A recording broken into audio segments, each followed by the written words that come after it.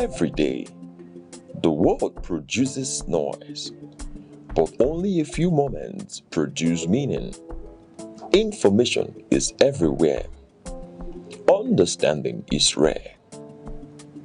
Because facts alone do not enlighten, context does, analysis does, perspective does.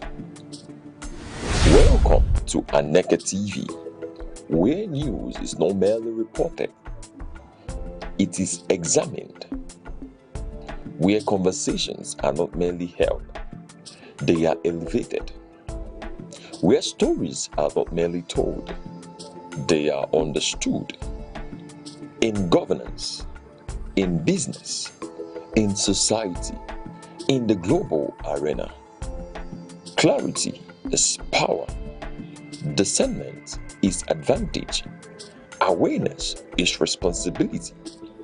This is broadcasting with purpose, journalism with depth, programming with intellect. Nigeria, the world, we are live. Aneke TV, broadcasting daily, informing minds, shaping perspective.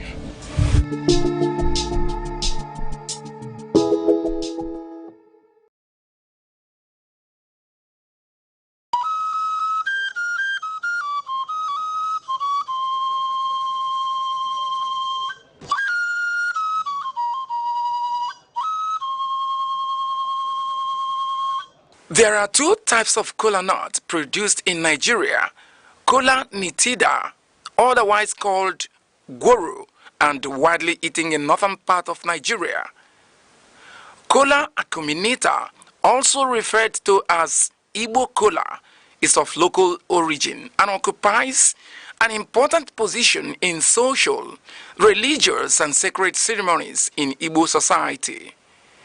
It is seen as a vital and sacred fruit in Igbo land and serves as the major instrument of prayers connecting the ancestors.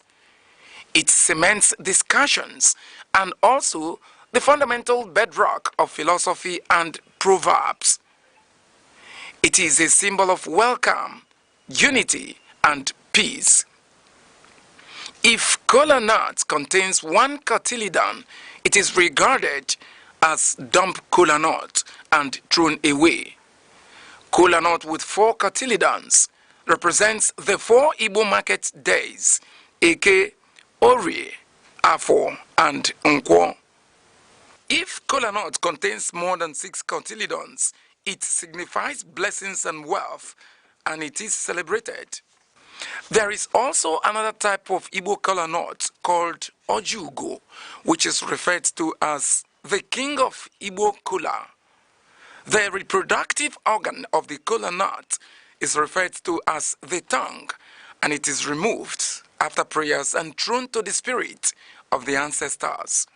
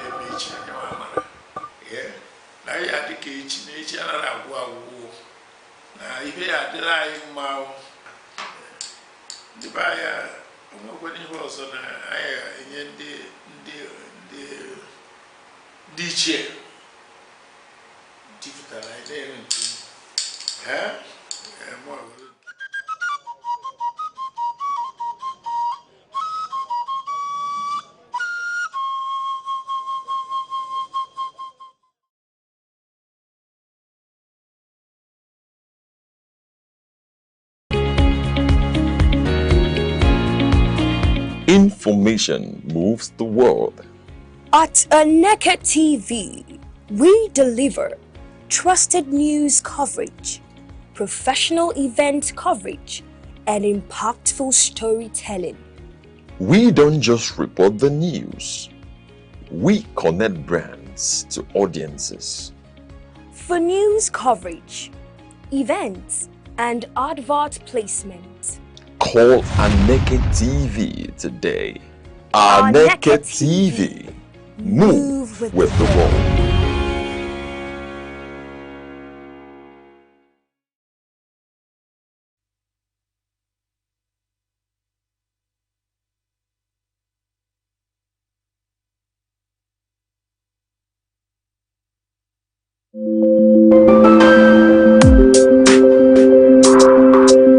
Across Nigeria's dynamic economy, enterprise is on the move.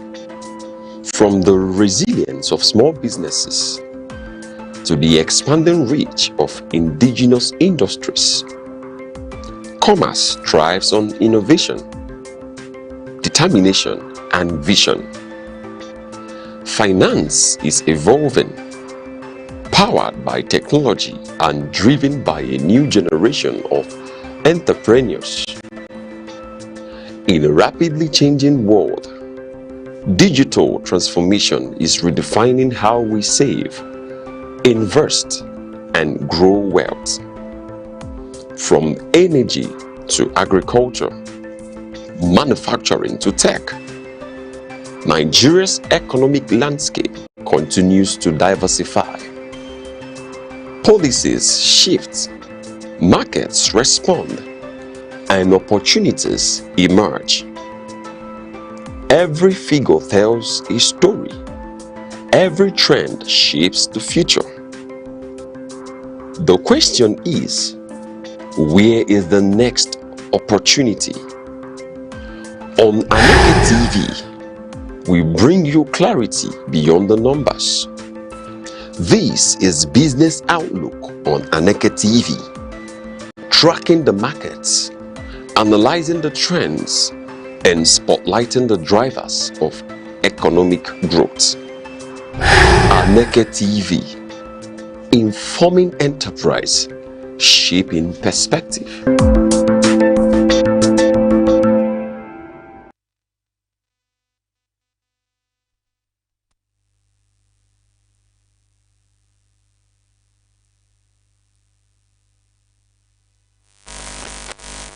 Rises on a new month, from the heart of the core city to the global trading floors of Lagos, New York and London will bring the gap. Yes, will bridge the gap between policy and the pocketbook. In an era of record-breaking indices and shifting global ties, we don't just report the numbers, we decode the future of the Nigerian reality. And this is Aneke TV Business Desk, where data meets destiny and your word finds his voice. I'm Uche Osai. Let's get down to business. Starting from the Nigeria Stock Exchange, it was a sea of green for the all-share index, which surged by 2.0% to close at 241,950.59 points. This represents a gain of over 4,700 points in a single session. Equally impressive was the market capitalization, which crossed the 156 trillion naira threshold. Investors saw their portfolios swell by an additional 3.3 trillion naira by the close of business yesterday. Market segment remains firmly in the hands of the bulls. Though the margin was competitive, market breadth ended in the positive zone, with 46 gainers led by industrial and energy heavyweights outstripping 40 decliners. We saw significant liquidity following through the system, with over 1.8 billion shares traded, valued at more than 104 billion naira.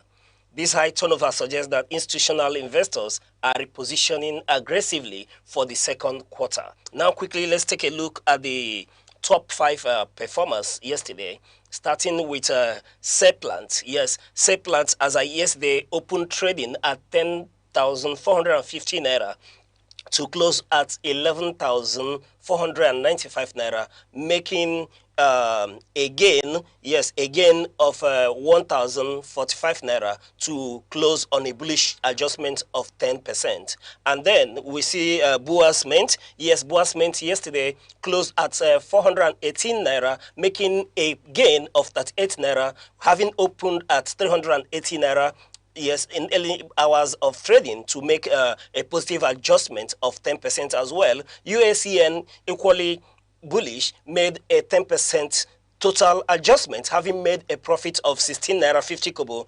Yes, closing their book at 181 naira 50 kobo. Yes, while at the opening session, it opened trading at 165 naira. And looking at CAP, yes, CAP did open trading yesterday at 132 naira and then closed at 145 naira 20 kobo, making a gain of 13 naira 20 kobo in the bullish run of a 10% positive adjustment. Yes, and looking at Unilever yesterday opened trading at 125 naira and closed in the positive to 137 naira 50 kobo, making a gain of 12 naira 50 kobo. Yes, and closing on a bullish note of 10% adjustment. Yes, and quickly, let's take a look at the laggards. Yes, the laggards yesterday, the top 5 losers yesterday, and they are led by Alice. Yes, Alice yesterday closed trading at 9 naira 50 kobo, having opened at 10 naira 55 kobo, making a loss of 1 naira 5 kobo. Yes, to close in the bearish realm of 9.95% negative adjustment. Royales equally opened at 1 naira 51 kobo, making a dip of 1 naira 36 kobo at the close of market. Yes, signaling a change of 0.15 kobo, making a dip of 9.93%. Legend Int yesterday opened trading at 5 naira 90 kobo, then closed at 5 naira 35 kobo, losing 0.55 kobo, yes, in the run, being closed at a negative adjustment of 9.32%. Austin Lars yesterday closed at 3 naira 39 kobo, having opened trading at 3 naira 73 kobo, equally in the dip, having lost 0.34 kobo to close on a negative adjustment of 9.12%.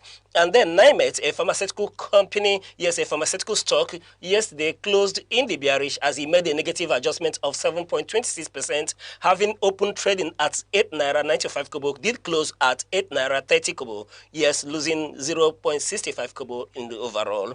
And then let's quickly take a look at the market drivers. Yes, looking at the drivers, the oil and gas and industry goods, yes, industrial goods sector were the stars of the show. Seplat Energy led the pack with a maximum of 10% gain, closing at 11 naira 495, yes, naira, 11,495 naira per share. And in the industrial space, Boas Mint mirrored that performance, gaining 10% to close at 418 naira yesterday. Other notable mentions reaching the daily upper circuit, including USCL, CAP PLC, and Unilever.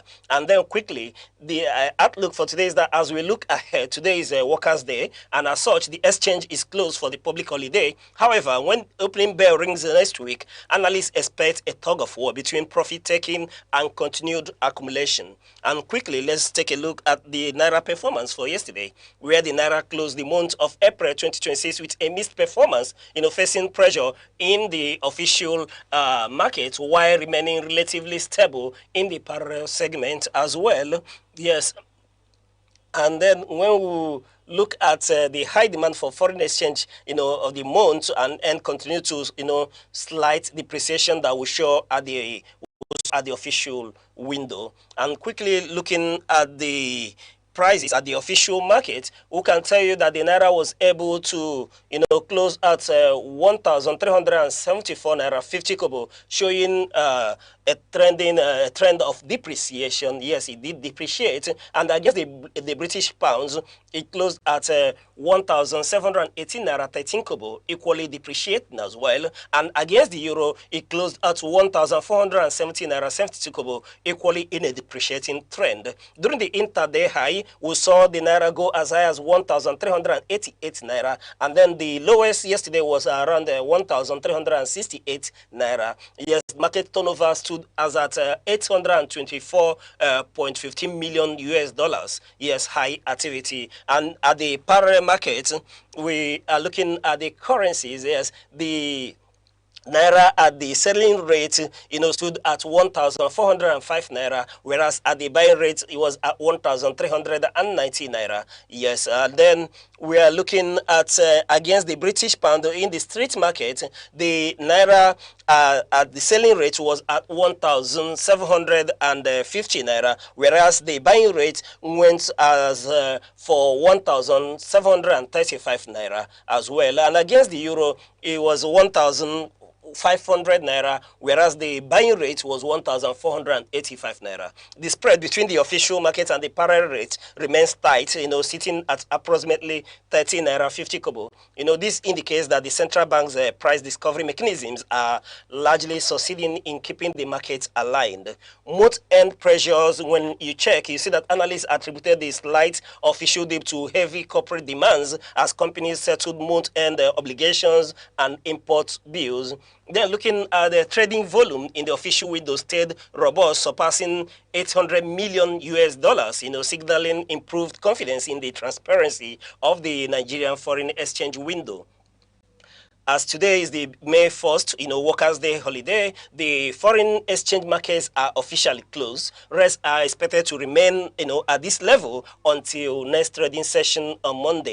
And then quickly, let's take a look at the Brent crude performance. Yes, we're turning our attention to the global energy stage, where oil prices have been on a wide ride over the last 24 hours. Brent crude remains the center of gravity for global inflation, and yesterday it hit a major psychological milestone. In a session marked by extreme volatility, Brent crude briefly skyrocketed to a 4-year high, touching $126 per barrel. However, as the trading day progressed, we saw a significant retreat. Prices eventually settled back down to around $111 per barrel. While that is a sharp drop from the midday peak, it is important to remember that oil is still trading nearly 60% higher than it was just 2 months ago. And then looking at the market drivers here, we're looking at what is fueling this whipsaw movement is a combination of two things: blockades and uncertainty. Yes, at the Strait of Hormuz, perhaps the most critical oil artery in the world, is currently operating at just 4% of its normal capacity due to the ongoing conflict. Adding fuel to fire, reports from Washington indicate that new military options are on the table, including the potential deployment of advanced missiles, advanced missile systems to the region. This has effectively ripped away the security blanket for traders who are hoping for a quick diplomatic solution, resolution to the whole crisis in the Middle East. Then, as we head into the weekend, the market is on a wait and see mode. The volatility we saw yesterday tells us that the global supply, this global supply buffer is virtually gone. If tensions don't ease, some analysts are already projecting a climb towards $150. Yes, for us here at home, that means continued pressure on landing costs for fuel and, by extension, the prices of goods in our local market. A story we'll certainly be tracking closely as the new month begins. Yes, we'll continue to track these developments in the Brent crude performance and how it affects Nigerians. And quickly, for want of time, let us go to the Nigerian commodities and food price watch, where we'll tell you from the trading floor to the kitchen table. We now take a look at how the commodities market is impacting the average Nigerian household. While the stock market celebrates record highs, the story in the food market is one of cautious stability mixed with seasonal pressure. Here is your commodity breakdown for yesterday, and looking forward, we are looking at data from National Bureau of Statistics, shows that food inflation for March 2026 settled at 15.38%. While this remains a significant burden for many, it actually represents a month-on-month slowdown of about 0.52%, 52% points. Analysts suggest that this brief breather is due to better than expected harvest of tubers and vegetables earlier in the year. However, with global fertilizers prices surging due to the Gulf tension, there are concerns that this downward trend may be short-lived. Yes, and let's get into the specifics. If you are heading to the market this weekend, here is what you can expect to pay for the nation's most essential staples. And looking at rice, yes, the rice market prices have remained relatively stable over last week of April. Local rice, about 50 kg bag of local rice is trading between 48,000 and 58,000 naira depending on your location. And foreign rice, 50 kg bag of foreign rice, yes, is retailing between 68,000 and 82,000 naira depending on the brand of rice and location. And then looking at grains and tubers, we are seeing a slight upward tick in grains as we move further away from the last harvest cycle. Beans, around 100 kg bag of beans, now ranging between 85,000 to 125,000 naira. Then the yellow gari, 1 pint of it, that yellow gari that you usually prefer for your eba, is averaging between 2,000 to 2,400 naira, depending on location. And yam, the medium tuber yam, currently selling for approximately 2,500 naira per tuber in urban centers like Lagos and Enugu. And then quickly looking at perishable and proteins, we tell you that vegetables are feeling the most heat due to rising transportation costs. Tomatoes, the large basket of tomatoes, significantly volatility here with prices between 30,000 and 60,000 naira. And then looking at fresh beef per kg, is the price is holding steady at roughly 7,500 to 8,500 per kilogram. And looking at vegetable oil, the 25 liters of vegetable oil is trading between 65,000 and 85,000 naira depending on your location as well. And let's quickly take a look at give market outlook when it has to do with the Nigerian commodities market. Yes, what does that mean for the month of May? Experts at the Affairs Commodities Exchange warn that the intricate interplay of volatile exchange rates and high energy costs will be the primary drivers for the next 30 days. While government interventions in dry season farming are providing some support, the high cost of logistics remain a bottleneck that could keep food prices elevated, throughout the quarter. A sobering reminder that while the indices are green, the cost of living remains a front burner issue for every Nigerian. Now quickly, let's move along and then take a peek into the international market. Yes, while local markets are closed for the holiday, Wall Street finished April with a historic firework display. Global investors shrugged off geopolitical tension in the Middle East to send major U.S. indices to unprecedented record highs. Yes, fueled by a massive comeback in big techs. Yes, the S&P 500 crossed the 7,200 mark for the first time in history, gaining 1.02%. Not to be outdone, the Dow Jones surged nearly 800 points, its best monthly performance since 2020. While the tech-heavy Nasdaq climbed nearly 1% to close at 24,892 points. Yes, the day-star performer was Alphabet, that's Google, yes, which saw its stock skyrocket by 10% after reporting a blockbuster earning beat driven by AI integration. We also saw industrial giant Caterpillar jump 10%, acting as the primary engine for those rally. Yes, however, it wasn't a universal win for tech. Microsoft and Meta both saw significant pullback as investors questioned the high capital expenditure required to stay in the AI race. And quickly looking at European and the European and Asian market, across the Atlantic and into the Asia, the picture was slightly more subdued. In European markets, the market struggled with proximity of the Iran conflict. Thus, in Germany and CAC 40 in France, both dipped over 1% as investors sought safety. In Asia, Japan's Nikkei fell by 1%, while markets in China and Hong Kong remained largely flat or closed for May Day holidays. Essentially, we are seeing a two-speed global economy. Wall Street is printing ahead on AI-fueled victory lap to end April, while European and Asian markets are moving at a much slower, more cautious pace as they monitor the volatile situation in the Persian Gulf. Now, a record-breaking end to the month on Wall Street says a fascinating stage for global reopening next week. Yes, and that's your wrap on today's edition of the market segment from Aneke TV Business Desk. We're asking you to stay informed, stay ahead and keep your eyes on the number, but do well to always consult a financial analyst before you make incursion into the financial market. This is due to the volatility of the market. I am Uche Osai, and we're saying invest wisely.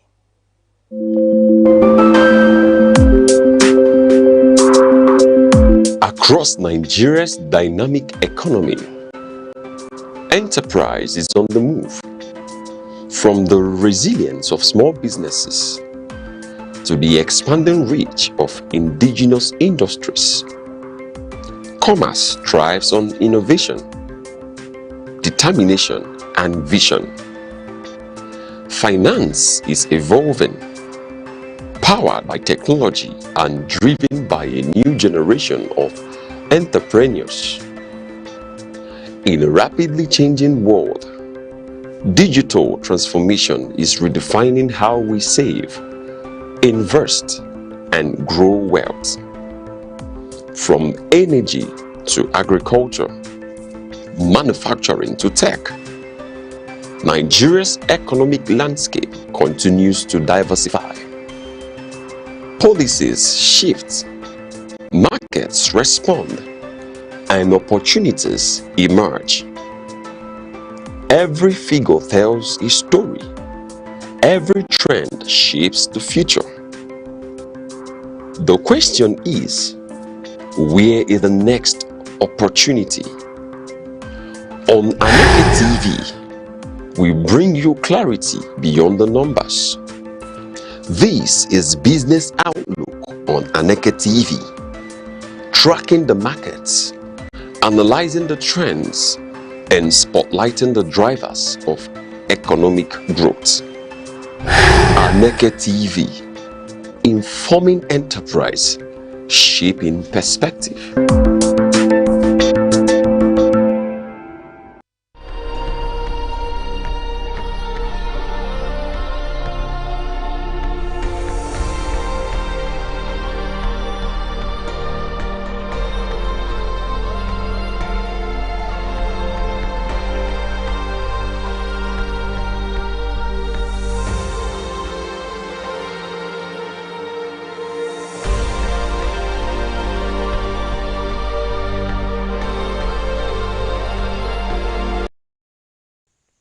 May 1, 2026 marks Workers' Day in Nigeria, a date set aside to recognize the contributions of the country's workforce. Beyond official ceremonies and public addresses, the day reflects a deeper reality shaped by economic pressure, wage concerns, and long-standing debates over labor welfare.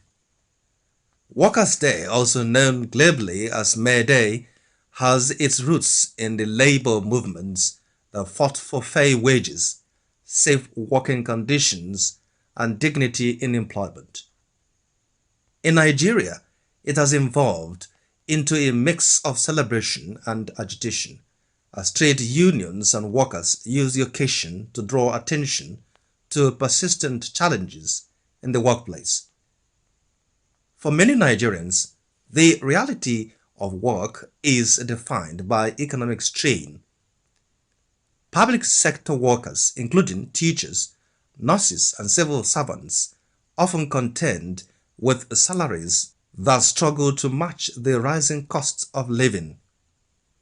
In several cases, income is quickly absorbed by transport, housing, food, and basic household needs, leaving little room for savings or financial stability. In urban centers such as Lagos, Abuja, and Port Harcourt, commuting costs and congestion add further pressure. Workers routinely spend long hours in traffic, arriving at work fatigued before the day begins. In the informal sector, where a large proportion of Nigerians earn their living, income remains unpredictable with little or no social protection.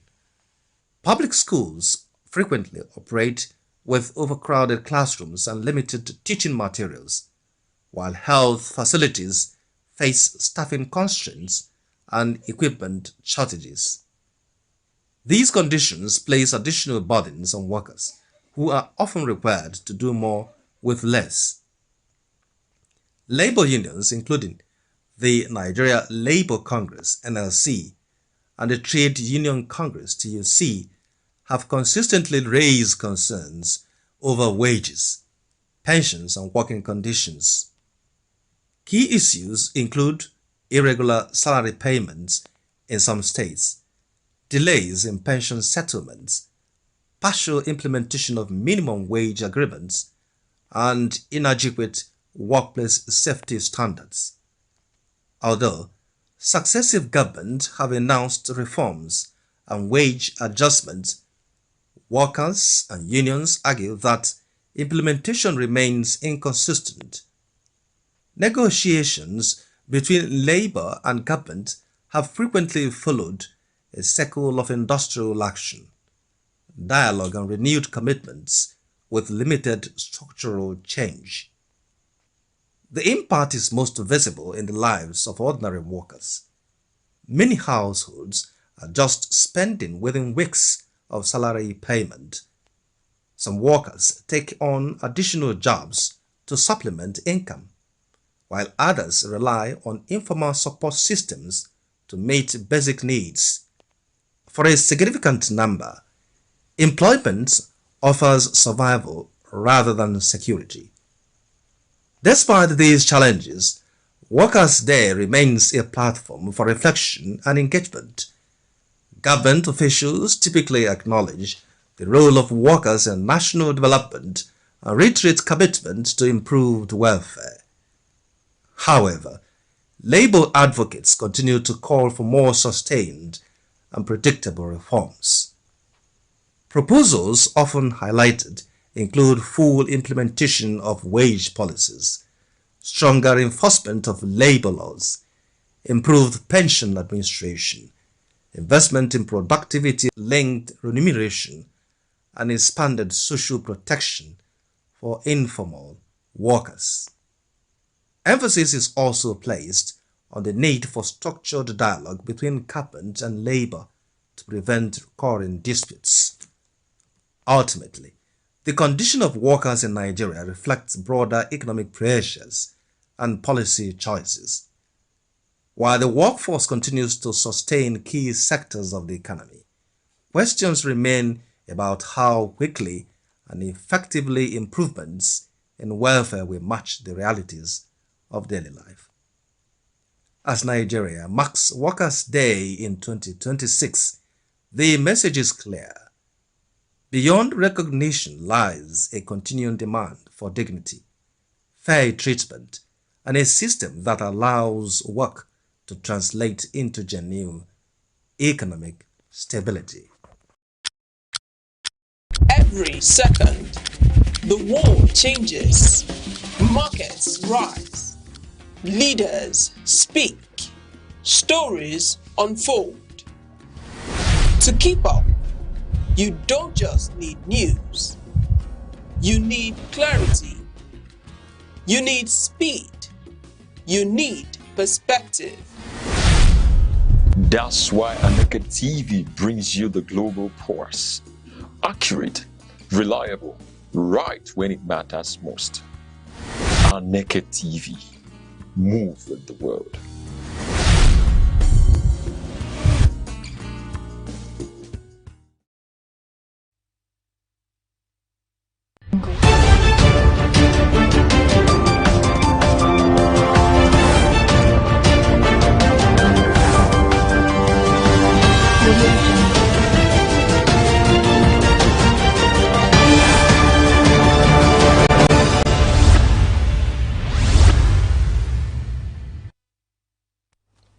Good morning and welcome to News Around the Globe on Aneke TV. We join millions across Nigeria in marking Workers' Day and extend warm wishes as we step into the month of May. I'm Good Hope Chukuma.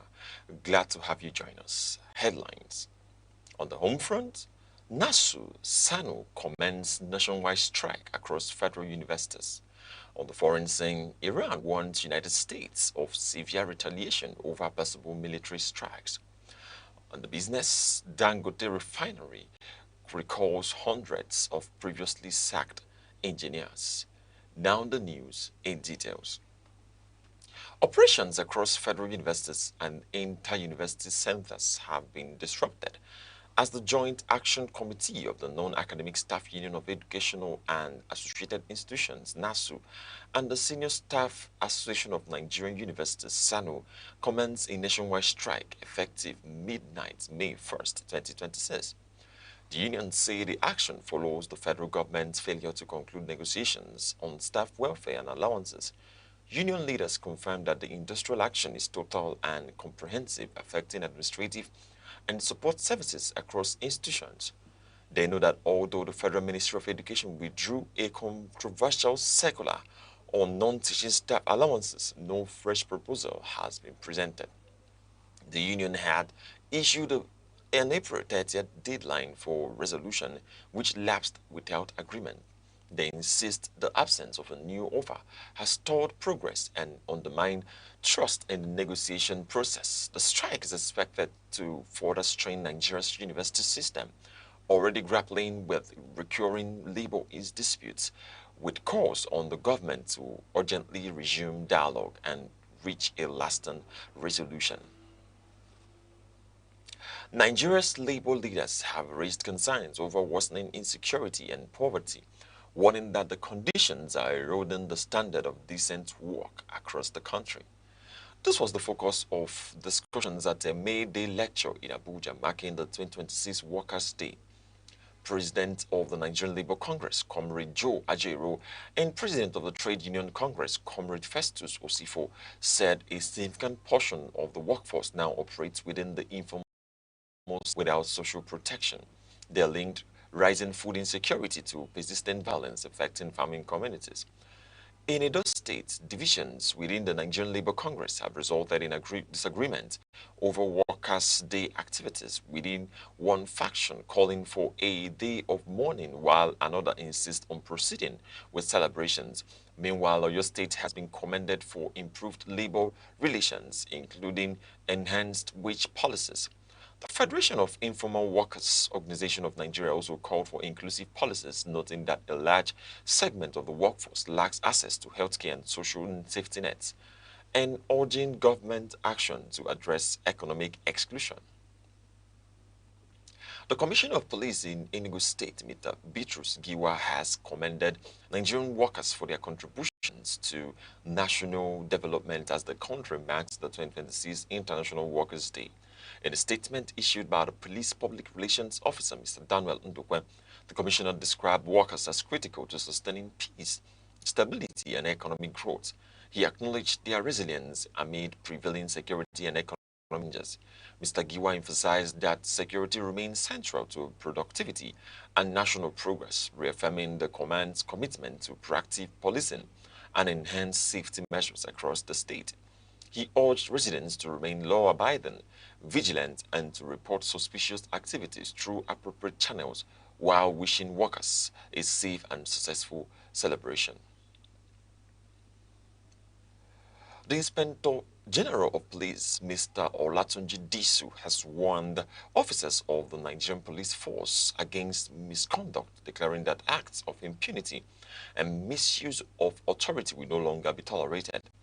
Speaking at the passing out parade of newly trained constables in Oyo, Akwa Ibom State, the IGP stressed that police personnel must operate within the law, noting that any unjustified use of firearms will attract dismissal and prosecution. He stated that the police uniform does not confer immunity from justice, adding that disciplinary measures will go beyond routine deployments to include strict legal consequences.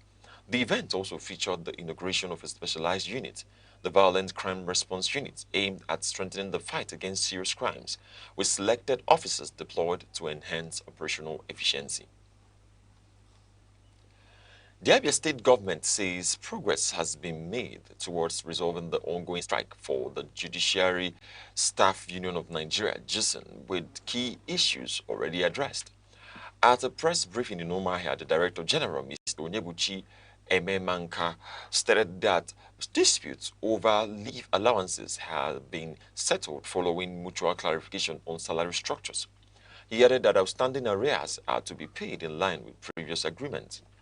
The government also dismissed a proposed protest by the Nigerian Bar Association, describing it as unnecessary in view of ongoing engagements with union leadership.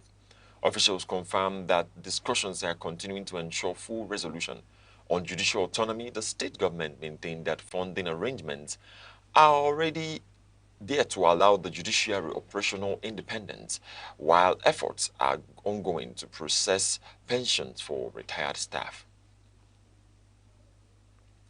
The Independent National Electoral Commission, INEC, has reinstated Senator David Mark as national chairman of the African Democratic Congress, ADC, following a court ruling by the Supreme Court. The commission updated its official records to reflect the leadership of the party, including former governor of Osun State, Obeni Rauf Aregbesola, as national secretary alongside other members of the National Working Committee. The development follows a legal dispute over party leadership, during which INEC had earlier removed the names in compliance with a Court of Appeal directive. The Supreme Court, however, nullified that order, describing it as unsustainable. INEC noted that while the ruling resolves the immediate leadership question, the substantive case on the matter remains before the Federal High Court for determination. The Independent National Electoral Commission, INEC, has scheduled June 20, 2026 for the conduct of by-elections in 6 states across the Federation. INEC Chairman Professor Jurosh Amopiton announced this during a ceremony in Abuja where a new National Commissioner, retired Rear Admiral Jamila Malafa, was formally received into the commission. He stated that the by-elections will coincide with the Ekiti State governorship election, covering vacant senatorial seats in Enugu, Nasarawa, Rivers, and Ondo states, as well as legislative seats in Kebbi and Kano states. The professor reaffirmed INEC's commitment to conducting credible elections, while the new national commissioner pledged to contribute her expertise to strengthening the electoral process. Former Vice President Alhaji Atiku Abubakar has urged members of the African Democratic Congress, ADC, and opposition supporters to remain focused despite the Supreme Court ruling affirming Senator David Mark as party chairman. In a statement, Atiku described the judgment as significant but cautioned against premature celebration, noting that broader political challenges remain ahead of the 2027 general elections.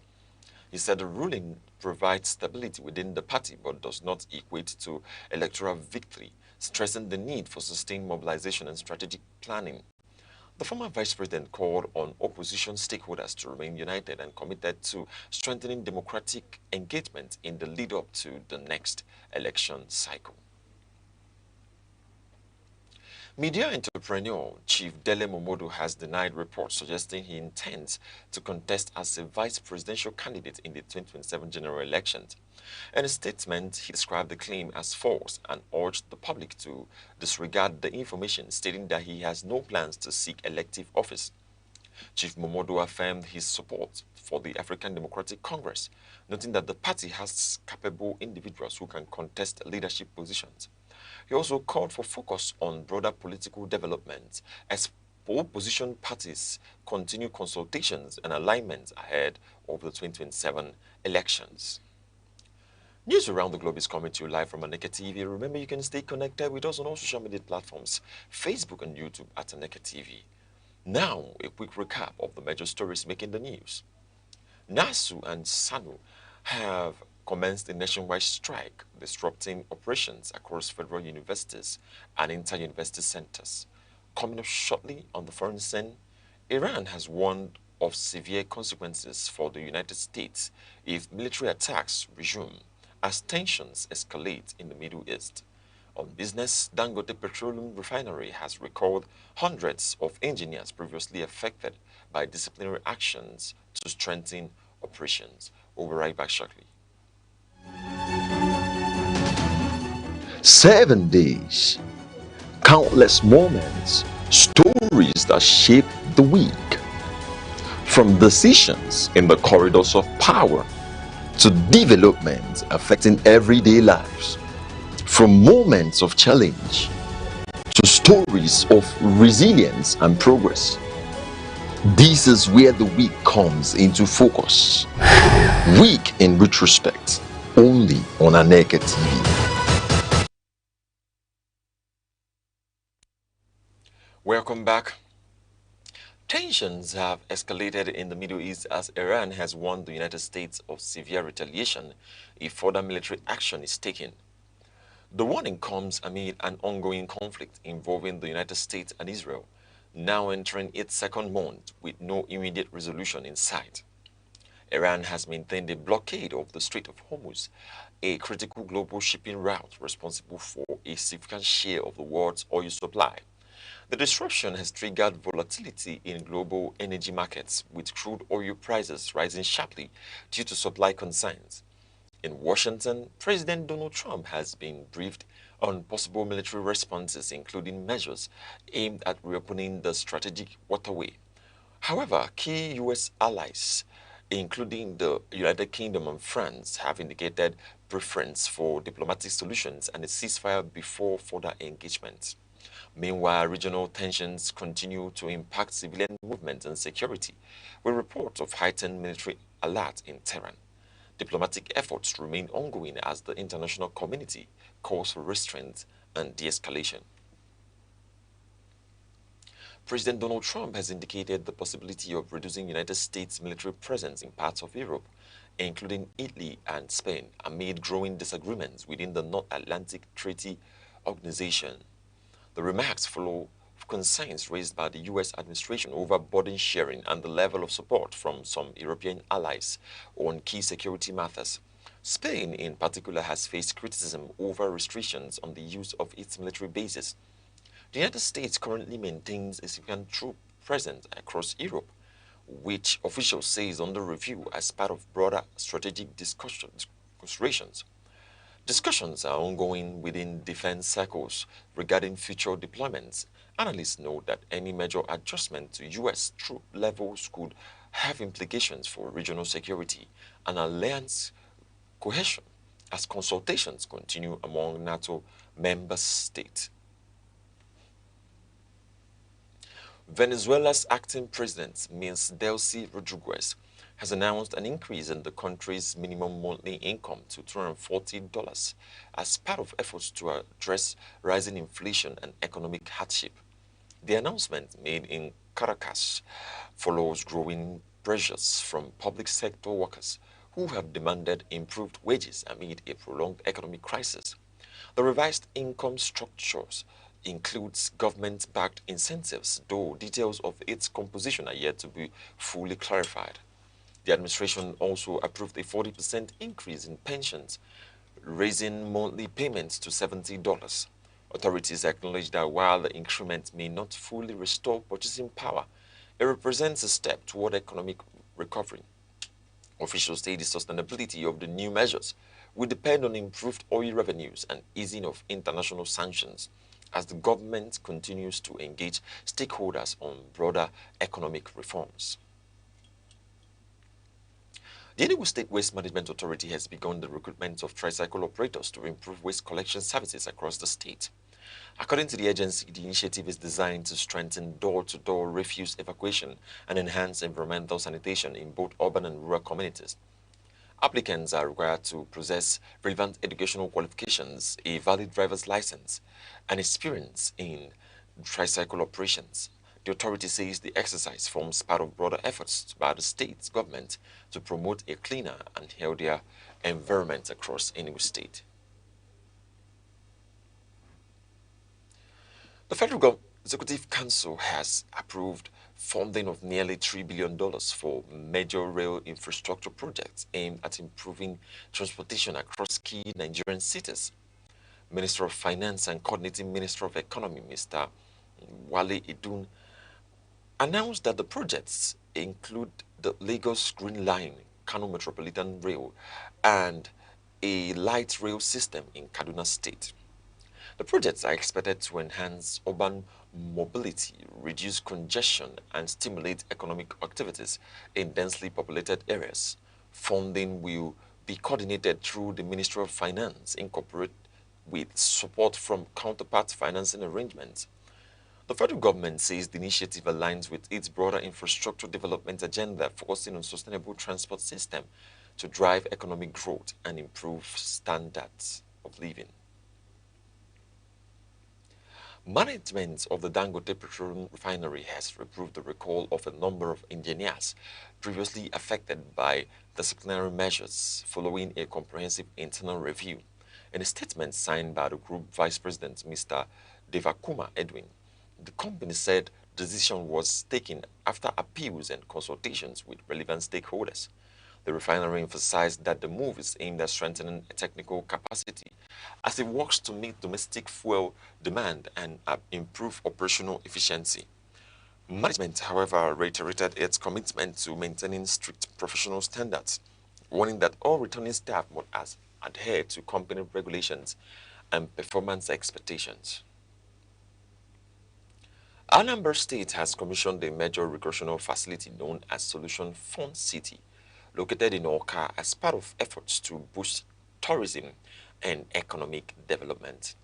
The project, completed under the administration of Governor Professor Chukwuma Soludo and inaugurated by President Bola Ahmed Tinubu, is described as a multi-purpose leisure and entertainment complex.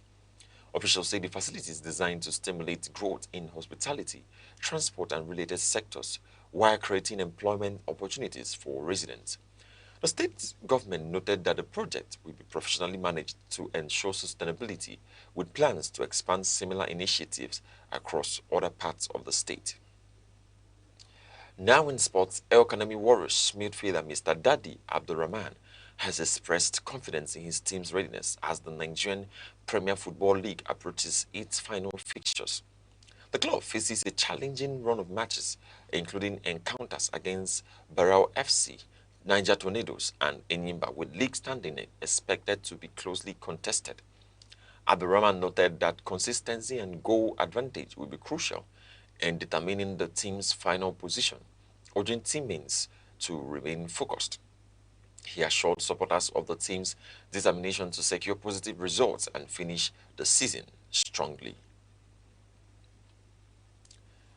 Now in entertainment, Nigerian filmmaker Miss Chini Love has shared concerns over the challenges associated with traditional burial practices in the Southeast, describing the process as physically and emotionally demanding.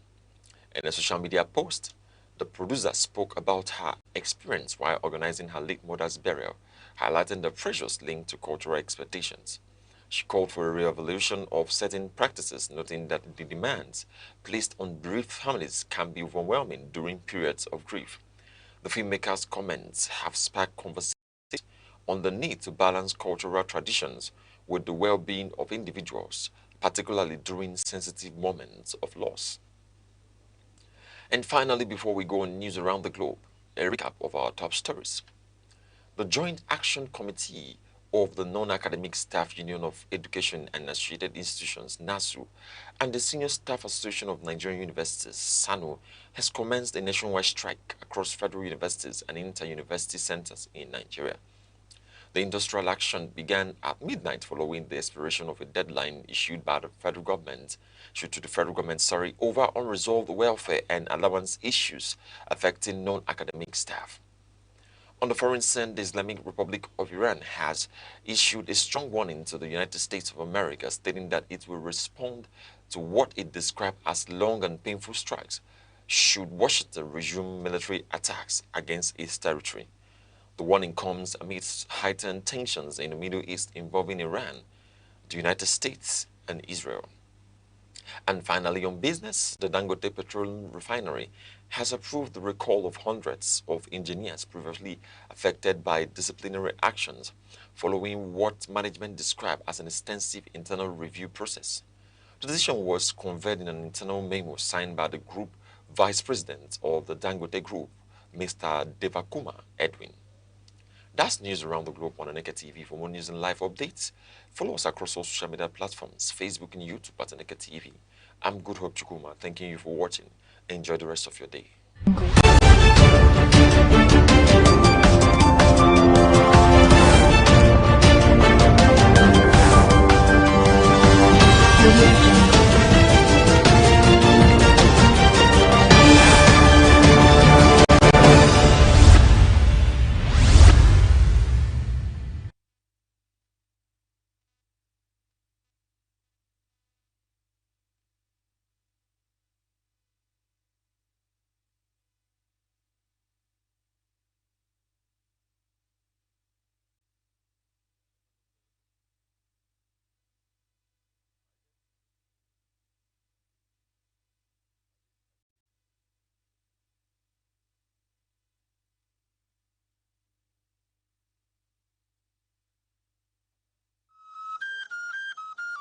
Chinua Achebe taught the world that African stories matter.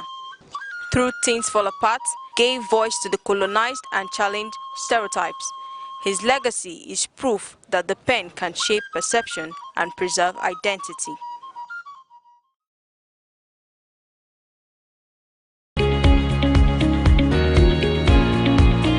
Information moves the world. At Aneke TV, we deliver trusted news coverage, professional event coverage, and impactful storytelling. We don't just report the news. We connect brands to audiences.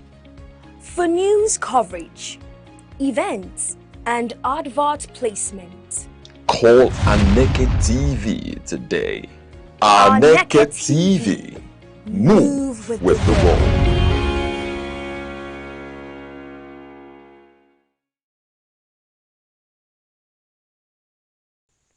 May 1, 2026 marks Workers' Day in Nigeria, a date set aside to recognize the contributions of the country's workforce. Beyond official ceremonies and public addresses, the day reflects a deeper reality shaped by economic pressure, wage concerns, and long-standing debates over labor welfare. Workers' Day, also known globally as May Day, has its roots in the labor movements that fought for fair wages, safe working conditions, and dignity in employment.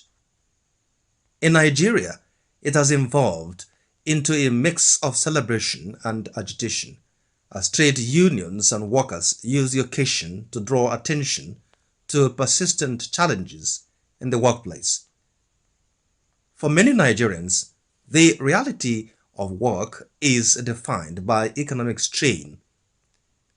Public sector workers, including teachers, nurses, and civil servants, often contend with salaries that struggle to match the rising costs of living. In several cases, income is quickly absorbed by transport, housing, food, and basic household needs, leaving little room for savings or financial stability. In urban centers such as Lagos, Abuja, and Port Harcourt, commuting costs and congestion add further pressure. Workers routinely spend long hours in traffic, arriving at work fatigued before the day begins. In the informal sector, where a large proportion of Nigerians earn their living, income remains unpredictable, with little or no social protection. Public schools frequently operate with overcrowded classrooms and limited teaching materials, while health facilities face staffing constraints and equipment shortages. These conditions place additional burdens on workers, who are often required to do more with less. Labor unions, including the Nigeria Labour Congress (NLC) and the Trade Union Congress (TUC), have consistently raised concerns over wages, pensions, and working conditions. Key issues include irregular salary payments in some states, delays in pension settlements, partial implementation of minimum wage agreements, and inadequate workplace safety standards. Although successive governments have announced reforms and wage adjustments, workers and unions argue that implementation remains inconsistent. Negotiations between labor and government have frequently followed a cycle of industrial action, dialogue, and renewed commitments with limited structural change.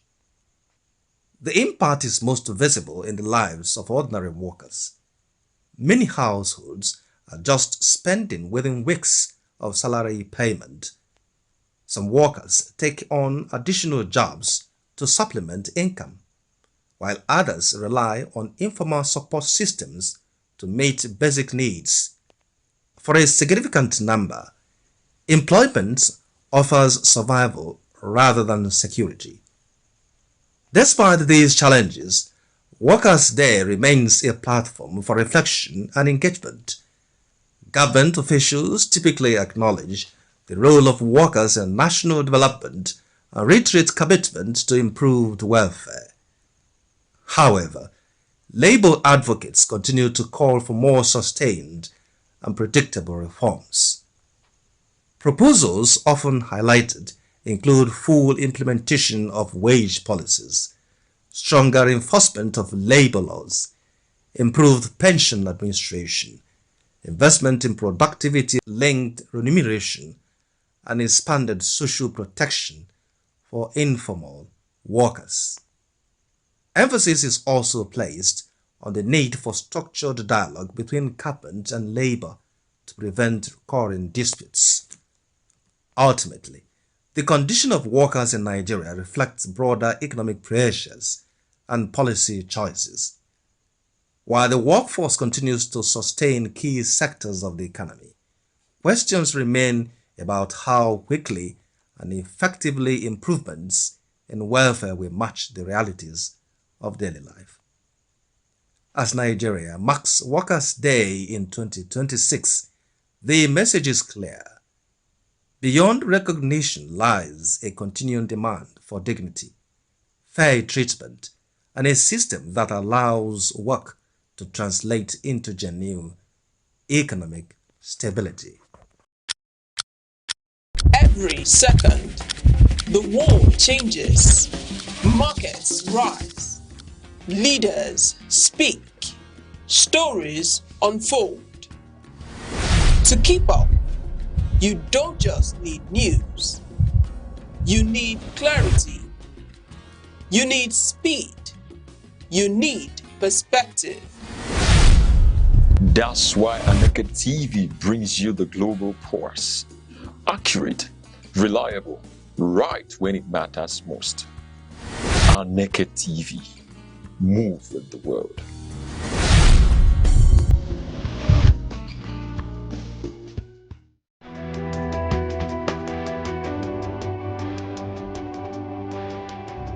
Nigeria stands at a defining crossroads between strong personalities and weak institutions. The question is simple but profound. Can a nation truly progress when its systems depend more on individuals than on rules? In the life of nations, strength is not measured by individuals but by the resilience of institutions. Where rules are weak, personalities become powerful. Where institutions are strong, leadership becomes secondary to order. This is the enduring dilemma of governance in many developing states. Douglas North defines institutions as the rule of the game. When those rules are informal or inconsistently applied, development becomes unstable. Max Weber's theory of charismatic authority was that leadership rooted in personality may inspire change, but cannot endure without institutionalization. Samuel Huntington adds, the most important distinction among countries is not their form of government, but their degree of government. Where institutions are weak, governance becomes personality-driven rather than system-driven. History provides cautionary examples. In Mobutu Sese Seko Zaire and Idi Amin's Uganda, institutions were replaced by loyalty networks and personal rule. The outcome was not strength, but collapse.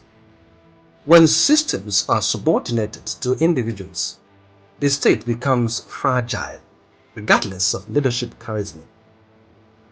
Nigeria reflects a similar structural challenge. Policies often change with administrations. Enforcement can depend on influence rather than consistent rules. Institutions struggle with continuity. Asimologo and Robinson describe such examples as destructive institutions, structures that serve power rather than enforce fairness. Over time, this weakens trust and undermines governance itself.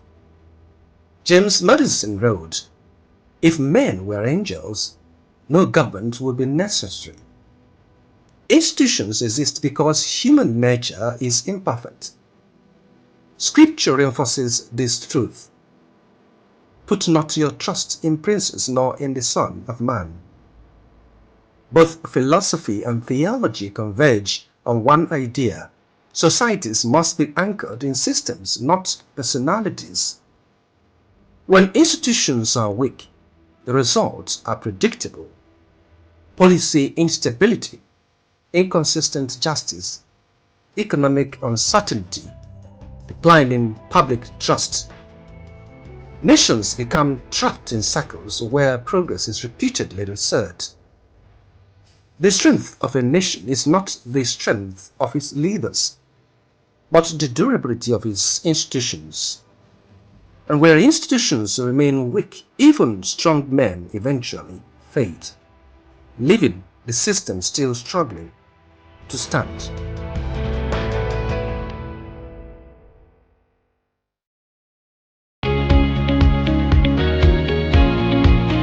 Information moves the world.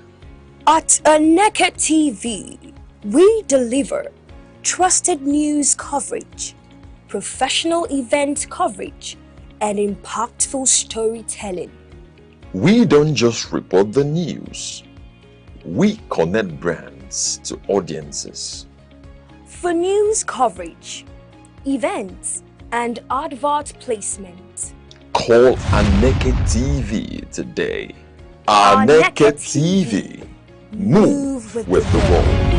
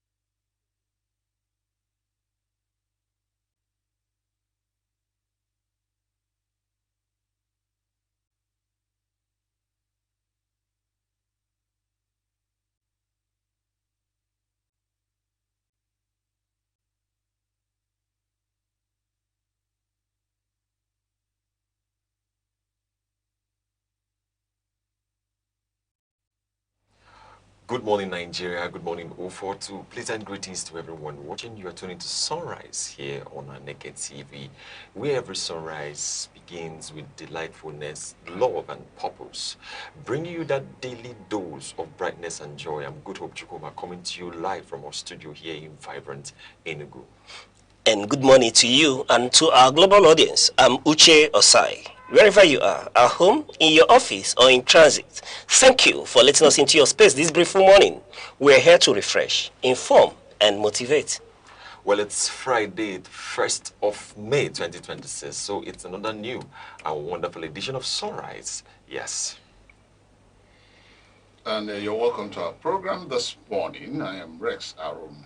I'll be here to contribute, especially today, that is the first day of May 2026. Yes. Commemorating the Workers' Day. Yes, it's first day of May, Workers' Day celebration. Yes. The Nigerian workers, the hands that move the Nigerian economy. Yes, we can't but celebrate them. It's indeed a day set aside to celebrate the Nigerian workers. So, we urge you to grab that cup of coffee, relax, enjoy the ride, because the sunrise is here. Coming up shortly, we'll kick things off with our quote of the day, something inspiring to help shift your perspective for the day. Then, it's straight into today's top headlines. All the key news updates that you need to remain informed will be shared hot, thirsty, and of course, get ready for the debates. Where we'll give you a full weather forecast for cities across Southeast so you know what to expect before stepping out. Yes, and later, we may step aside to unleash the man of many parts, the sports oracle, to let you know what's happening in the sports world and leave you smiling. All right, we go over to the quote of the day, what is called our inspiration segment here on Sunrise and Aneke TV, which says the quote is, "We demand the right to assume responsibility for the government of our country. We demand the right to be free to make mistakes and profit for experience." This is from Dr. Nnamdi Azikiwe, and I'm going to go straight to Mr. Uche, but let me repeat the quote again. Dr. Nnamdi Azikiwe, the great nationalist who, played an important role even till today in the freedom and democracy that we enjoy as a nation. He said, "We demand the right to assume responsibility for the government of our country. We demand the right to be free to make mistakes and profit from our experiences." Yes, this is coming from the great Zeke of Africa, the man known as a fighter, the patriot, and leading the charge against self-rule in Nigeria, dislodging the colonialists in Nigeria. And this statement is indeed attributed to him while, leading the onslaught, the fight against colonialism, telling them that, yes, we demand the right to assume responsibility for the government of our country. We demand the right to be free, to make mistakes and profit from our experiences. Yes, it is an inalienable right for a man to have the freedom to determine his affairs, for a man to make mistakes while being in charge of his life. And in this instance, yes, we demand that right to have a government. And this is quite apt in today's Nigeria. We've gotten independence, but are we indeed independent? There is a different form of colonialism in Nigeria, not the colonialism of the Europeans in Africa, but the colonialism of Nigeria by Nigerians. And citizens should, in the mode and in the ways of the great Zeke of Africa, demand the right to determine the leadership of their nation. They deserve the right to determine who governs them, how and where, such positions are attained. And in this instance, the call is ripe, where we urge every citizen that it is time for us to get ready to participate in the process that will truss up a new crop of leaders. Yes, the process is here already, and 2027 date has been set. Therefore, we urge you, if you do not have a PVC, please do go get one. And if you do have it, keep it handy. Yes, keep it handy, because soon the bell will toll and it's time for decision making. Those who do not participate in the process have ceded the right to complain when things do not go their way. In fact, like the great Zeke of Africa said, yes, when you vote, you do not claim the right to place a demand on the government. Yes. You place a demand that roads should be done. You place a demand that schools should be opened and quality education should be a right of every Nigerian child. And that's what Great Zeke of Africa did stand for. And we urge every one of us, irrespective of where you are, in Ogbete Market, in Ariere Market in Aba, or Alaba International Market, or Ige Market in Nsukka, wherever you are, we urge you this morning, go get your PVC, participate in the process. It is your civic duty, yes, to get involved. When we are all involved, we will select the leaders that we deserve, those that will lead us and leave a befitting nation for our children. All right, we go on a short break and we'll be right back with the weather report. Stay with us. The Insight with Uche Osai. Having the political will to confront whatever is the challenges. Igbo man wrestles with the tortoise that had a lot of ingenuity, a lot of ideas, and the tireless. It will take the bold mind of government in power to say, let there be electoral reform, no matter whose ox is God. I was there. We did everything. All of us came and supported him with our last blood. In-depth analysis, expert views, real voices, uncover the stories shaping Nigeria today. Deep dive, honest, unfiltered, only on the Insight with Uche Osai on Aneke TV. Join us.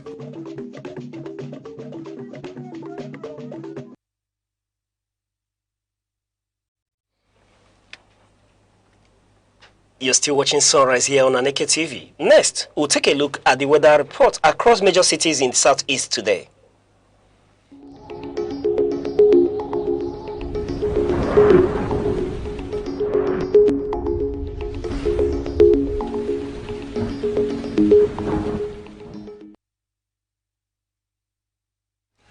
Good morning, Oka. The morning begins warm in Oka around 25 to 27 degrees Celsius, and you may feel a bit humid. As the day progresses, it becomes hot, reaching about 32 to 34 degrees Celsius. Later in the evening, clouds gather and thunderstorms are likely, bringing relief and making the evening cool and refreshing. Good morning, Enugu, and welcome to the cold city. We are looking at a partly sunny afternoon with a high reaching 34 degrees Celsius. Currently, it is a cool 24 degrees Celsius under cloudy skies, but expect things to brighten up as the day progresses. Winds will remain light, coming from the south at about 4 miles per hour, and there is only a slim 10% chance of stray shower. As we head into the evening, skies will turn partly cloudy, with temperatures dipping back down to a low of 24 degrees Celsius. A great day ahead for the cold city. Good morning, Abakaliki. The morning starts cooler at 24 to 26 degrees Celsius, but this area gets hotter later. By afternoon in Abakaliki, it can reach about 33 degrees Celsius to 35 degrees Celsius, making it the hottest. Later, thunderstorms are expected, bringing relief and a cooler night. Good morning, Imo State, and welcome to my favorite city of Owerri. The heartland city wakes up to a humid and cloudy morning with temperatures currently sitting at 24 degrees Celsius. As we move through the day, the clouds will break for a partly sunny afternoon, bringing the heat with a high of 34 degrees Celsius. Winds will be light, coming from the south at 5 miles per hour, and we are looking at a very dry day with only a 10% chance of rain. Tonight, expect partly cloudy skies and a comfortable low of 25 degrees Celsius. Good morning, Omahia.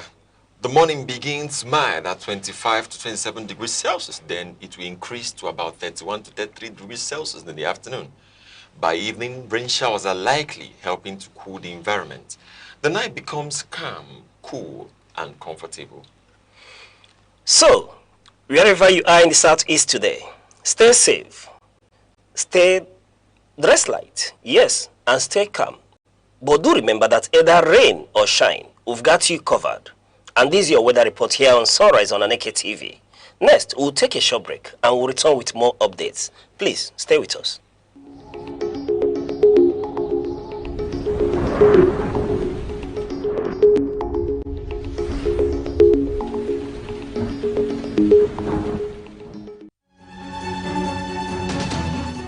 Seven days, countless moments, stories that shape the week. From decisions in the corridors of power to developments affecting everyday lives, from moments of challenge to stories of resilience and progress. This is where the week comes into focus. Week in retrospect, only on Aneke TV.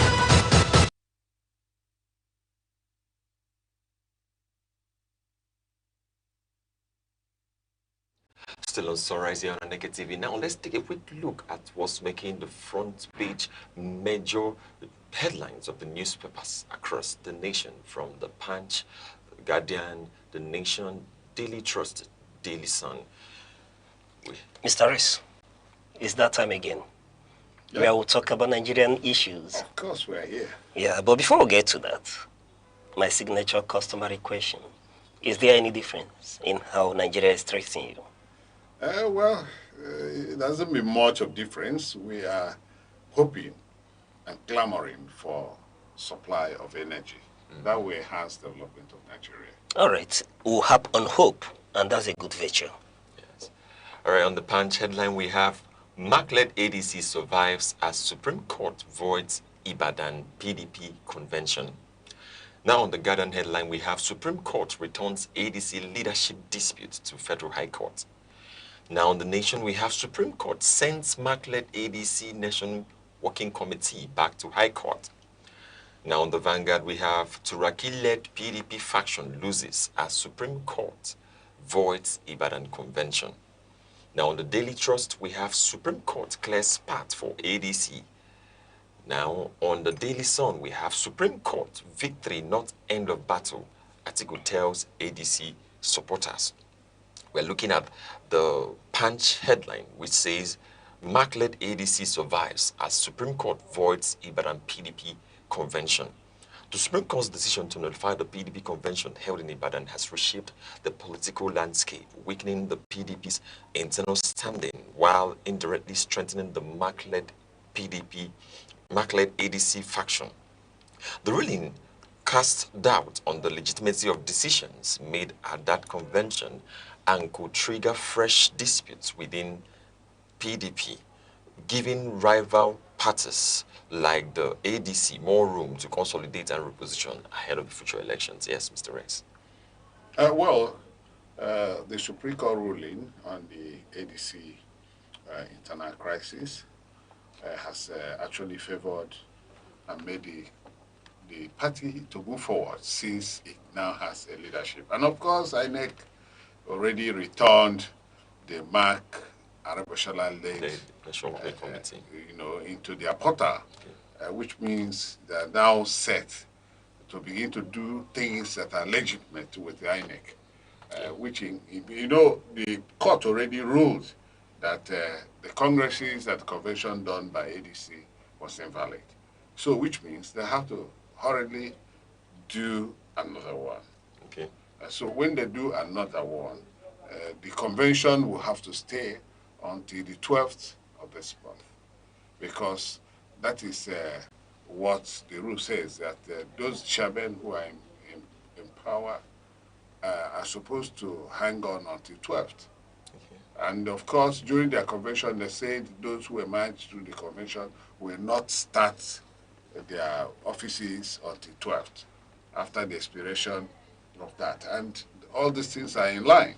So the expectation is that ADC will get itself better prepared to ensure that they are in ballot. The question somebody will ask, or many people will ask, is that there is a time frame for what should be done. And remember that one of the things that made them to court was the erring in law of the appellate court, that is a court of appeal. And because of that, they erred in law. And therefore, what they did was a nullity. And the time wasted is also a nullity. Governor Peterobi was made governor of Anambra State through the court. So when the administration wound up, he said he has not stayed his 4 years. His mandate was 4 years. So he went back to court, and the court said he must stay the 4 years before the expiration. That's why the election in Anambra does not hold the same time election holds every other place. Thank you. Because of that. Now, in the present circumstance, the courts knows that INEC gave a time frame, and that time frame was not probably mismanaged by ADC as a registered political party, but was mismanaged by INEC and the court because they all erred. So that is why they will have that grace to finish whatever they have to do. That is the position of the law. All right, let's look at this issue. And I think what the Supreme Court has done yesterday, was to throw the ball back to the Federal High Court to determine the substantive issues. One of which is whether or not the change of leadership in ADC was in accordance with the ADC constitution. And secondly, to determine the injunctives, being sought, or the reliefs being sought, restraining David Mark from, functioning as the chairman of the party. So in effect, what the Federal High Court will be looking into is who the lawful leadership of ADC is, whether the process that produced David Mark Arebeshola into the leadership was valid, and 3, if the court has the authority, to intervene in the matter. These are the issues that will be determined by the Federal High Court. Having said that, the point remains, and in my opinion, I should say that the celebration by the ADC, for me is too early. And I interpret what they've been given as a great gift. In fact, for me, the Supreme Court has set ADC on a slippery slope in this instance, despite the fact that a status quo antebellum has been set aside. But the question remains that it is a victory that will be short-lived. A lot is dependent right now on the Federal High Court's decision on this matter. Okay. Remember that the Federal High Court has heard this matter. Why they shelved the ruling was because of the matter in the Apex Court. And the Apex Court has come out. Now you talked about whether there was a constitutional infraction on how Mark and Arebeshola came in. Of course, if there is, they would not have actually returned them to become leaders. But I want to say, the court has heard it, and they are going to give a verdict pretty soon. But one has to now consider the fact that what has been done, a dead corpse cannot be unearthed. Whether it is lawful or unlawful, most often it becomes lawful. Why?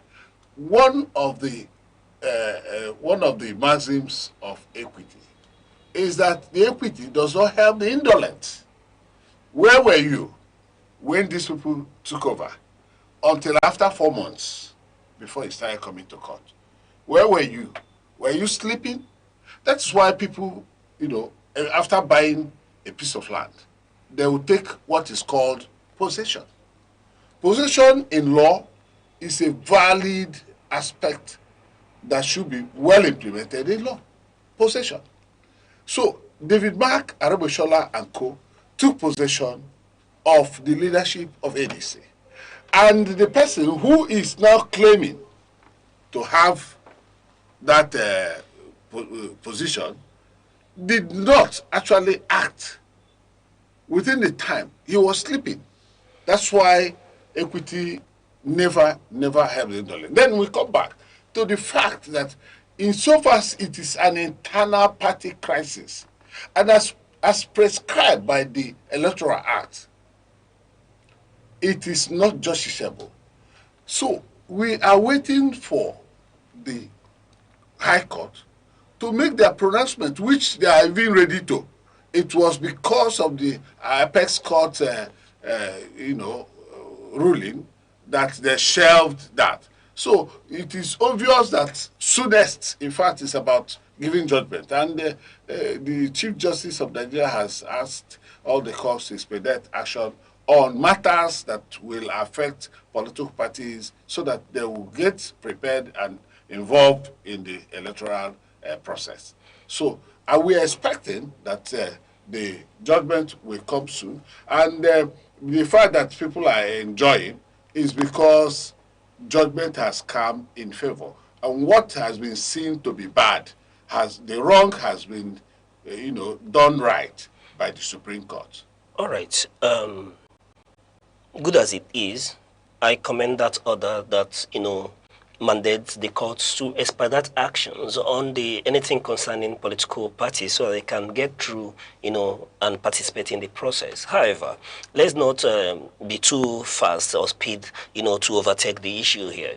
The point is that the Supreme Court yesterday, through its minority judgment, did hold that, yes, the issue concerning political parties shouldn't have been, entertained by the courts, as it is already in the ruling of a Supreme Court that issues of internal party affairs should remain internal to party affairs. But the point here is that the court still has the right to see if a party constitution was breached. And in this instance, these are the parts of the issues is going to look into if the process upon which David Mark and Arebeshola assumed the leadership of the ADC is in harmony with the ADC constitution in this instance. And the court would, entertain this matter. Having said that, the other issue here, as it regards the status quo antebellum, the court yesterday, the Supreme Court, wonderfully well, did throw that aside, saying that the appellate court did overreach itself by giving that order. And as we speak, INEC has restored, the status quo, recognizing the leadership under David Mark. However, why I say is a great gift is that the case is still very open, and God help us if the David Mark leadership did follow the constitutional process. If there is anywhere in the ADC constitution that allowed the process through which David Mark came into leadership in the ADC, then they have nothing to worry about. However, like I did say, we've not heard the last of this issue, and I hope there will be an expedited delivery of judgment in this regard, so that ADC will know where it stands. But as it is, Mr. Reyes, I am quite convinced that it is a great gift, and that ADC need not over-celebrate in this issue. In fact, their legal department should worry more of what the outcome will be at the Supreme Court, and will know quite well that when it comes to internal party affair, it may not be just but when it comes to an aggrieved person based on the party constitution, then the case is thrust open here. The legality of it, or the right of this very individual to seek redress in court, is not in doubt here. I am excited that, yes, the Supreme Court has come out, but it didn't settle this issue. The case is still quite open, and anything can still happen. Why the Supreme Court did not settle it finally is because the substantive seat was not before them. So it's a matter of jurisdiction. They do not have jurisdiction to begin to, settle the matter when it has not been ruled at the lower court. So the normal thing is that what they appealed for is the appellate decision of status quo antebellum, which resulted in the listing of David Mark and Arebeshola from their NEPOTA. And as it is now that Arebeshola and Mark are back, then everything about party politics and transactions with the INEC, communication, whatever they have to do, they will continue to do it. Would continue until there's a ruling no longer recognizing that leadership. Then the question becomes, what becomes of the very individuals who has, come up through this process, that if the court goes adjacent, it will be a nullity in itself, being that if it is determined that the process upon which they came into power, is anti the constitution of ADC, in this instance, whatever has happened will be a nullity. Remember that there is an injunction already, which the Supreme Court, by its judgment yesterday, his ruling yesterday, did, throw to the trash can, negating the affairs, as the court to negate every conduct of the David Mark leadership, including the convention that is so conducted in this regard. So, Mr. Rex, I am still hell-bent on the fact that the crisis in ADC is not over yet. No, we are not saying crisis is over. Of course there's crisis, but at least the party is now alive. The party will have to do what they can. When they were delisted, the party was stagnant. Nothing was happening. But this time, something will be happening. Somebody must have to be there. If they nullify them, a new leadership will take over the management of the party. The new leadership will not, deregister the party. The new leadership will not come and say this is no longer our party, and we will sack the members. No, they will not even sack David back as members of the party. What they will do is to change the baton and take over leadership. Do you understand? So human beings are the people that make up the party. The party is a group of people that have come together for a collective interest. So if they sack David back, for instance, because what they will do is that they didn't come in well, they'll sack them. There will be no vacuum. There must be somebody in place. I quite agree with you that there shouldn't be a vacuum, and that's the mistake the INEC leadership made in trying to create a vacuum where there shouldn't be a vacuum in this instance. But the argument still subsists that the fact that if, at the end of the day, if Bala Gombe secures the favor of the Federal High Court, how will he secure the favor? Wouldn't know the interpretation. Wouldn't know the interpretation of the Federal High Court, which is equally leading me to leading me to other issues as well. It is sub judice for us to begin to describe what will come out of the court. Okay. For us to, to kind of preempt the court. No one is preempting the court. I agree with you that the party. I agree with you that the party is alive, but the party is not well in this instance. That's the point I'm making. Even well. Even in the APC, there is still struggle for leadership. But he's thriving. He's thriving. So that's what the APC is thriving. They just despite the abnormalities, he's thriving. The APC just came out from serious trouble. They are now going to catch up with themselves and begin to grow the party and grow peace too. That is one thing. You see, now that you have started, you grow peace. You begin to now ensure there is peaceful relationship between the party faithfuls, that everything will go well. All right. Let me raise another concern. I agree with you that the fact that there shouldn't be a vacuum, but there is another issue here that worries me more than the ADC. It is the fact that the Supreme Court in Nigeria seems to have taken a detour from the norm. The Supreme Court usually is regarded in high esteem in Nigeria, and it's never been heard in Nigeria where people are able to dictate the direction upon which the Supreme Court would rule on issues. And it worries me more that the position of the Supreme Court was, came out publicly, and people did allege and allude to the fact that this issue would be sent back to the Federal High Court. And indeed, yesterday, we now saw to the fact that it was sent back to the Federal High Court. And it worries me more, that our Supreme Court, has become more pedestal than it should be. I disagree with you. There's no detour. They did what they ought to. You know why? Because what was before them is what they ruled on. They did not have the other thing to begin to talk about. They didn't need to, get themselves involved in the substantive suits by Bala, because nobody came to them with that matter. They will not discuss that matter. That matter is not discussable in Supreme Court. What they are going to discuss is what is before them. The court doesn't give you what you did not ask for. That is why they said go back so that the court you ask for something will have to educate and give you judgment. So they cannot hijack. Mr. Rest, for clarity, I agree with you that the court will not grant you what you didn't ask for, upon which is why they did, remove the issues around the status quo antebellum, because the appellate court, the Supreme Court head, granted, what was not requested by, giving an order to maintain status quo antebellum, and they did, throw that away. But the point I'm trying to make here, if anybody says Supreme Court is going to come out this way, of course, law is something that a lot of people are knowledgeable. These are human beings. These are some of these people were sons, called to the jury to become jurists. So this is the position of the law. The position of the law is that the law will not ask for what you did not ask. So they know that you certainly go back to where it is. It is a common trait in law that the Supreme Court will send you back because it does not have the matter before them. So that matter has to be adjudicated. Somebody accepted it. That is the High Court. So the people who accepted it should be able to discharge with that matter. What they only did was the one before them from the appellate court. That is the appeal.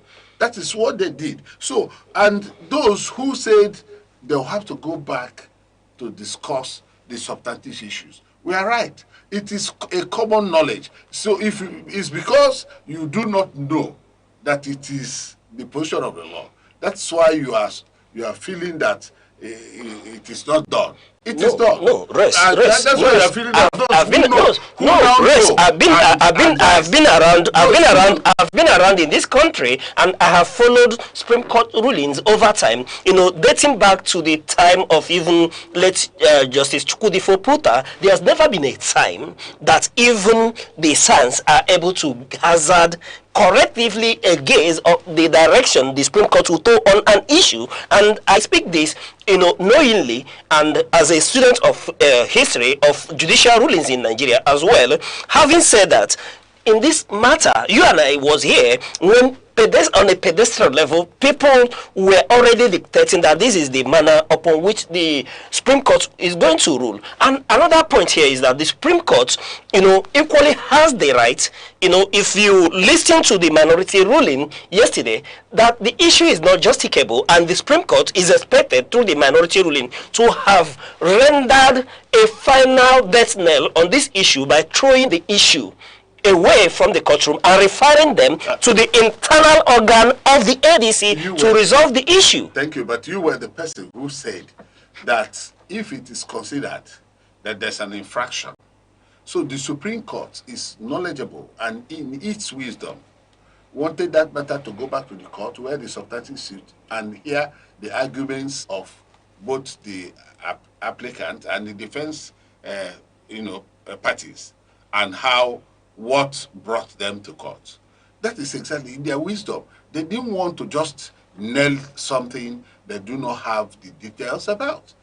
In case it is an infraction on the constitution of ADC and which you mentioned. You see, so they gave the position of the law ample time to rest. So the law is resting on what is fundamental, on what is known, and what is believed in law that has to be done. And you mentioned it here in this particular program. Right now, you said if it is an infraction, if it is, a breach of the constitutional provision of ADC by a member, that the courts have the right to hear. So how could the Supreme Court now nullify it upon justiciability and not? All right, Mr. Ress. So that's why they opened it up and allowed them to go back to that court. And that court has said it. And they're just judgment. They're just waiting for judgment. That was why the judge said that he has, adjourned the matter sine die, pending the outcome of the Supreme Court ruling. Now that the Supreme Court has ruled, it will come out from sine die, and they will now give judgment because there's nothing else to hear. All right, Rest. We'll go into that. We'll talk a little bit of the politics of this ruling and the ADC standing as well, preferring solution way forward. However, before we do that, let us listen to the FCT minister on this issue. PDP has gone to stay. And I've always said it before, and that it's a matter of people understanding what they were doing. The fact that you are in power or you are in position does not mean that you carry out acts as if you have no law regulating. There are no rules regulating the activities of the party. There are rules which you must comply with. And I thank God Almighty that this is where we are. My brother Baram Mohammed and my friend Shea Makinde, who are here now, is holding a opposition coalition meeting, which we are not part. We are the main opposition party, and I don't know where they will be heading to now. The import of this vacation of status quo ante-bellum is that the leadership of the David has been restored. I'm not a member of ADC. I'm not talking about anything there. But however, assuming that is the correct position, there was a judgment of the Federal High Court yesterday that said, no, barring inec, don't even take anything from them, this and that. So ADC is still in a big problem. PDP has gone to stay. And I've always said it before, and that it's a matter of people understanding what they were doing. The mere fact that you are in power or you are in position does not mean that you carry out acts as if you have no law regulating. There are no rules regulating the activities of the party. There are rules which you must comply with. And I thank God Almighty that this is where we are. My brother Baram Mohammed and my friend Shea Makinde, who are here now, is holding a opposition coalition meeting, which we are not part. We are the main opposition party, and I don't know where they will be heading to now. The import of this vacation of status quo ante-bellum is that the leadership of the David has been restored. I'm not a member of ADC. I'm not talking about anything there. But however, assuming that is the correct position, there was a judgment of the Federal High Court yesterday that said, no, barring inec, don't even take anything from them, this and that. So ADC is still in a big problem.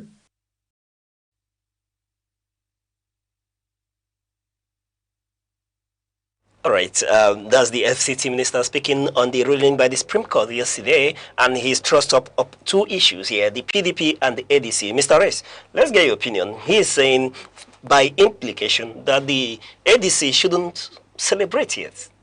Yes, he said there was a ruling by the Federal High Court. But that ruling by the Federal High Court for INEC not to accept anything from ADC has been nullified because the David Mark Lady School has been restored. So there is no way INEC will stop doing anything. Of course, that is even why they restored it at the portal. So that ruling is dead on arrival. That is the position of the law because it is a lower court ruling, and the higher court ruling. The higher court ruling or the apex court ruling supersedes. So that area, his fears or the assumptions he's raising here is almost inconsequential to the matter. But if you come back to that of PDP, the Turaki Lady School has been nailed finally. So the PDP, and of course, the Board of Trustees of PDP have already assumed office, which means PDP now is whole and intact without any problems because the Supreme Court has ruled finally. The convention they held, the Supreme Court said the convention is invalid. And as far as it is invalid, the wike-led PDP remains on top. And the Board of Trustees have taken over. And everything is now running as it ought to run. All right. So that is let's just differ a little on the issue before we now profile solution to ADC. We'll get your advice to the ADC, then we'll look at other issues. Speaking to the Board of Trustees of the PDP has taken over, and I meant to ask you, we know that the board that took over is different from the BOT from the wike faction in this regard. And I did listen to one of the factions, or the two factions last night, and you will know that the crisis is not yet nailed. They are still opposing the BOT chairman that is taking over leadership of the party, who is no more Huabunwa, who is the BOT of the wike faction in this instance. And then speaking about who is on top, you know that part of yes, Mwabara BOT is taking over, and which the wike faction, some of the wike factions are still challenging is leadership of the party for taking over the party.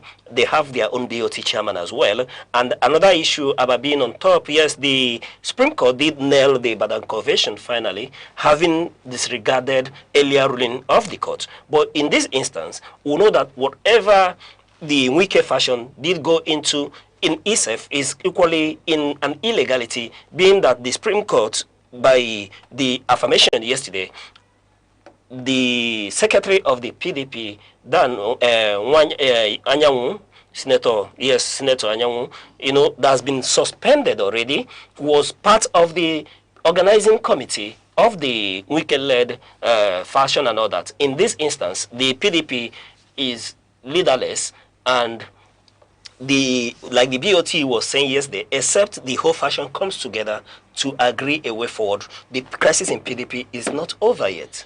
Yeah, the crisis is PDP is not over, but it's not such crisis that would affect the runnings of the party. What they need to do is to come together and chart a way forward. But the problem is the problem has been the inability to come together. So as to, no, they have gone to Supreme Court in terms of whatever they may have done. The Supreme Court have upheld even the convention, these congresses done by the wike-led faction. The BOT offices are nominal. They don't have executive powers. It is the NEC, National Working Committee of the party, that has the powers. The BOT, Wabra, taking over has called for a meeting as on Sunday of the NEC to determine the way forward of the PDP. That is exactly what I'm saying, but they are nominal. Remember that whatever they say is not imposed on the National Working Committee and National Executive Council of the party. That is, their position is advisory. All right. What they do is to advise members of the party. All right. And in the case of ADC, your opinion on the way forward. In the case of ADC, now they have gotten ruling. And because of the fact that I already said that the Supreme Court ruling supersedes that of the High Court, they will have to do anything and relate with INEC. So what they need to do now, because of time, is to speed up the process. If the congresses they did were nullified and held to have been nullified, what they do is to hurry up and do another Congress of consensus. And of course follow it up with a convention. All right. And if they do, they'll beat up the time. And even if the time comes against them, they'll have to make an appeal based on what has happened, what INEC has done, because INEC took them time, because the Supreme Court have now affirmed that what INEC did was wrong, what the appeal court did was wrong. Therefore, the time stolen from that will be given back to them. All right. For me, in this instance, the only pathway for ADC in this instance, given time frame, looking at the time factor here, is to go into political, settlement with Gombe in this instance. Even the devil sometimes honors a bargain. Let them reach out to him, let them settle. And that's the only way forward for the ADC, because give or take, we know what the Nigerian courts are. The time may not be there if they want to continue to wait for litigation to exhaust the issue. And I still maintain and advise that they should reach out to Gombe and see if they can strike a bargain in this instance. All right, we go on a short break and we'll be right back with other updates. Stay with us.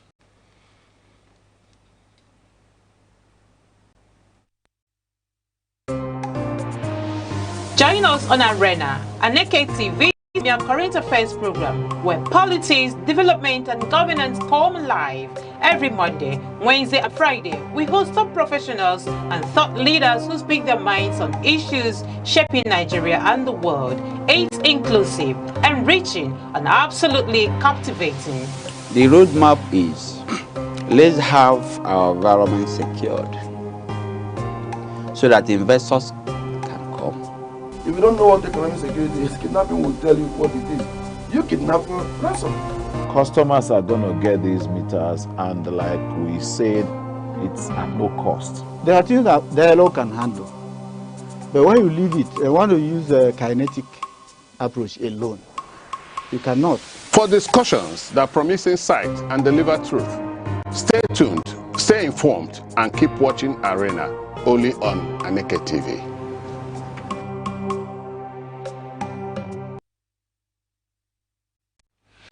Welcome back, still on Sunrise here on Aneke TV. Now, today is International Workers' Day, and we are commemorating what it is as we gather today, not just in celebration, but in reflection, reflecting on the dignity of labor, the resilience of workers, and the enduring value of honest efforts in shaping our society. Workers' Day is more than a date on the calendar. It is a powerful reminder that every nation is built on the shoulders of its workforce. Teachers who nurture minds, farmers who feed the population, artisans who create, health workers who preserve life, and countless others whose daily sacrifices often go unseen but never unfelt. Their contribution are the engine of growth, the heartbeat of progress, and the foundation of stability. Well, as we commemorate this day, let us also look forward. The future of work is changing, driven by technology, globalization, and new economic realities. This calls for continuous learning, skill development, and policies that empower workers to thrive in this era. Governments, employers, and institutions must work hand in hand to create an environment where every worker can reach their full potential. All right. Happy Workers' Day to every Nigerian worker who is sweat keeps this nation standing. Yes, they do a lot for this nation. And in 2026, which is what I want to talk about, the reality of the Nigerian worker is one of courage under pressure. You know, rising prices, stubborn hardship, uncertain job security, and wage that is often struggle to meet the cost of survival. However, they still stand strong, and they still make sure that this nation is standing. Mr. Rees?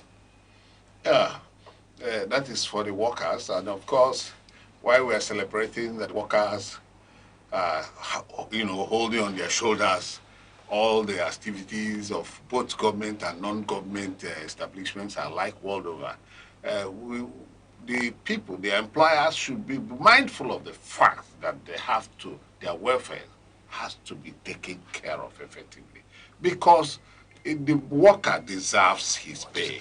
The worker deserves to be given enough welfare to motivate the workers for them to optimally perform their responsibilities. Yes, this is very important, because if you come from the aspect of the issues that has been facing the world globally, the war and the tensions in the Middle East, how it has actually affected the Nigerian average worker by people that take transport, people that go from place to place to be able to meet up with daily tasks. I really want to let us know that it is very important that these people are protected. I mean, this is also going to the people who are employers of labor, for them to also ensure that the people who are under their care are well taken care of, so that Nigeria can grow much more in the economy as a nation. There's no doubt about the fact that Nigerian workers are suffering. Yes. The economy is bad,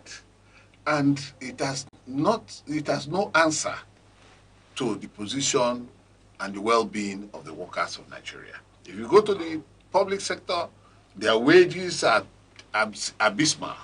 You go to the private sector, of course, you go deep and find out there is slave labor going on in Nigeria. So how will Nigerian workers survive? And with the concomitant corruption, the corruption tendencies that is in our system, So what we are saying that the Nigerian workers should be effectively taken care of. And of course, the Nigerian Labour Congress are going into another round of negotiation so as to think about how to make available a living wage. When we say living wage, where the workers can take care of their families with domestic issues, and then we now begin to talk about their capital needs like housing. So basic necessities of life is very, very paramount to be given to workers of Nigeria so that they will, of course, respond positively to the clamor for a developmental Nigeria, a system that that is well seen to have an affinity to development. That is the developmental process will now work effectively.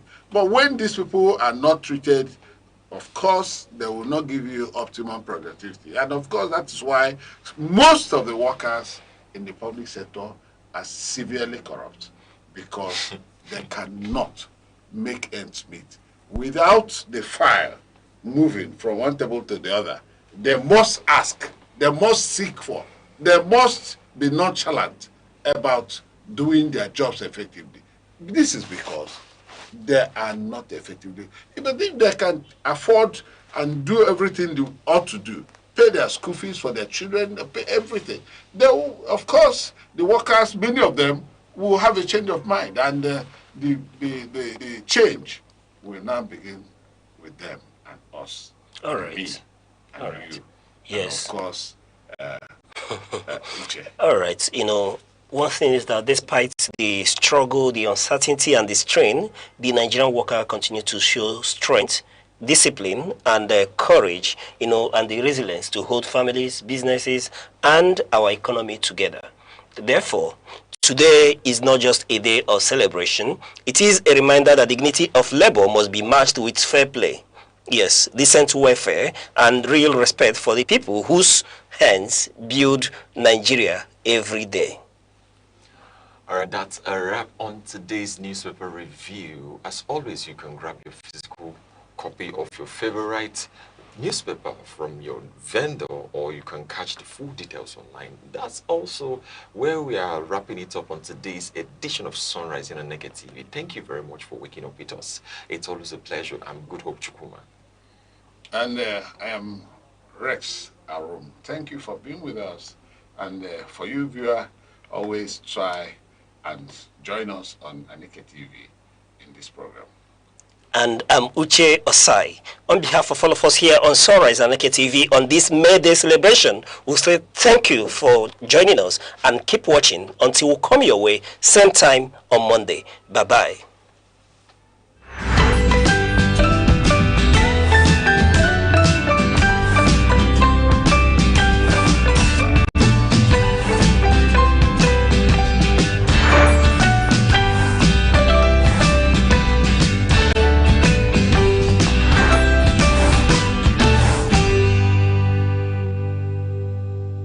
The eagles stand as a majestic symbol of strength, clarity, and vision. Its ability to soar above storms signifies resilience, while its shaped sight represents focus. This is why many nations, including Nigeria, use the eagle as an emblem of nation pride. Eagles do not fear challenges, they embrace them. They fly higher when the winds become strong, rising above obstacles rather than avoiding them. This teaches us that problems are not barriers, but stepping stones for those who dare.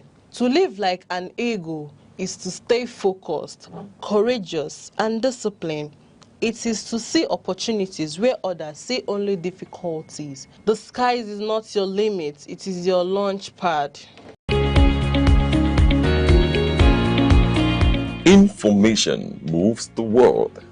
At Aneke TV, we deliver trusted news coverage, professional event coverage, and impactful storytelling. We don't just report the news. We connect brands to audiences. For news coverage, events, and advert placement, call Aneke TV today. Aneke TV. Move with the world.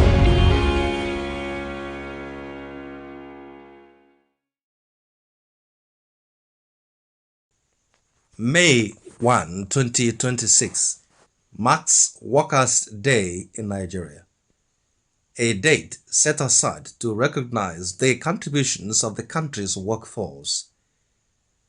Beyond official ceremonies and public addresses, the day reflects a deeper reality shaped by economic pressure, wage concerns, and long-standing debates over labor welfare. Workers' Day, also known globally as May Day, has its roots in the labor movements that fought for fair wages, safe working conditions, and dignity in employment. In Nigeria, it has evolved into a mix of celebration and agitation, as trade unions and workers use the occasion to draw attention to persistent challenges in the workplace. For many Nigerians, the reality of work is defined by economic strain. Public sector workers, including teachers, nurses, and civil servants, often contend with salaries that struggle to match the rising costs of living. In several cases, income is quickly absorbed by transport, housing, food, and basic household needs, leaving little room for savings or financial stability. In urban centers such as Lagos, Abuja, and Port Harcourt, commuting costs and congestion add further pressure. Workers routinely spend long hours in traffic, arriving at work fatigued before the day begins.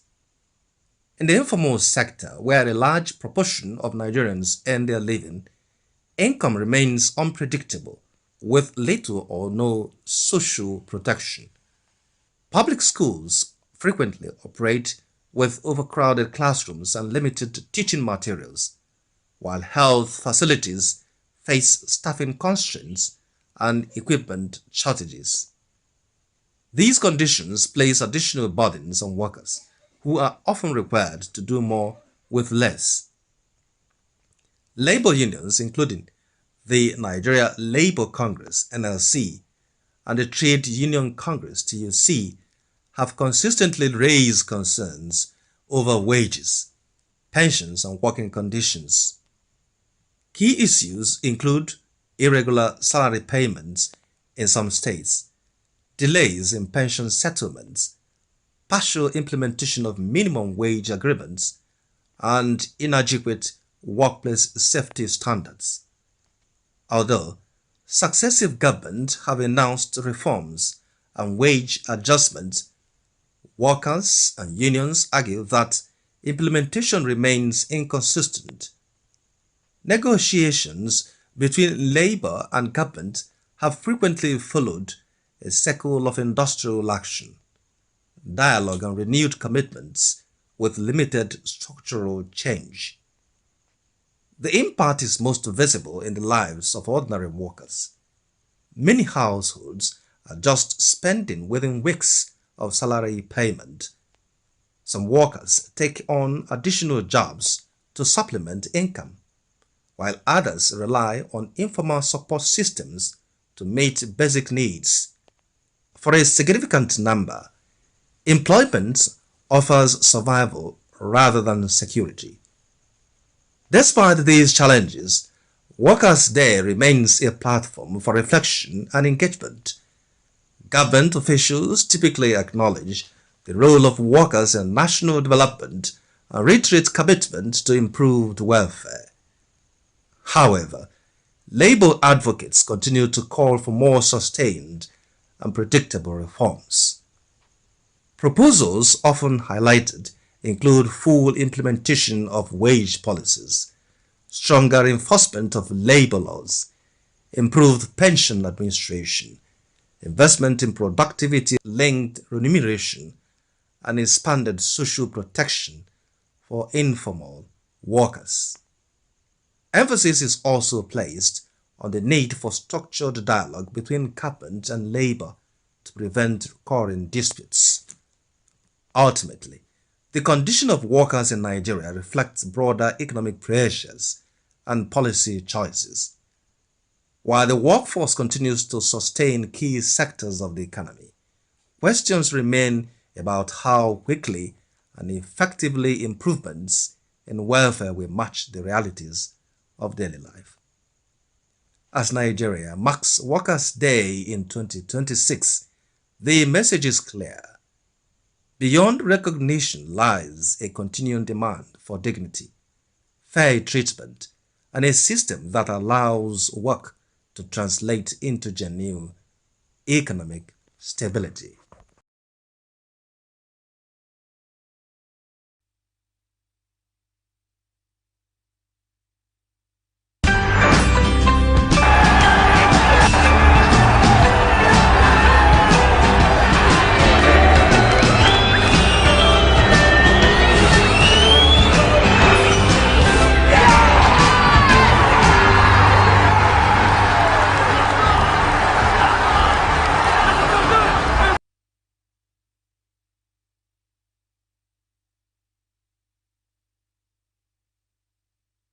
Hi, good morning. Welcome to Sports Therapy on Aneke TV, to one and only Sports Oracle, bring you the best of sports and what's happening in the world of sports.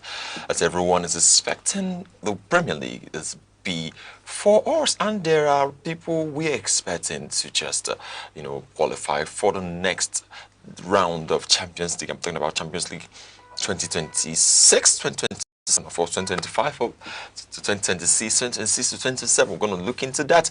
And also, we're starting today with not just transfer news, but what it is in the Punch Extra paper, how the news, the rollout of it, and the informations that are coming to us, and also the exclusive interviews that are related to sport and all those things. Don't forget that F1 is around the corner. The Grand Prix is around the corner, and it is going to be an interesting event for car lovers, people who love car race. It's all actually around the corner, and we're going to look into that. Now let's just see the papers and front page headline, what it's talking about. We have Ifani exclusive interview, Middle East adventure. He said, at least you can earn in Iraq. The least you can earn in Iraq is 5 million naira. I used to tell them that in our league, we earn as much as $1,000 to $5,000. I can't tell them we don't earn up to $500. Wow, this is really, really interesting. This is his Middle East adventure. Then we have news around just below it. We have McTown flies forward in Al-Ahly defeat. Yes, we have McTown who moved forward in Al-Ahly defeat. Alonso open to Chelsea job. Xabi Alonso is open to Chelsea job.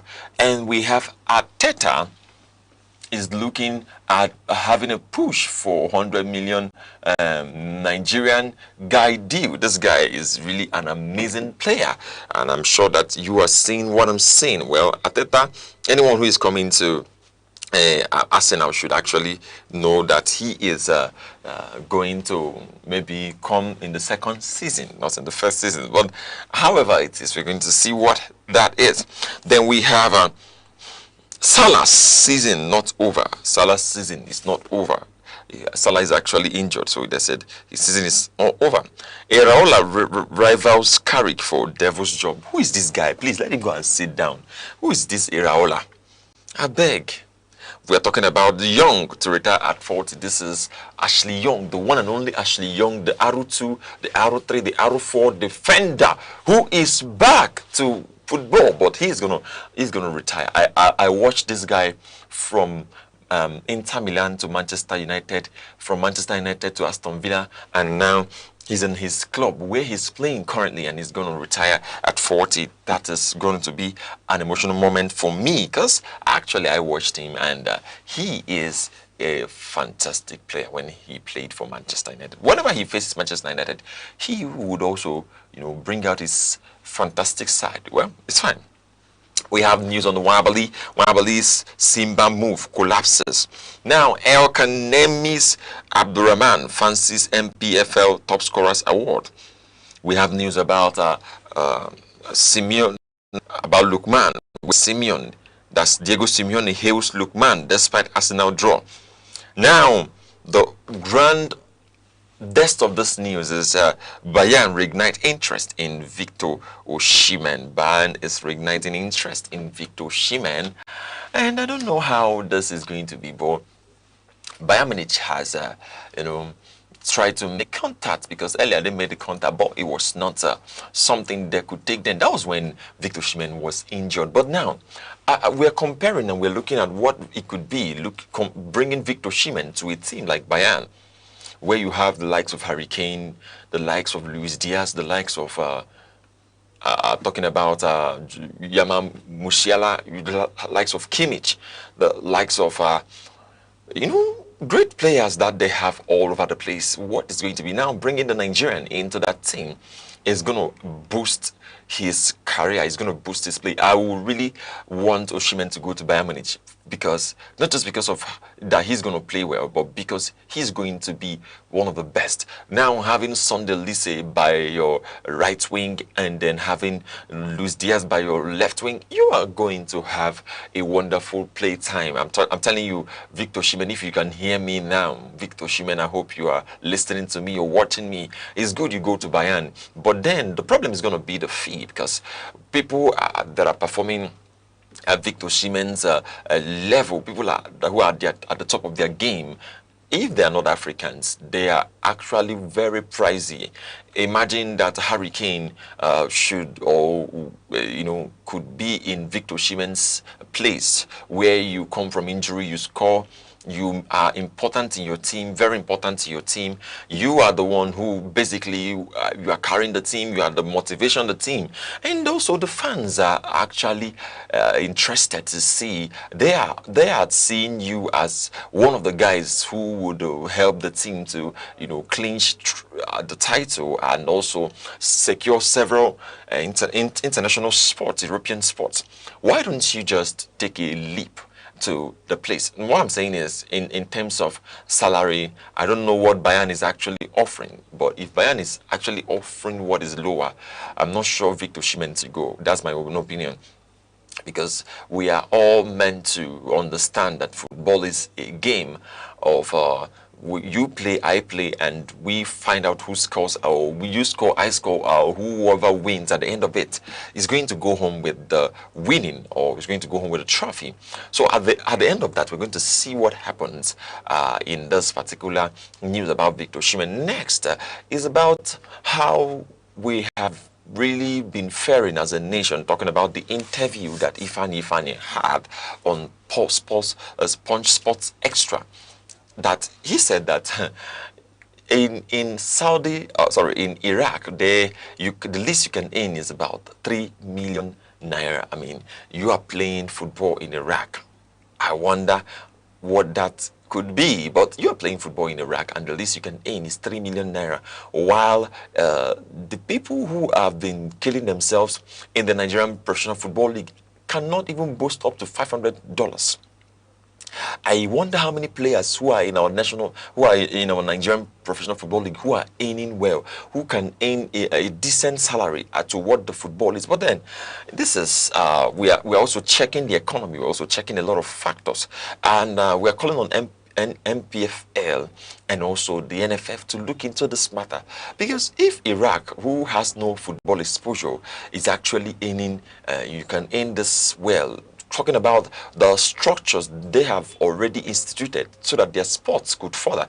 What about the Nigerian Professional Football League and the NFF, who makes a greater percentage of the footballers across the world? I mean, Nigerians are very well known around the world. So that's just to say that we're going to be having mass exodus, or what we could call players leaving their first love. I mean, when I talk about first love, I'm talking about their teams to other teams. I mean, trying to find their way to Europe. Now, you know that you are going to earn at least 3 million naira monthly or more when you are playing in Iraq than when you are playing in your nation. But let's just move on from that, because a lot is needed to fix in our local leagues. We're talking about the pitch condition, we're talking about the game quality, we're talking about the refereeing management, and we're talking about a lot of things. We're talking about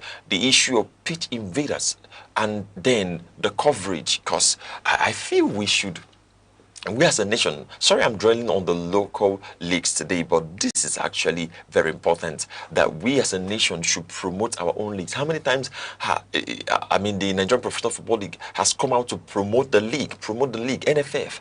We need to see our leagues, being exported, where people are watching, so that they can also feature in what is being done in our nation. I mean, without more coverages, we will not have more sponsorship. I hope you know. So you need to open up that coverage so that other media agencies can come in, just like it is happening in the Premier League and in the UEFA. And the news around these things, where you have private sponsors coming to cover this event, and at the cost of that, people can do their adverts and then pay the league or pay the body or structure that oversees these football games. Now we're moving over from that. We are talking about Endrick. We know Endrick came out. He said that he would not want his son to know anything about football, citing reasons that are very, very key to what he would explain, that he is not understanding what it means again to flow in the game.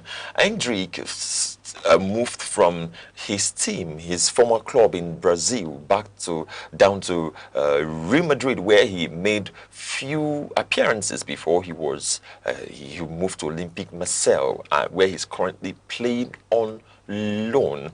Now, talking about Endrick, I really hope, he said, I hope my son does not become a footballer. He said he hopes his son does not become a footballer. And we're going to see what that is. We're going to see what it is. Well, many people are also, most Nigerian parents are, vying for their children now. I'm talking about the Gen Z parents. I say, oh, I want my son to play football. I want my child to be, let him learn how to pass football first. Let him play football. Let him do sports, because a lot of people are taking sport as a lucrative job, while Endrick is on the opposite end, saying, nope, I don't want this. I think that I just want to have my son do something else with his or her life. That is what is happening, and this is a reality of a two-side of the coin, which is very important to understand what you want. I don't know what he's going through basically, but I'm sure that this guy is one of the best, and I hope Manchester United will sign him, as they have indicated interest in him already. Now moving on, we have a news about Modric, who played for Real Madrid over some years, quite some years. He stayed in Real Madrid and became one of the best and legend of Real Madrid.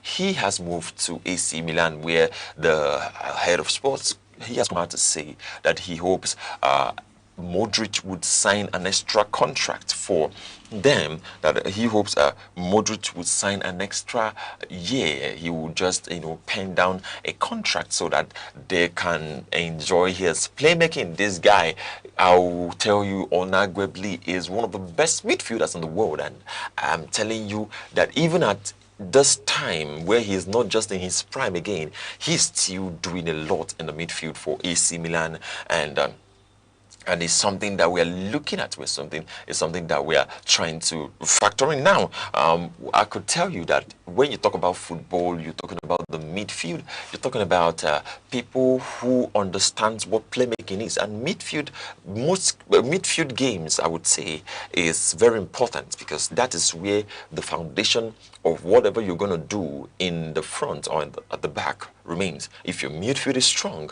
then you have a very strong front line. You could have. But if your midfield is not strong, then you could have a very weak back line too. And this is very important when you're talking about football. Now, moving on, we have a news from Noah Atubolu. Noah Atubolu is a free ball keeper. This guy is very good. He has saved 6 of 7 penalties that was played at him. Now, when you talk of who is Noah Atubolu, that's the question a lot of people have been asking. Who is actually this Noah Atubolu? What is he? What is his job in the playmaking, and what is actually happening in his place? He is a Freiburg goalkeeper.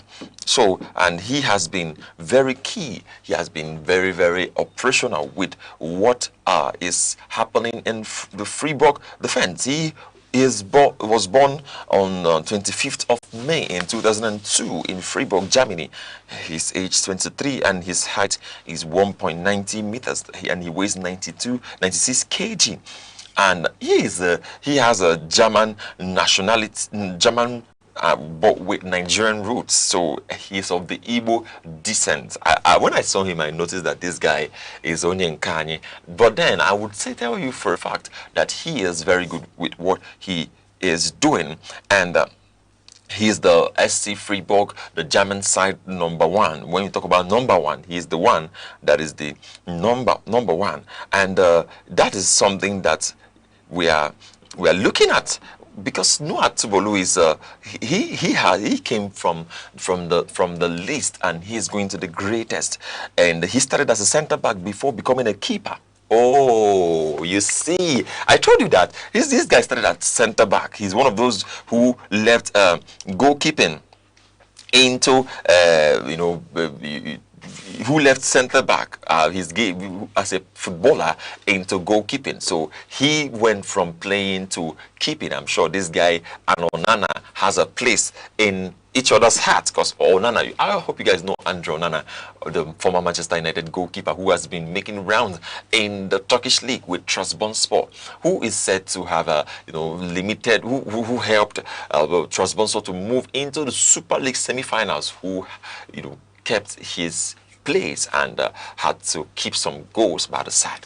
Now, moving on from this, we're talking about what is this, who are going to qualify. And this particular flyer was made by a betting site, but we're talking about who is going to qualify for the Champions League next season, as we on Fabrizio Romano's page. Who's going to qualify for Champions League next season? We're looking at the top 4 in the English Premier League. We're looking at the top 4 in the Spanish League, and we're looking at the top 4 in the La Liga. Who are meant to qualify? Now let's just check what it is in the English Premier League, where we have Arsenal topping the league with 73 points. First of all, I would like to thank Betway Scores for the graphics, and also Fabrizio Romano for bringing it out. Now we have Manchester United having Manchester City. Yes, they have one standing remaining, so that they could play their 30, they could complete their match to 34. Then we have Manchester United number 3rd position. I hope you know that nobody believed that Manchester United would have clinched to this position when the season started, because this guy started from 13th, I'll be 15th. Now, it's just that thing that says started from the bottom, now we're here. I don't know if you understand what that means, but these guys are very, very good now. And I'm not actually hyping anyone, but I can tell you that Manchester United seems that they're going to keep that place. They're going to keep that place for the next the Champions League qualification, and Liverpool, they're going to play Liverpool this weekend, and we're going to see what that happens. Now, let me just bring it to your notice that Kobe Mino has signed his contract in Manchester United to 2031. He will be earning about 150,000 euros for his new contract, and it's going to be amazing. So we're going to have Kobe Mino in the Manchester United midfield till 2031. Yes, let's just see. Liverpool is on the 4th position, and then Aston Villa lost yesterday. I wanted to say wow, but then I will not say wow. Let me just leave it there. Then Brighton is coming at the 6th position and pushing forward. Now let's just take a look at the La Liga.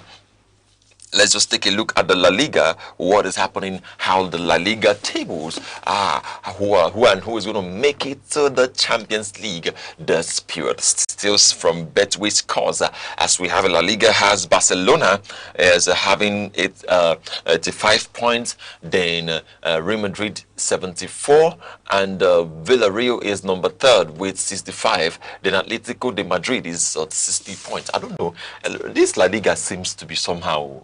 Look at the gaps. Well, God will help them. Now let's just quickly move to Inter as we round up. Inter Milan is also on their way to see what happens. Inter Milan, the Italian league, we have Inter Milan is on 79 points. Then Napoli is 69. Oh my days, 10 points ahead. And then Milan, that's AC Milan is 67. And Juventus, it seems to be prepared for the next level. Now quickly, let's just check it. Let's just see what's happening in the league this weekend. We're going to focus on the Premier League because of time. We're going to just see briefly the Leeds and Burnley are playing today. I'm just giving you an update. Leeds and Burnley are going to play today by 8 o'clock. Then Brentford tomorrow with West Ham, Wolves with Sunderland, and we have Newcastle the same tomorrow. Then Arsenal, Fulham the same tomorrow. We're going to have those people playing tomorrow.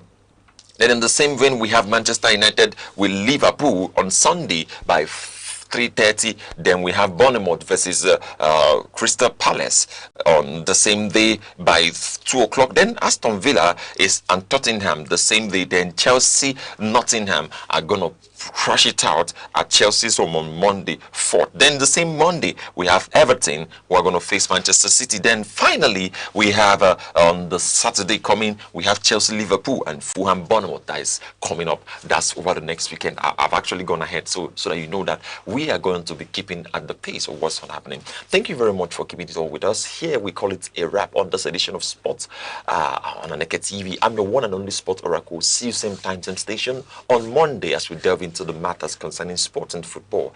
Thank you very much. Have a wonderful weekend. Bye.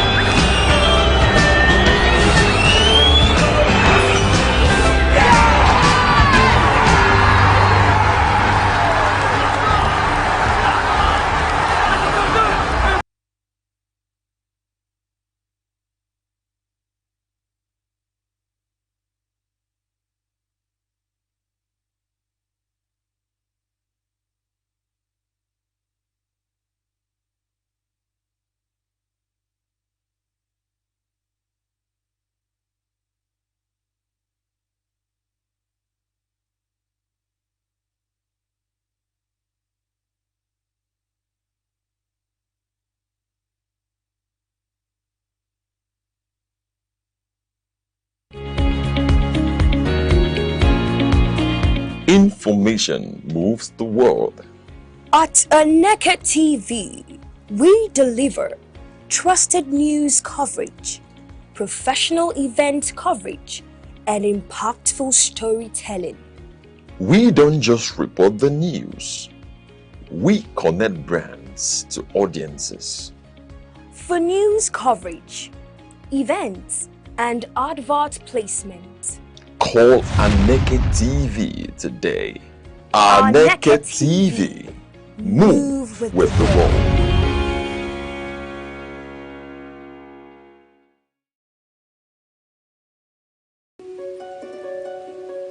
In a world that never stands still, where stories break in seconds and moments shape history, one station keeps you connected to your nation, to the continent, to the world. From breaking news to powerful stories, from business and politics to culture, lifestyle and entertainment, we inform, we inspire, we keep you ahead. This is more than television. This is your window to everywhere that matters. Aneke TV. Move with the world.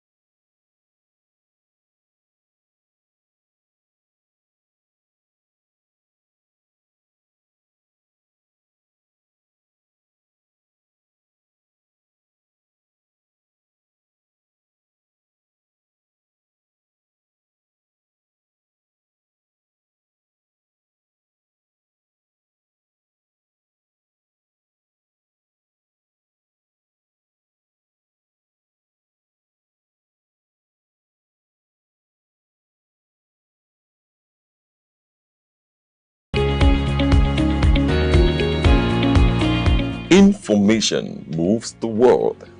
At Aneke TV, we deliver trusted news coverage, professional event coverage, and impactful storytelling. We don't just report the news. We connect brands to audiences. For news coverage, events, and advert placement, call Aneke TV today. Aneke TV. Move with the world.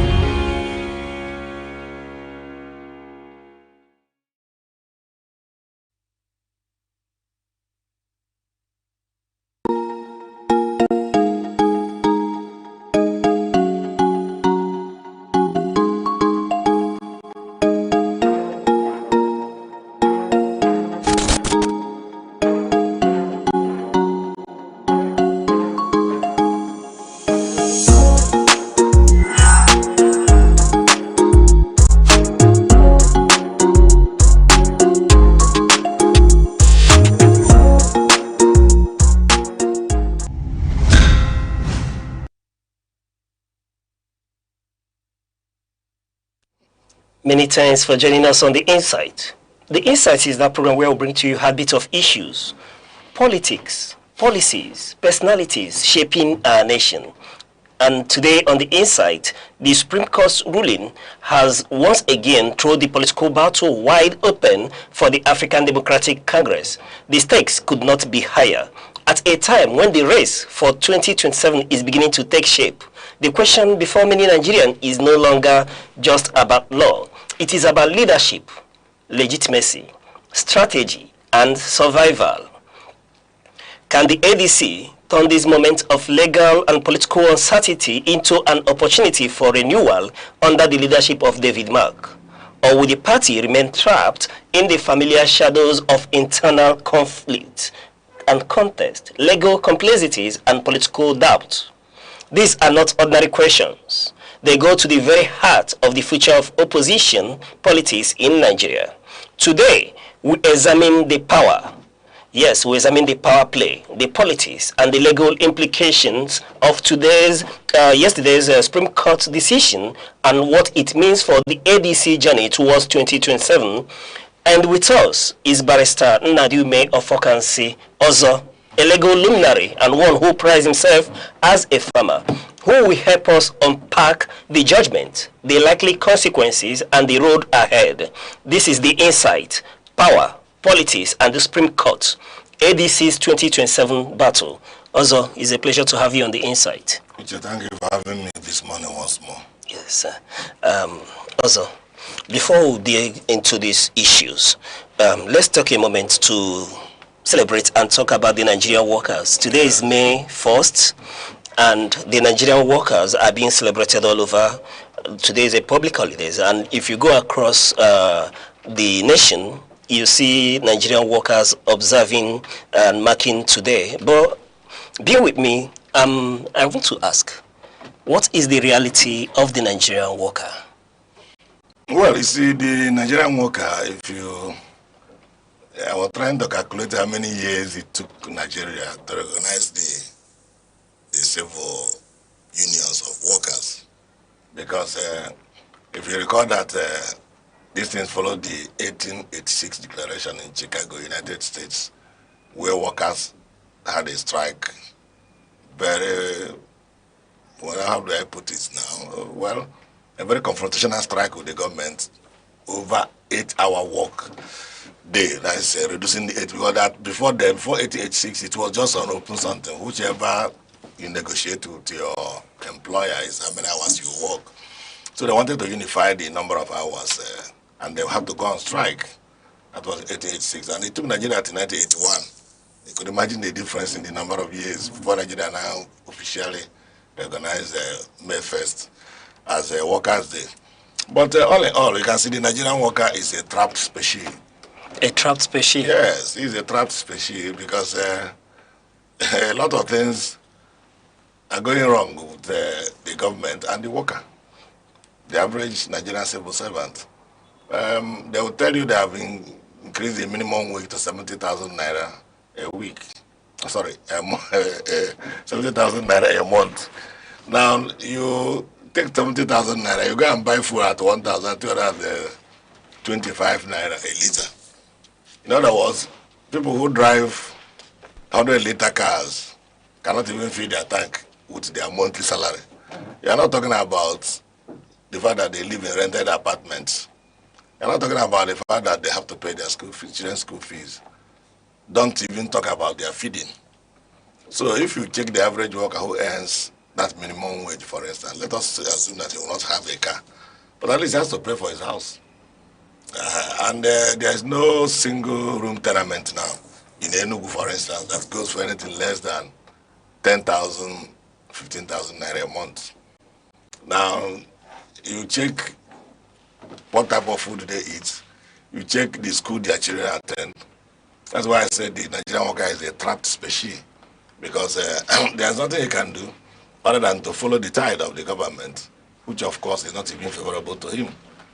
But we can't leave the civil service. It has to continue. But the underlying factor is that the government has to match workers' welfare with the present economic realities. Right. If they don't do that, you keep on besieging or seeing this incessant, this strike, that strike, this, that. So that's why I said I trapped species. So I applaud them for celebrating their day today, but I also sympathize with them. The government uses them as a guinea pig. You urge them and you celebrate with them, yeah, but you sympathize with them as well. Yeah, I celebrate with them because they are celebrating. So fella calls it suffering and smiling. So what the Nigerian worker is doing is suffering and smiling. All right. Yes. Maybe the next time we meet, we will be x-raying the life of the Nigerian worker. Okay. Yes, we'll go into in-depth analysis of their reality. Yes. However, also, let's get back to this issue. You know, bearing in mind the Supreme Court rulings yesterday, and I want to ask, what's the real meaning of yesterday's Supreme Court ruling for the ADC and for David Mark's leadership? Well, the underlying factor is that Supreme Court reaffirmed its earlier position. Okay. That court does not interfere with the internal affairs of a political party. It's not like court now telling you how much you will give your wife for feeding in a day, unless there is a challenge and your wife is being starved and she goes to court. But besides that, the court cannot interfere with your domestic affair, how you run your family. So it's just the same thing with the political parties. Supreme Court just reaffirmed their position and sort of distance themselves from the Court of Appeals reinforcement of the status quo. You cannot reinforce a status quo in a political party without definition. So if there is a crisis, sit there on the crisis and solve the crisis as a court. Fine. So that was exactly how the takeaway I have from these judgments. You can also see what they did in also in PDP. It is almost the same thing. So just as they did in David Mark. And I remember it was nephew Gombe's matter that was decided yesterday. The other one that is still pending is still there. That one has not come, but at least the Federal High Court now have a guide. The guide they now have is that they don't need to overrule the Supreme Court. They don't need to overrule the Supreme Court. No. If the Supreme Court now says that David Mark's candidacy as a chairman of ADC is valid and that the court shouldn't have interfered with it, that implies that remitting the thing back to the Federal High Court for complete trial and adjudication and then judgment. You have been given a signpost. You have been pigeonholed into a system of reasoning in which you have to follow without trying to overrule what they have said yesterday.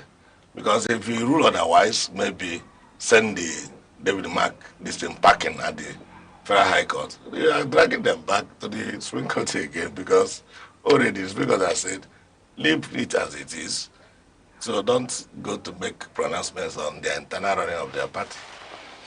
But in this instance, referring them back to the Supreme Court to look at the process, the Federal High Court, yes, to look at the process upon which David Mark leadership came about in this instance. Yeah, Yeah, there's nothing wrong with that reference, but for now, the issue remains that David Mark and his group are valid. Their office is valid, and they can continue with whatever they are doing. So the Federal High Court has every right to look. That's why I said you don't interfere with the internal affairs of the political unless there is a direct breach of either your own constitutions. Because whenever there is a disagreement in political party, the best thing court looks at is the constitution of that party. The court doesn't buy out from it to look at the constitution of the Federal Republic of Nigeria. No. Because the only thing Federal Republic of Nigeria talked about party and their assembly is that whoever going to run for an office in any political must have to do it so through a political party. In other words, the constitution doesn't give rights to independent candidates. So we now, if there is a disagreement among them, how the party is run and who is running it, and it comes to the court will look at whether it breached their own constitution, not the federal, not the Nigerian federal constitution. Okay, in essence, for the sake of the audience, what we are saying is that the court is to look at who is the lawful leadership of ADC, one, whether the process that produced Bach's leadership was valid, two, and if the court has the authority to intervene in the dispute. That's what we are saying here. Yeah. First of all, you have to consider your jurisdiction first. That is the last one I mentioned, whether the court has authority to intervene. Look at whether you have jurisdiction to intervene in the matter. If you feel you don't have, you now check why did they even come to court in the first instance. They say they have disagreement over succession. Now you say they bring your constitution, let me see how you succeed yourselves in office. So the court will now look at that constitution and interpret it strictly as it is, without trying to import anything from any other law. If their constitution says tenure of office is maybe 3 years, or the National Working Committee has every right to dissolve the executive even when their tenure has not expired, or to change office where they have resigned, because there are a lot of things that can lead to change of office. If their constitution says that, and the National Working Committee has worked in that tandem, the court cannot rule otherwise. So, but for now, the Supreme Court has said, whoever is there, let him be. So don't just go to stop whatever they are doing. But that's the hallmark of democracy. And at least what Supreme Court did, as far as I'm concerned, both as a lawyer, as a social critic, is what I call Lego face-saving measure. Lego face-saving measure. Yeah, they're trying to save their face. Because you can see that the court has taken a lot of bashing now from the general public, both from content creators, both from opinion molders, both from right-thinking Nigerians, including us lawyers. Yes, because that's the beauty of law. If you are not doing it well, we will still have every right to criticize you, even as because you might give a ruling or a judgment. I may not agree with the judgment, but I will abide by it because that is what the court has done, what has said.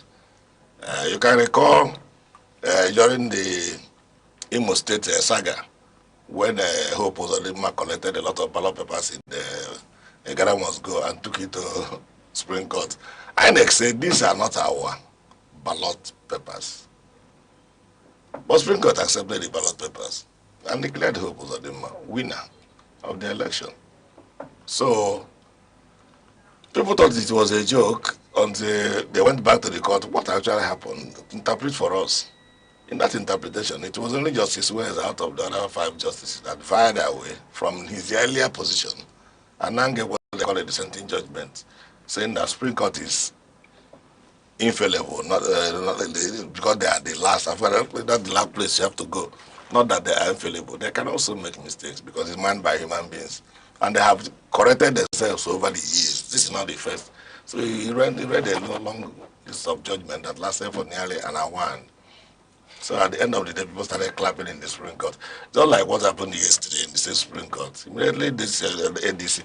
Because people were not even interested in the PDP judgment. Everybody was interested in the ADC judgment. So immediately, they sort of threw away what the Court of Appeal said about maintaining status quo. There was jubilation everywhere. So that shows you, that is what I call legal justice embellish is social justice. So social justice took place, so legal justice also took place. So that is what we witnessed yesterday. All right, let me digress a bit. In this very instance, let's look at the dissenting judgments that will get at the Supreme Court. Is that for just academic exercise? No, they're not for academic exercise. Dissenting judgments, most of the time, will be the judgment the Supreme Court will still rely on in years to come, because that is what the position of the law says. If you go to when we were at the substantive law level, that's when you were reading law at the university, most judgments they used to give us an example of a good principle of law. Most of them are dissenting judgments. It happens both even with Lord Denning in the UK. Open to put at them here, even as late as Peterobi. Show me them. These are people when Supreme Court was Supreme Court. So the dissenting judgment is not for academic exercise. It is most of the time the position of the law. But sometimes you also find out that there are circumstances the Supreme Court can bend over backwards to do the bidding of people in power. Okay. And such times are the times many of us who are social commentators criticize the Supreme Court. Because if you look at from 1993 to date, the courts doesn't give judgment in favor of the masses. Most judgment courts give are in tandem with executive dictates. But under the dictates of the Nigerian constitutional law? Yeah, you can always find a way to circumvent justice if you are a clever judge. After all, let's take ourselves down memory lane. In 1993, Abiola won an election, which was acclaimed one of the freest, safest, and people-oriented election Nigeria has ever had, including Africa has ever had. Babangida refused. Wosu refused. Wosu was the electoral umpire. While Babangida was refusing, Wosu was refusing. Babangida didn't know what to say. Even Kwela Abacha, because we have read Wosu's book, his memos. You see, when Abacha even threatened him, what he did to secure his life was to file an action before the Court of Appeal in Kaduna. I think yes, Kaduna. I think Kaduna, yes, Court of Appeal in Kaduna. And dump all the documents there. I think it was before Justice, who was this judge there, what was presiding judge at the Court of Appeal in Kaduna. I remember the name. Not Oraka, I don't think it's Oraka, I remember the name. So he dumped the whole thing there. It then became public document, so that if you want, you apply for CTC, they will give you everything. So pressmen like you now invaded the court. They were now scoping the results from there. Why it was even before the appeal, remember Justice Ibem, under a candlelight, the person who gave vent to Babangida's wishes by annulling the election by 9 p.m. in the night. That's why I say most times, electoral concerns election. Courts doesn't stand on the way of the side of the masses. They often stand on the side of the government. Often stand on the side of the government. Yes, you can also see the 2023 election. But now, to cap Abiola's own up, you see, after 1993, 30 years thereafter, the same election that was annulled by Babangida through Justice BMS Federal High Court was now claimed to be election won by Moshood Kalewola Abiola. Now, they now accepted he won the election, which means he became the president, but a posthumous president. They now conferred on him GCFR. In 2023, we know Peterobi won the election. There's no need trying to apply cosmetics. Everybody in Nigeria knows Peterobi won the election. But the court disagreed. Just like they decided in Abiola's own. They didn't decide in Abiola's own. So we know that Peterobi won the election in 2023. Now, Peterobi doesn't want to use violence or declare himself like Abiola declared himself in Egbeteku. Peterobi say let him follow the due process. Even against the advice of some people that Nigerian court is not the court of yesterday when you contested for governor in Anambra State. But he's a man who obeys the rule of law. He went through the rigors. Now, the appeal declined giving him his victory, rather declared the one declared by INEC as the victor, that is Tinubu. They went to the Supreme Court. Now, the Supreme Court, in trying to find a leeway out to escape from public odium, now was talking about the excessive reliance on beavers. And they said that this beavers is not a creation of law, but a creation of the rules of INEC. When they, the Supreme Court, also know that whenever any law gives you power to make rules for the conduct of anything, that rule you have made is part of that law. So you don't treat that one as rule separately. And then the other one, it's just like, it's different from, like, say, the civil service law may not provide rules, the provision for civil service to make rules, civil service rules. But by the Civil Service Commission, they decide to make rules. It's unlike that one. Just like the Constitution of Nigeria, give the Chief Judge of Nigeria the power to make rules for the enforcement of fundamental rights as enshrined in Chapter 4 of our Constitution. So if the Chief Judge haven't made the fundamental rights enforcement procedural rules, you will now flag the rules and say it is rule, that is not law. It is law because it was the Constitution that gave the Chief Judge that power to make the rules. So whatever thing you flout in the rules, you compensate for it, either in terms of monetary listing or your process suffers a lapse. So we'll move on to 2023. So that was why I said it was later that El-Rufai, when he fell out with Tinubu, now published, because they have the results, they have the real results. He now published, and people now are asking, what is the importance of publishing the result now? After all, they had denied the peterobi his victory. I said there is a lot of things embedded in that publication of El-Rufai, because that's what the results gotten from situation room of both even PDP and Labour Party. But because PDP was now declared second position, just to humiliate Peter and make him dead, PDP then kept quiet. But PDP people also now produced the same result, and that was the result of the election. But it's of no legal consequences. I'm coming. The legal consequences is that peterobi his own lifetime, so he won the election.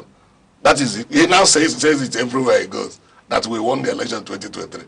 Before, he wasn't proud to say it, or he wasn't bold enough to say it. But after publication, he now said it happened in his lifetime, not like Abiola's own. After peterobi may have been buried, 30 years, maybe in 2040, when some of us must have died. They will say, oh, sorry, peterobi won the 2020 election, we shall compare him GCFR. They'll go and place it in his grave. So he saw his own alive. Abiola never saw his own alive. That's the difference. So it has a lot of relevance. All right. In this instance, what is the way out from this judicial situation? Let me not just hit Peter the Supreme Court, but the judiciary. The way out is for the legislators, which they cannot do, because they know that it is only through shenanigans in election that they win elections, not by people's votes. Let the legislature make such a rule that no court can ever invalidate any other election conducted in Nigeria. If there is any person who breaches any of the electoral act, that person should be singled out and prosecuted. If it is because of vote count or discrepancy in terms of voting, you order a rerun. 7 persons, that is the maximum that can sit in Supreme Court. 7 persons cannot change the will of about 200 million people. I don't know why you see sometimes when you give judgment, there's no justice in it, and people start protesting. Because when you give judgment and there's justice, people rejoice. I keep on saying it. That for the justice, this one, what they call it in law, obita. This one they did yesterday was even an obita dictum, not even a full judgment. But saying that the Court of Appeal couldn't have interfered in what the people were doing in their political party, meaning that the status quo they said should maintain is even irrelevant. Now, because of that, he saw the jubilation. What about if it had been a full-scale judgment that now says INEC should not even take away anybody's name from his portal for whatever reason, because they don't have such power. If they want to such interpretation, they should come back to court. And that this also party remains the authentic blah, blah, blah. You know, you will see more jubilations across board. So, but when there is kind of judgment like the type they got at the court. I remember Court of Appeal upheld the judgment of the Federal High Court, maintaining the status quo in an interim application. people went out of the Supreme Court in solemn mood. I mean, out of the Court of Appeal in solemn mood. But yesterday, from the doors of the Supreme Court, people started jubilating up to the junction of the three-arm zone. So that is judgment leading with justice. In this instance, let me track back to the issue. This ruling yesterday, does he give David Mark a hold on the party, or does he just buy time for the David Mark leadership? No, for now, it's a hold. It's a hold for now, until otherwise ruled by any other court or by the same Supreme Court. But the man is having a hold on his party. He's having a hold on this party? Yeah. What's the political significance of having a hold on the party when the High Court can equally upturn that hold? If the High Court upturns it, you go on appeal again. All right? If the appeal court, you go back to the Supreme Court. That is the reason of having the hold. Barrister, let's talk the politics of it. Through this sequence, where does that really leave the ADC, who understand the time frame of INEC, which is in few days' time, as at 10th of May, every political party must have submitted the party's registrar in this instance, and you have until 30th of May to deal with primaries and disputes arising from the primaries, while the ADC will be in court all through the period as well. No. See, when you are in court, there's something you call principle of least pendings. Least pendings means that you are in court and you are continuing with whatever you are doing. The implication is that if it comes in your favor, you rejoice. If it comes against you, you bear the consequences. So, you need to go and fold up your hands and say because you are in court, you won't do anything. Nature hates vacuum. But the implication may be that all actions taken by the David Mark leadership, if at the end of the day they do not have victory in the High Court, may be upturned. That's if the Federal High Court upturns his leadership. See, that's why I said that the Supreme Court gave what we call legal face-saving judgment. If I were to sit at the Apex Court, my ruling could have been very, very direct. I couldn't have just, dallied around it. I could have made very vital pronouncements. Number one is that nephew Gombe didn't even get any order of court on merit. What do I mean? When you want to get an order of court on merit, you must have the other party. The thing we call ex parte is the one you get when you have not had the other party. Then you have to find the one they call on notice and serve the party. The party will now say why he can do this and that is why that kind of order lasts only for 14 days. But we now saw that INEC made a mountain out of that molehill by using it to strike out the name of ADC from their portal. An interim application that ordinarily dies with a fraction of time in 14 days, it then became a subject of movement for appeal. So that's why I said Supreme Court could have gone deeper than what they did. That's all I'm saying. It's not that what they did was not okay. But again, you also check what brought the parties to the Supreme Court. They cannot go out of their way to start delivering a judgment in a final suit that has not come up before them. If it is interlocutory application like the one they call interlocutory that comes in between the ongoing suit, that implies that you, as an individual, still need to go and finish up the suit pending at the High Court. Even the Supreme Court of President frowns at certain interlocutory applications. But this one is an interlocutory that deals with the national side. Because if you bring interlocutory application against a suit that is pending in lower court, they will tell you go and finish up the case.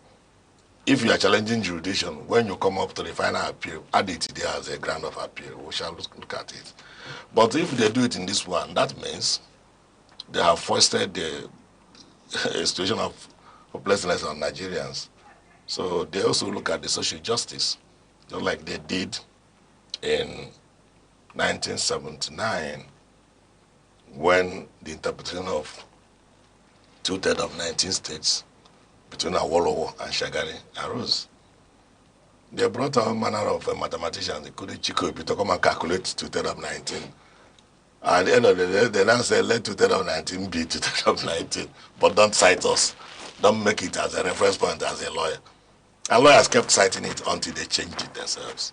So that one is social justice, because the army has stayed from 1967, when they had the military coup, to the whole of the 70s, till 1979. So they now said, okay, no, let us try civilian regime.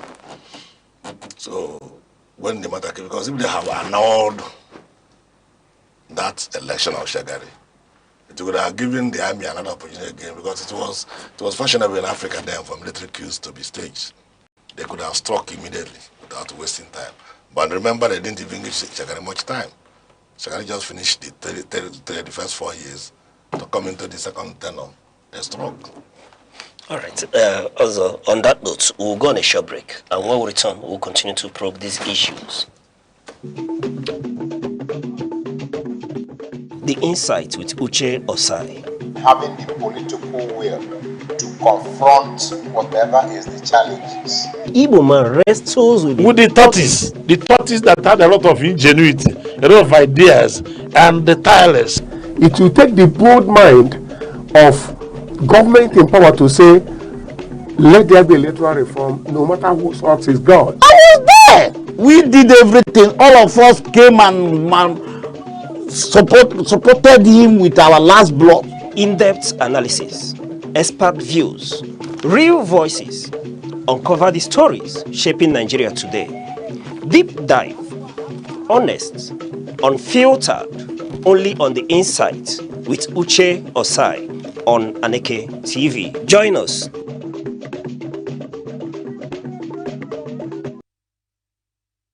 Many thanks for staying with us. And if you've just been joining us, we've been looking at power, politics, and the Supreme Court, ADC's 2027 battle, and helping us to navigate this issue is Barrister Nnadume Ofokansi, a legal luminary and one who prides himself as a farmer. Also, let's continue to dig into this Supreme Court ruling and where that leaves the ADC. And I'm asking, having seen that the Supreme Court has referred the issue back to the Federal High Court, I'm asking, this whole situation, where does it really leave the ADC as an opposition political party? It has left them, one, jumping the first hurdle of having their names back to the inec portal. That's the first hurdle they have jumped. Now it leaves them with the option of another hurdle, the second hurdle, of internal democracy among themselves, before they now talk of the third hurdle. What if the Federal High Court now decides otherwise? So you can see, it is not yet to huru for ADC. But like I said, it's not yet to huru. But like I said, you don't go to sleep and wait for the court. The timetable will be going. And that may be the intention of Amopiton, to shortchange some people and disenfranchise them. Allegedly? No, by his close-knit timetable. Otherwise, these things he's telling people, submit lists of digital members of your party before 10th. Today is 1st, 9 days more. Now, this is what he know he would do since last year. Because APC, but he started their own in November. Because I know that in my village, they will beat the village gong and tell people that if you have problem with the NI, come and we'll correct it for you. Then you bring your NI and they will use it and register you and say you are now a member of APC. So when a lot of people now heard that, yes, peterobi has joined the ADC, we want to register there, and you try to key it into the internet, it's previously registered. Not that you cannot change party, you can, but the sequence is now more difficult than before. You can jump from one party to the other, because you need to cancel the one you have in the former party before the system accepts you in the other one, because internet is a global phenomenon. So if they have jumped the first hurdle here, now comes the hurdle of the internal democracy within party. President of Nigeria has to be one person. Not everybody. But even within the ADC, the greater number of those who are going to vote are clamoring for P2B's combination with one person. But you can find out that some silent elements in the ADC, Kenneth Okongo, for instance, Neo Minlaya, for instance, are angling for Atiku Abubakar.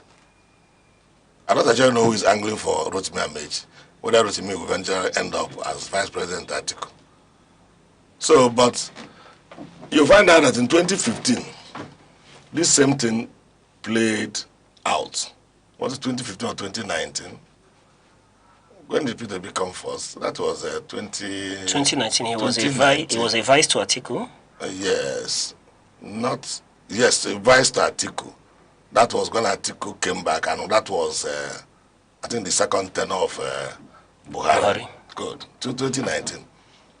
People went, but including yours sincerely, who is sitting before you here, went to the Wadaza Plaza in Abuja, at PDP National Secretariat. We told the chairman, I remember his name, the crowd was excessive. It came straight from here down to New Haven. But there were supposed people who were in front. I was actually in front. If you have watched the video, you see me. When I asked the party hierarchy, give us peterobi as presidential candidates. I think that was 20. Okay, that was 2022. 2022. When we were now doing 1 million man march for Obi, everywhere we go. That was 2022, not 2019. So the man now told us, what did this man say? He told us that, well, we'll say a microphone, that it doesn't lie only his power to give us peterobi, but it lies both in the power of the National Working Committee and other stakeholders. We said, okay. People started organizing 1 million man march here, 1 million man march there. Virtually all the 30 states, but people were falling over themselves over whose the million march will be larger than the other one. So this is our record. Now they decided otherwise, and then selected a committee in which our dear governor then, if I was a member, and they threw open the presidential ticket of an indirect primary that people are going to Abuja to vote. I think usually will buy such primaries over. And when people have been answered, dollars were being shared, no more in Naira. He resigned from PDP. And when he resigned from PDP, a lot of parties started worrying him. The Labour Party, which was a very quiet party, the presidential candidate was Pat Utomi. So it was a quiet party, no rancor, no noise. Just let them fulfill all righteousness that they have to feed their candidates. Now, we saw that Labour Party, being a labor movement, has a following in 774 local governments of the nation. That actually contributed to Peter pitching tent with the Labour Party. Having pitched the tent with the Labour Party, Party Utomi stepped down, just like what Nwosu did in the ADC. Step down peacefully. Then, remember, the ruling party never gave peterobi a single chance, because they were sure they can write results and then declare results. So they never gave him a chance. Then the campaign started. It was in the course of looking for a deputy that some strong outside stakeholders told him, we have someone like you here in the north. If you want a deputy, a vice president for the north, we'll give you. They called Dati Ahmed into the bishop courts in Use. The man came. Peter was saying this thing himself. I'm not trying to narrate the story I got. He was the one saying it himself, and it's on public domain. So I told the Dati that I want you to run with me. He said, I never knew that from Adam. I want you to run with me as vice president. That Nigeria is beyond repair. I don't want to soil my hand in this country. And the man began to preach to Dati Ahmed. Look at Nigeria. Check what kind of nation you are going to bequeath to your children. Is it a nation governed by terrorists? Nation governed by banditry? Nation governed by armed robbers, kidnappers? Please, reconsider this. That was when that started crying and went into the register and cleaned up his face. I said, he's in. And they saw their campaign. Don't think Peter was as forceful in claiming his mandate as that was. Because you can see that he was not afraid of anybody. He was saying it blunt. Don't swear Tinubu in. If you ever swear him in, Chief Judge, you have ended democracy. In national television, the man wasn't hiding anything. Because he knows what went wrong. Because you can't tell me that National Assembly of 2 chambers had no glitch. Suddenly, election conducted in the same day, presidential election had a glitch. And they now called result, which he did by manner collation. So, these are the challenges we talk about internal democracy. Because that's what brought me to this long story. So if we allow internal democracy to prevail, because what ADC should be out for is not who will win primary. They should be out for who will win the election. Because it's not about winning primary. It is about winning the election. And they know that Obi has a larger following than any other candidate they are trying to field. And with its combination with one person, there are elections you win, it becomes difficult to rig. Like Peter did in Lagos, it was difficult to rig in Lagos in 2023 because the margin was so excessive that they keep on drawing it down. They removed 1,000, it couldn't work. They removed 200,000, no way. They now saw that, in fact, they cut it the way they just added something to make sure that peterobi vote. But if they are giving peterobi the whole election result, as shown in the result displayed by Aerofy and as collected by our situation room, the margin was excessive, virtually in every part of Nigeria, apart from the far north. All right, Barrister, looking at the Supreme Court's position yesterday, where does that leave INEC's credibility in all this process leading to the 2027 But election? I told you people, you pressmen, I told you when you confronted me when Amipito was appointed, I told you I don't have confidence in Amipito. I don't know if from Adamo, but birds of the same feather, they say, flock together. And you tell me your friends, I tell you who you are. Tell me who you follow. I tell you what you are, who you are. Tinubu cannot appoint a credible umpire. He cannot. Because he never won an election. He will still find somebody who will do his unscrupulous bidding.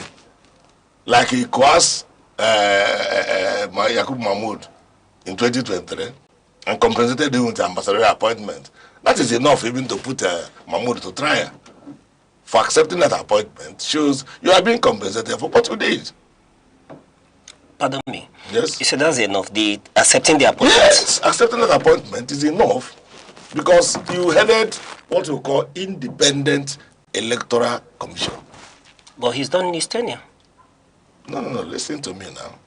You headed it, and it was in your tenure that you produced the president who appointed you as ambassador.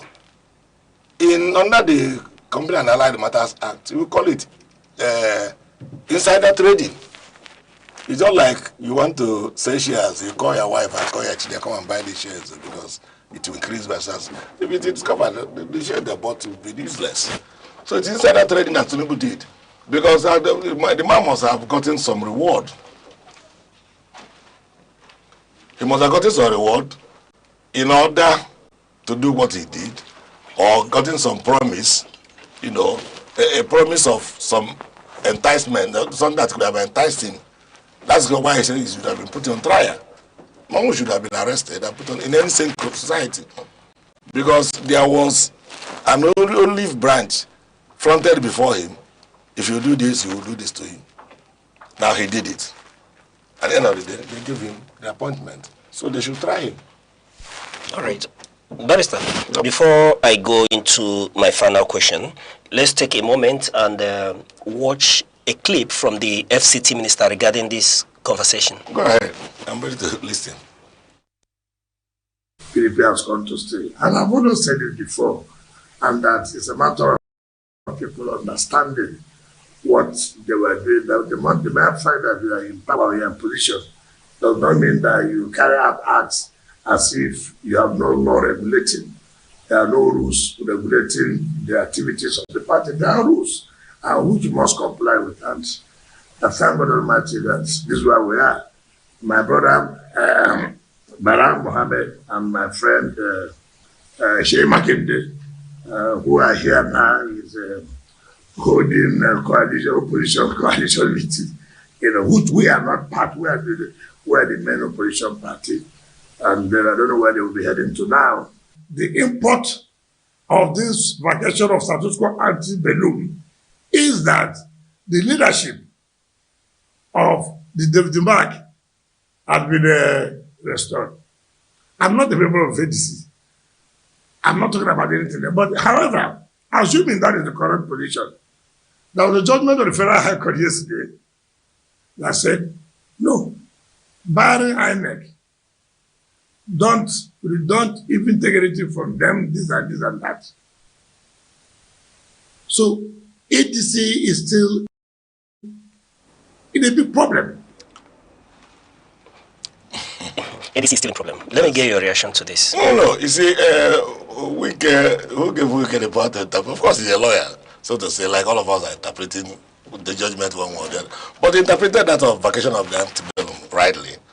Yes, it was vacated, and the Federal High Court, he said, gave another order again that the names of so and so person should not be put on the inec portal.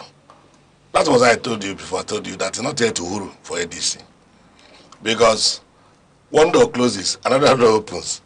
If the order of the Federal High Court of yesterday or day before yesterday bars inec, and it is not part of why they went to the Supreme Court.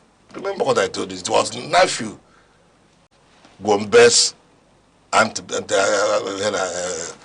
status quo antebellum that dragged all of them to court, which inec acted on.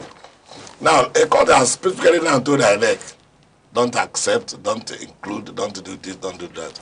So you find out that inec will still hang on that and say they are still obeying the laws of the land, because a court has told us not to put we'll have it on good authority that they've restored David so I'm coming. So they will say they have, if they want to still continue to be mischievous. But you, like I said, Supreme Court gave face-saving judgment, like I told you before. INEC went into a cul-de-sac by the time they removed the name of David Mark and Bosala. The backlash that followed it, it was like a child who has been crying all this while and is looking for somebody to tell him, I beg, stop crying. He will just immediately stop crying. But we beat a child in the morning and start crying. And he has been crying till 12 noon. And nobody has ever told the child, stop crying. Though. And somebody who is even passing says, this little girl, why are you crying? Piam, he will stop the crying. So I think I've been looking for somebody to placate them in the error they did ab initio in removing the name illegally. So what it will employ now is that if they reinstate the name back to the distance, they will now tell them, simple, let the process of the court be concluded at the Supreme Court before we know who to remove or who not to remove again. So they have used that very Igbo dictum of the crying child to restore the name. I'm aware they did. Also, just in a nutshell, as we are out of time, I know that you favor the OK Obi Kwankwaso position, but let me ask, in a nutshell, what are their chances given the crisis in ADC right now? Do you advise them to continue with the ADC or seek alternative routes? The only thing I know is that every political gladiator who knows his onions cannot put all his eggs in one basket. I know peterobi and Kwankwaso must have a plan B, have a plan C, have a plan D even. Remember, even if the time has elapsed and there is a presidential candidate in a party who swears to an affidavit and says he's stepping down to some person, that time lag doesn't affect the substitution. So you can, because there is always time to substitute. And you can recall that, in fact, what Nigerians are waiting for, the average Nigerian voter is waiting for is, where does peterobi go?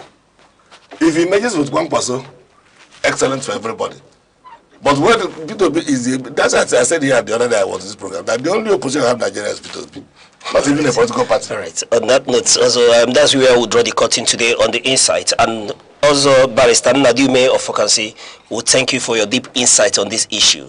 And to you, our wonderful viewers, let us know what you think about this issue. Reach us with the hashtag The Insight on at Aneke TV on our social handles. Till we come your way, same time on Monday. I still remain your host, Uche Osai.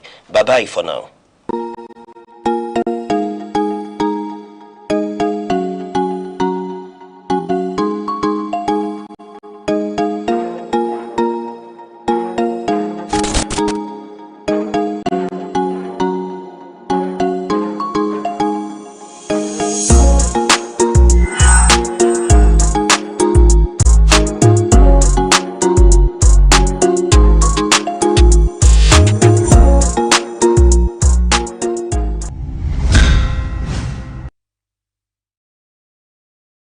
Security is not just police on patrol.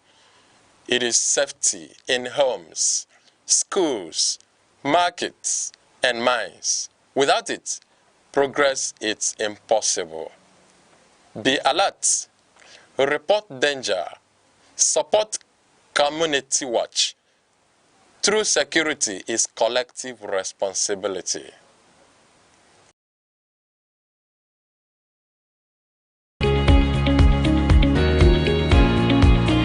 Information moves the world. At Aneke TV, we deliver trusted news coverage, professional event coverage, and impactful storytelling. We don't just report the news. We connect brands to audiences. For news coverage, events, and advert placement, call Aneke TV today. Aneke TV. Move with the world.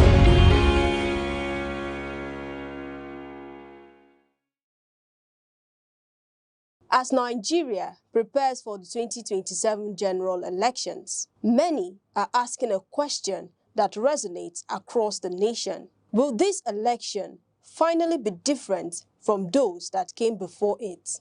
From disputes over results to delayed outcomes, past polls have often left citizens frustrated. But for 2027, hope is rising, and citizens are playing a central role in shaping the outcome. Across the country, voter registration is surging. Millions of Nigerians, particularly first-time voters and young citizens, are taking active steps to ensure their voices are heard. Surveys show that more than 70% of Nigerians intend to vote in 2027, signaling strong public interest despite concerns about security and electoral fairness. INEC has introduced measures to strengthen the credibility of the elections, including continuous voter registration and biometric verification of voters.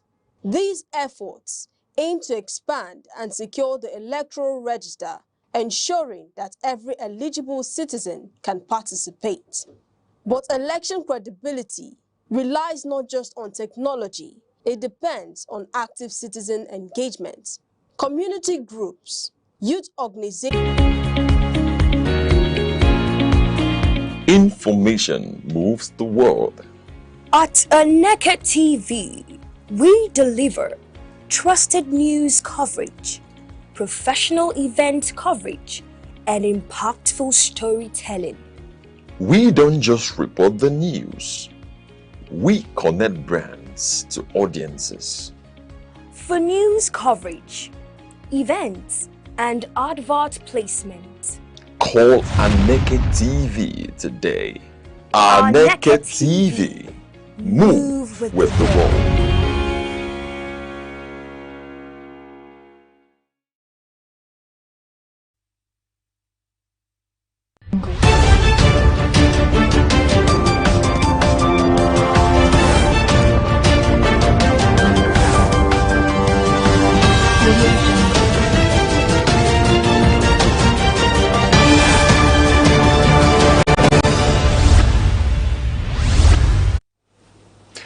Good afternoon and welcome to news across the country on Aneke TV.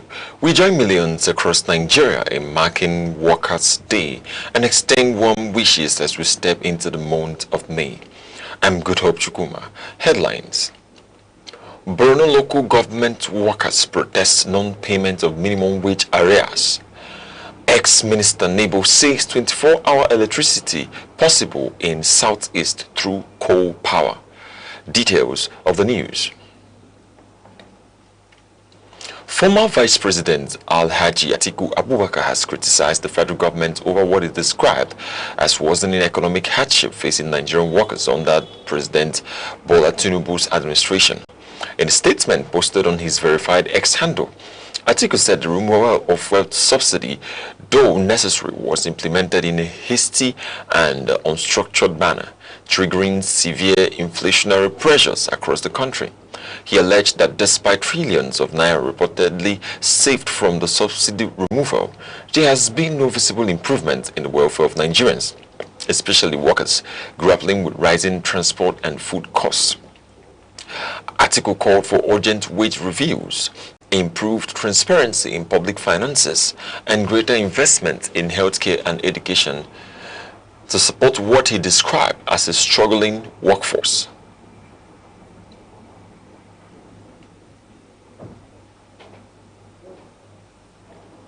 Workers in Borno State today staged a protest in Maiduguri over the non-implementation of the 70,000 naira national minimum wage for local government employees. The protest, organized by the Nigerian Labour Congress, NLC, and Trade Union Congress, TUC, coincided with the 2026 International Workers' Day celebrations. Labour leaders said while some categories such as teachers and health workers have begun receiving the new wage, most local government staff remain excluded due to administrative challenges. However, the Borno State government attributed the delay to an overstretched workforce of about 90,000 local government employees, insisting that the wage bill poses a major financial constraint on councils. Rivers State Governor Siminalayi Fuwara has commended organized labor for sustaining industrial harmony across the state, despite recent political tensions. In his 2026 Workers' Day message, Governor Fuwara praised the Nigerian Labour Congress and Trade Union Congress for prioritizing dialogue and cooperation over confrontation. He said the stability in the state's public service sector has ensured uninterrupted operations in schools and healthcare facilities. The governor reaffirmed his administration's commitment to workers' welfare, including prompt salary payments, pension reforms, and ongoing infrastructure upgrades at the state secretariat. The executive chairman of Enugu South Local Government Area, Dr. Caleb Ani, has congratulated workers on the occasion of the 2026 International Workers' Day. In a statement issued through the council's media units, Dr. Ani described workers as the backbone of effective governance and grassroots development. He highlighted the importance of this year's theme on safety and health at work, especially in the face of changing climate conditions affecting productivity. The chairman reaffirmed his administration's commitment to improved welfare, safer working conditions, and sustainable development across all sectors in the local government area.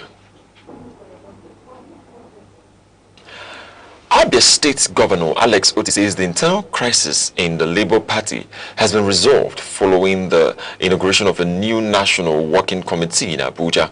Speaking at the party's National Secretariat, Governor Oti said the emergence of a leadership led by Senator Nadi Usman marks a new phase of unity within the party.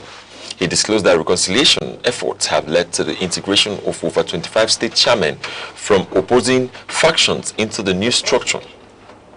Governor Oti expressed optimism that the party is now repositioned as a strong opposition platform ahead of the 2027 general elections.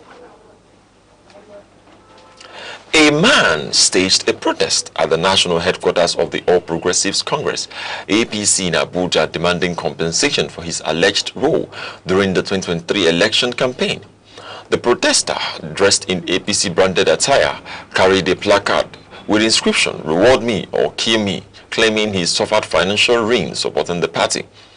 He alleged that he sold his property to fund campaign-related expenses and is now unable to cater for his family.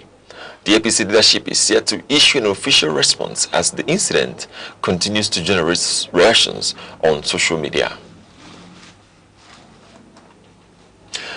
The Katsina State Police Command has arrested a 28-year-old man accused of acting as an informant for bandit groups operating in Musawa local government area.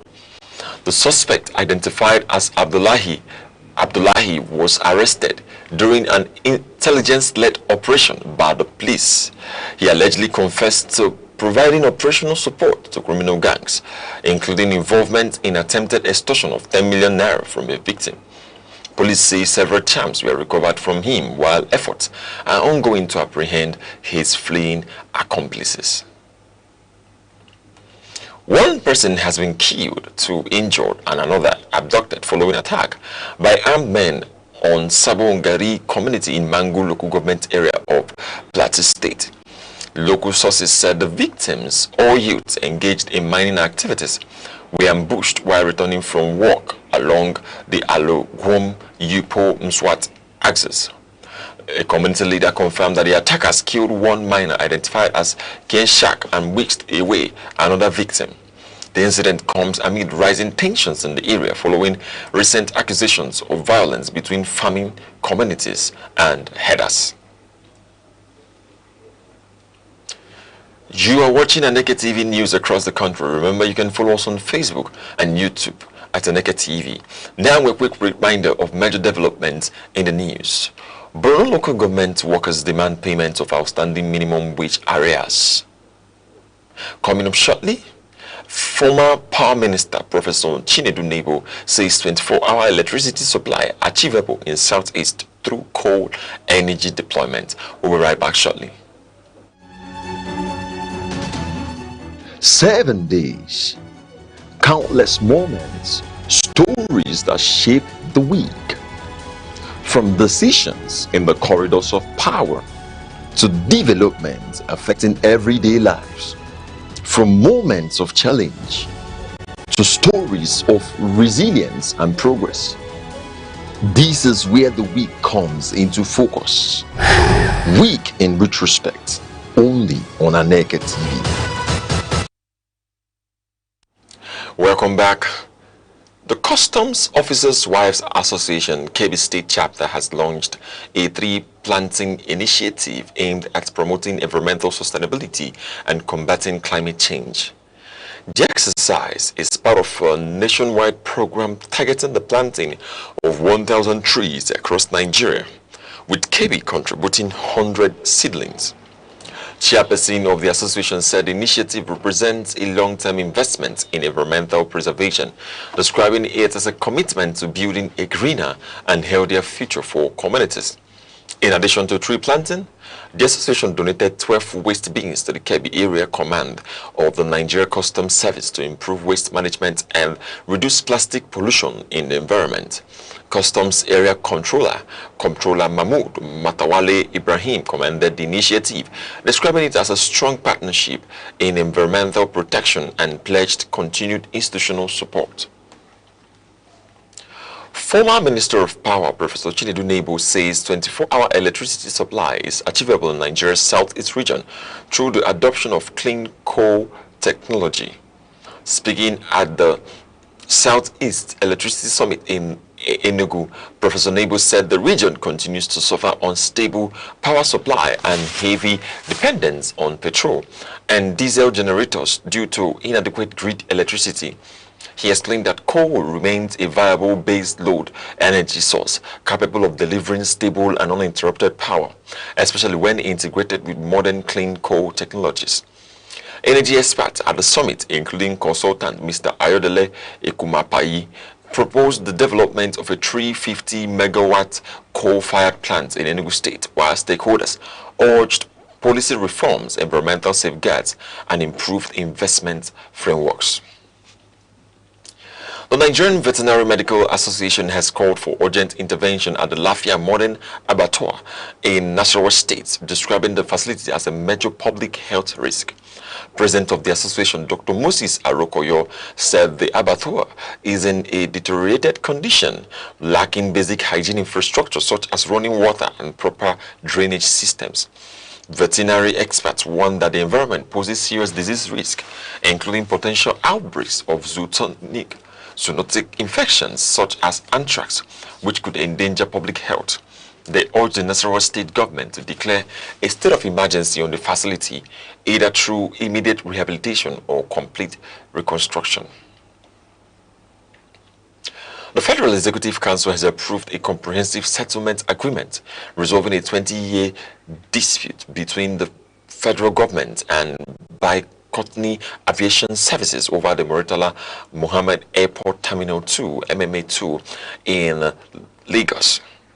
Under the agreement, Courtney Chairman Dr. Wale Babalakin waived a 132 billion naira judgment debt and relinquished exclusivity rights that had previously stalled the development of the proposed Lekki Airport. The deal also maintains government control of the General Aviation Terminal while returning a previously revoked hotel and conference project to Bai Kotni for completion within 24 months.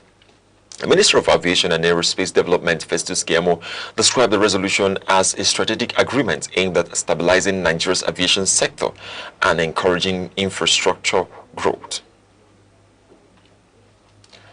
Abia State government says it will commission the Umuahia Mega Transport Terminal within the next 2 weeks as part of the efforts to modernize transportation in the state. Commissioner for Transport, Dr. Chimezie Ukebu, confirmed that the facility is fully ready following consultations with transport union and stakeholders. The terminal is designed as a centralized transport hub featuring structured parking systems, modern passenger lounges, and improved commuter coordination. Government officials say the project will reduce traffic congestion in Umuahia and improve safety, efficiency, and orderliness in intercity transportation across the state. Now in sports, the Confederation of African Football, CAF, has confirmed unanimous backing from its 54 member associations for the re-election of FIFA President Gianni Infantino ahead of the 2027 election. CAF announced the endorsement following a meeting held in Vancouver, Canada, on the eve of the 76th FIFA Congress, where member associations agreed on continued support for Infantino's leadership. Infantino, who has led FIFA since 2016, is credited with expanding development funding through the FIFA Forward program and introducing structural reforms across global football governance. However, his tenure has also attracted criticism over centralization of power, even as African football continues to benefit from increased financial and developmental support. Now in entertainment, Nollywood actor Lateef Adedimeji and his wife Adebimpe Oyebade, popularly known as Mo Bimpe, have announced the birth of their triplets, all boys. The actor shared the news on social media, expressing gratitude and describing the development as a major blessing for his family. The couple, who got married in December 2021, have received widespread congratulatory messages from fans and colleagues across the entertainment industry. The birth of the triplets marks a significant milestone for the celebrity couple, who are among Nigeria's most popular film industry figures. And now, to end the news across the country, here are the main points again. Local government workers in Borno State have staged a protest in Maiduguri, demanding the immediate implementation of the 70,000 naira national minimum wage and payment of outstanding arrears. The demonstration, organized by the Nigerian Labour Congress, NLC, and the Trade Union Congress, TUC, coincided with the 2026 Workers' Day commemoration. Former Minister of Power, Professor Chinedu Nebo, has expressed confidence that 24-hour electricity supply is achievable in Nigeria's southeast region through the adoption of clean coal technology. Professor Nebo made the assertion at the Southeast Electricity Summit held in Enugu, organized by the Southeast Electricity Consumers Association. He noted that the region continues to face persistent power shortages and heavy reliance on self-generated electricity using petrol and diesel. That's news across the country at noon. For breaking news and eyewitness reports, call 07030437110. Follow us on Facebook and YouTube at Aneke TV. On behalf of the producer Chidi Mazawa and the entire news team, I'm Good Hope Chukuma. Thanking you for watching. Enjoy the rest of your day.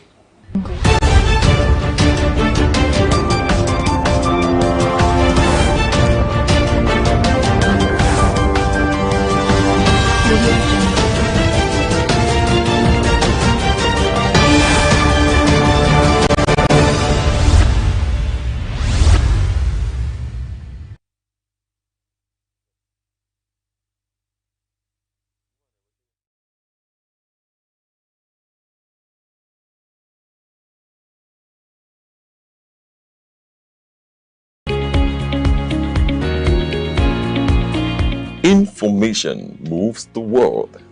At Aneke TV, we deliver trusted news coverage, professional event coverage, and impactful storytelling. We don't just report the news. We connect brands to audiences. For news coverage, events, and advert placement, call Aneke TV today. Aneke TV. Move with the world.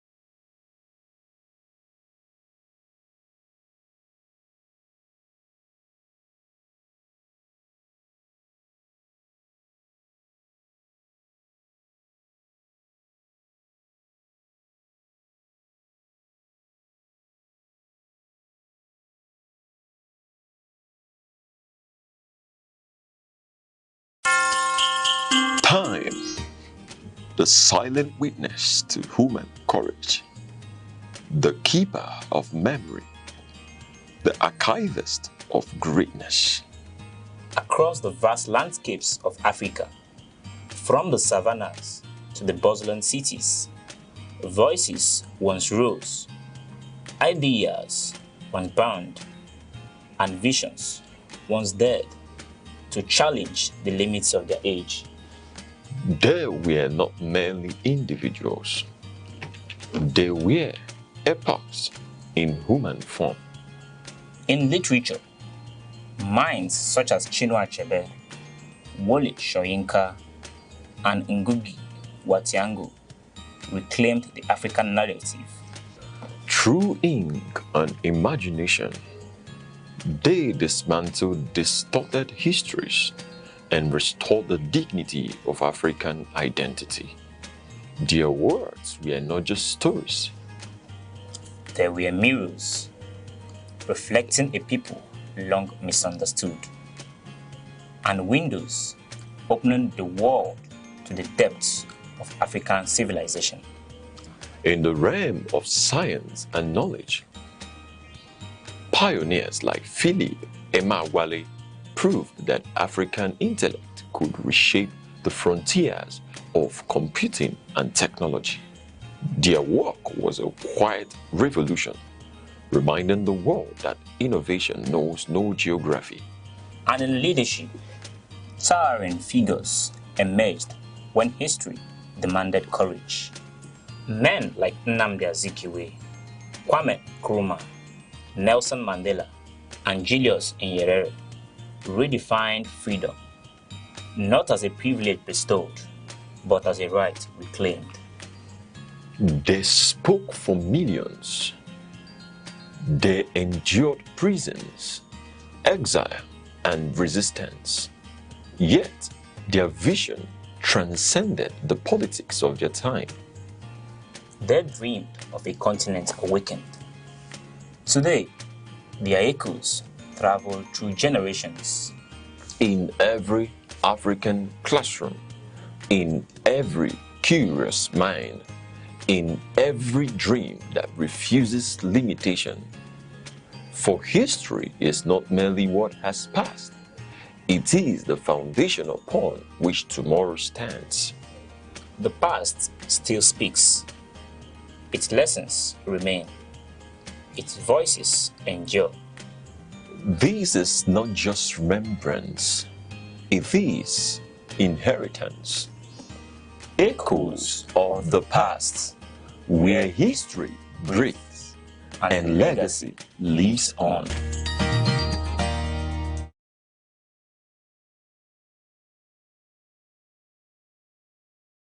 Imo State unfolds like a living poem, a tapestry of memory, aspiration, and transformation. Here, history is not settled in the past, but continues to move forward, carried in the footsteps of Imolites, whose resolve and optimism animate every corner of the land. The people and their spirit Imolites are renewed for their courage, enterprise, and intellect. From the bustling avenues of Owerri to the rolling hills of Idato, both the young and the old carry a quiet, steadfast conviction. Education is not just a means to an end, but a calling. Their ambition lives in the classrooms, in labs, in markets, and in the global Imo diaspora.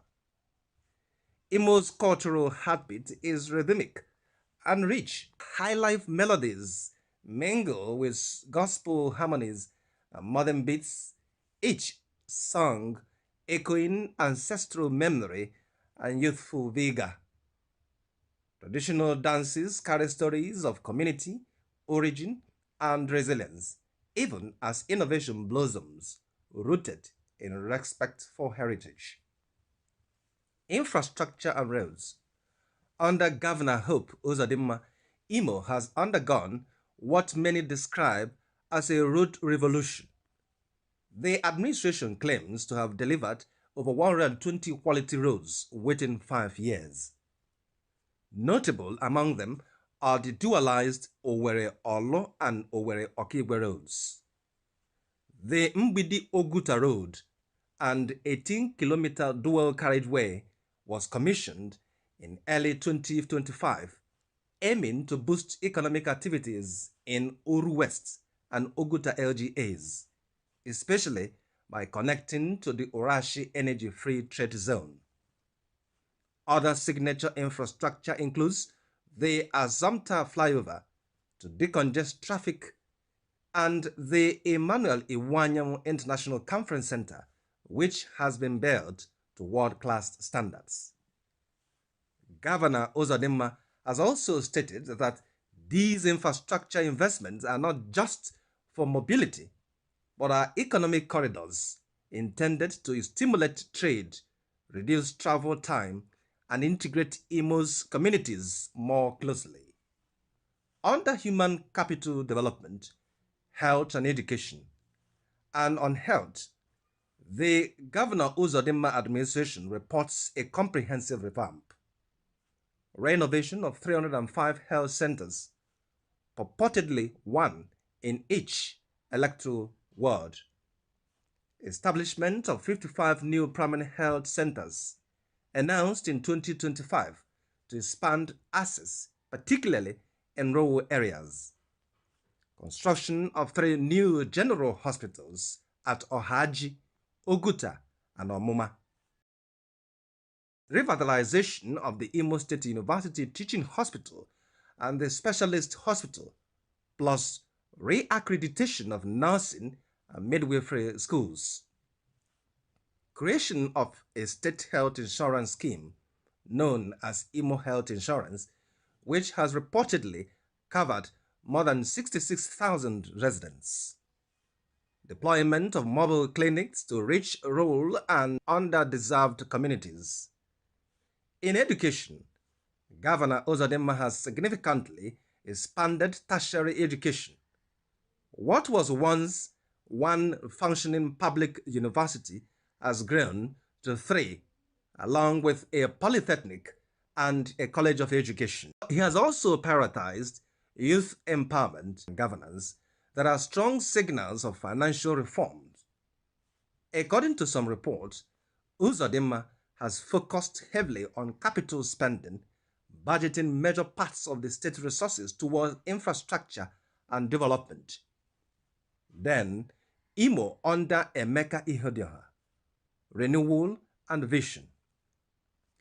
While much of the recent narrative focuses on Governor Uzodimma, it is important to acknowledge the contributions of his predecessor, Chief Emeka Ihedioha.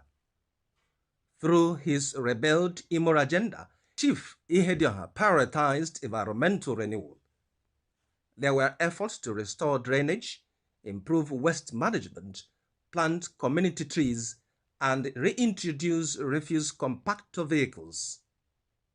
He also restructured state finances, including implementing a treasury single account for greater financial discipline and automating revenue collection to improve the state's internally generated revenue.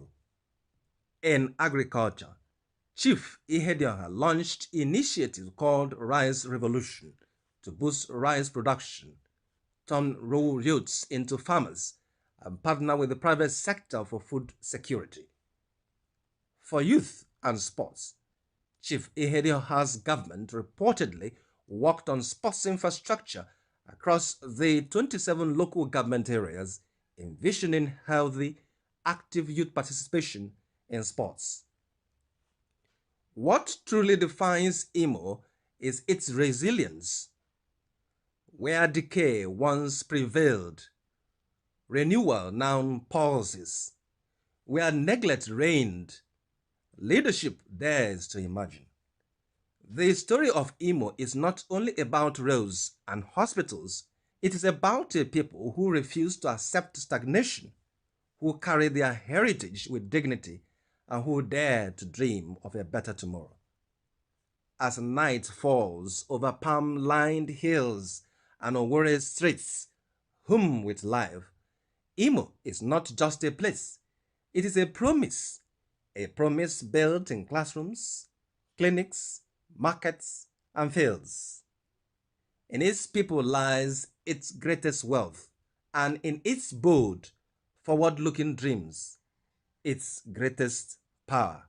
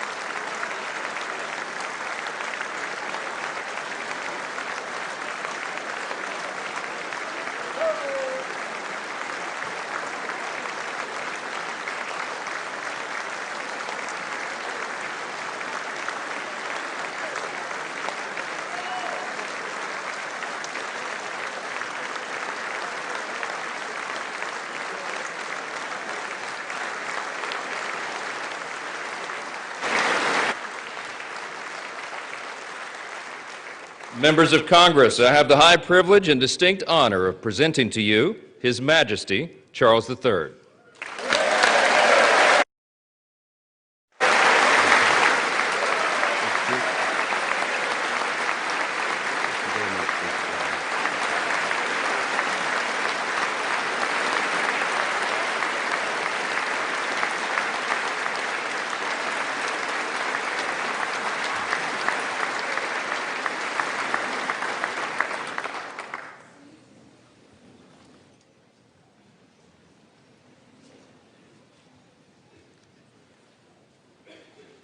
Mr. Vice President, Mr. Speaker, members of Congress, representatives of the American people across all states, territories, cities, and communities.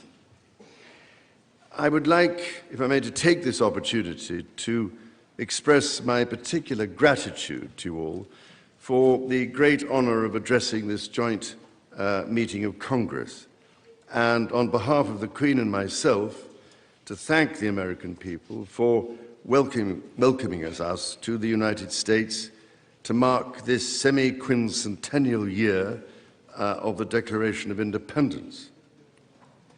And for all of that time,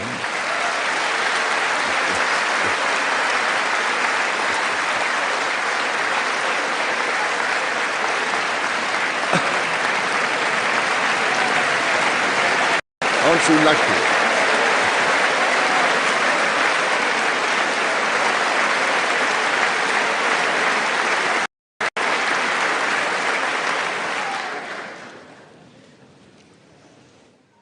And for all of that time, our destinies as nations have been interlinked. As Oscar Wilde said, we have really everything in common with America nowadays, except, of course, language. So, ladies and gentlemen, we meet in times of great uncertainty, in times of conflict from Europe to the Middle East, which pose immense challenges for the international community and whose impact is felt in communities the length and breadth of our own countries. We meet too in the aftermath of the incident not far from this great building that sought to harm the leadership of your nation and to foment wider fear and discord. Let me say with unshakable resolve, such acts of violence will never succeed.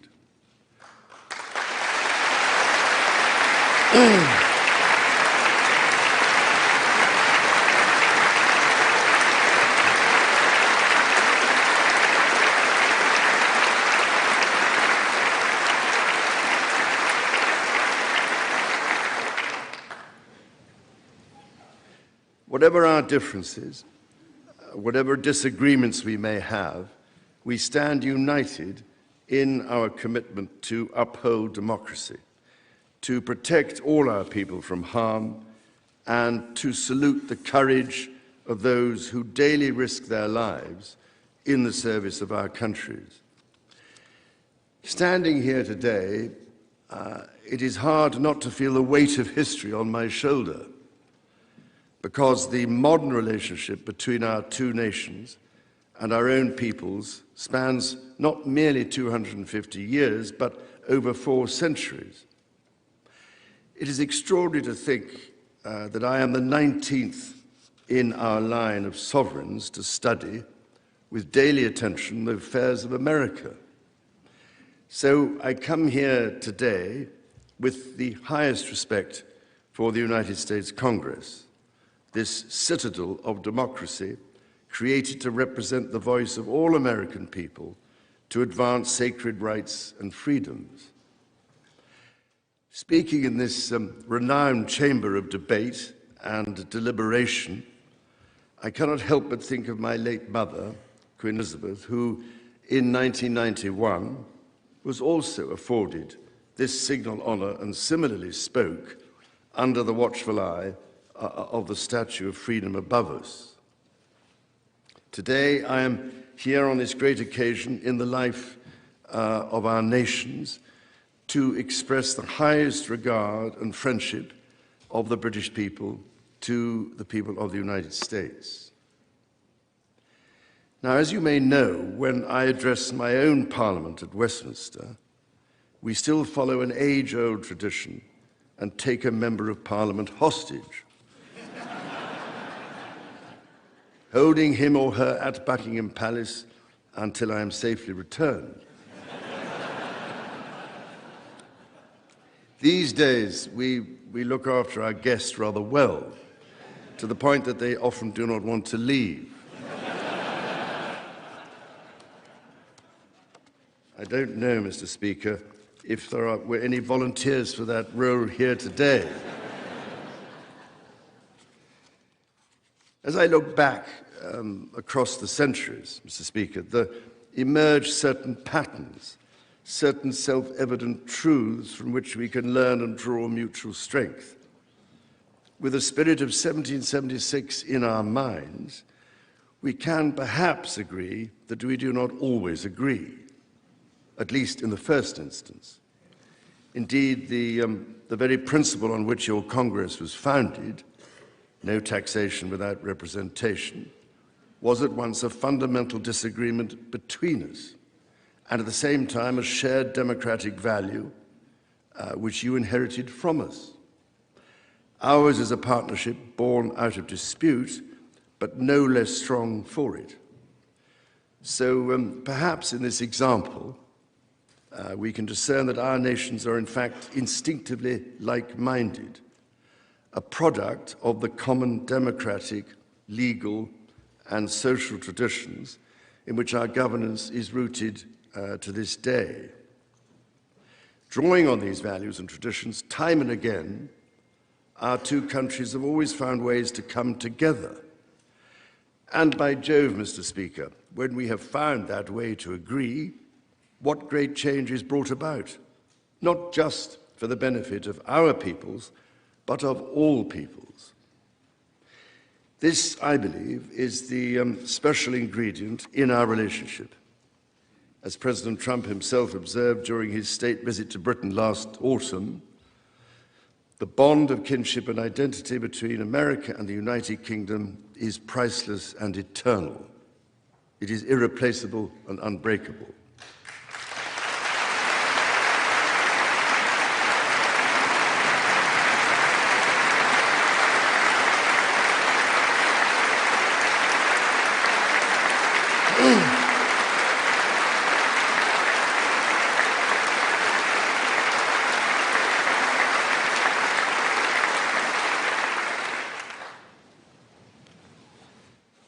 Mr. Speaker, this is by no means my first visit to Washington, D.C., the capital of this great republic. It is, in fact, my 20th visit to the United States and my first as King and head of the Commonwealth. This is a city which symbolizes a period in our shared history, or what Charles Dickens might have called a tale of two Georges.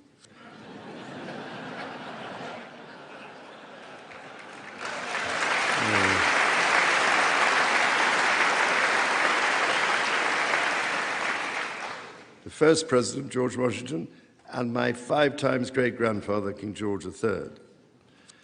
King George, as you know, never set foot in America, and please rest assured, ladies and gentlemen, I am not here as part of some cunning rearguard action.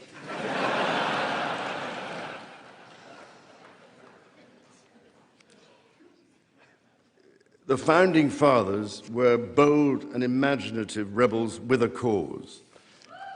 250 years ago, or as we say in the United Kingdom, just the other day,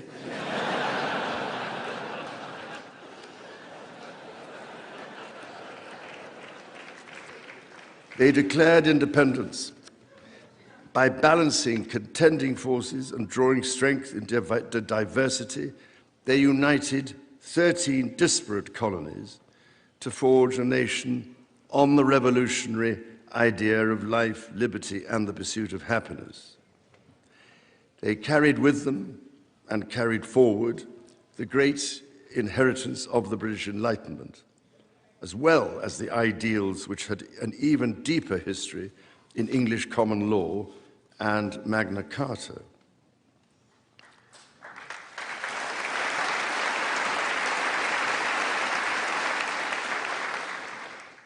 These roots run deep, and they are still vital.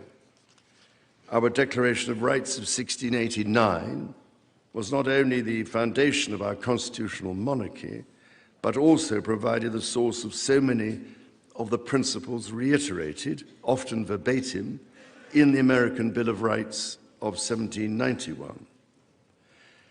And those roots go even further back in history. The US Supreme Court Historical Society has calculated that Magna Carta is cited in at least 160 Supreme Court cases since 1789, not least as the foundation of the principle that executive power is subject to checks and balances.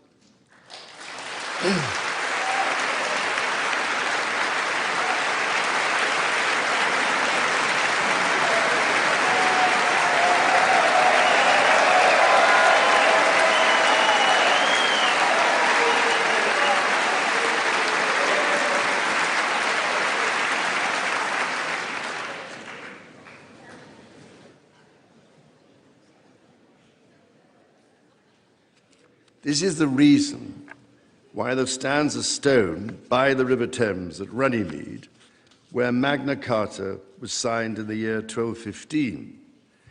This stone records that an acre of that ancient and historic site was given to the United States of America by the people of the United Kingdom to symbolize our shared resolve in support of liberty and in memory of President John F. Kennedy. Distinguished members of the 119th Congress, it is here in these very halls that this spirit of liberty and the promise of America's founders is present in every session and every vote cast, not by the will of one, but by the deliberation of many, representing the living mosaic of the United States.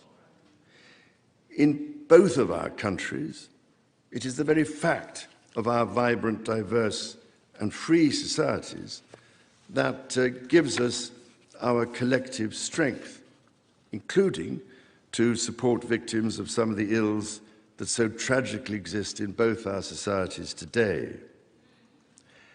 And, Mr. Speaker, for many here, and for myself, the Christian faith is a firm anchor and daily inspiration that guides us, not only personally,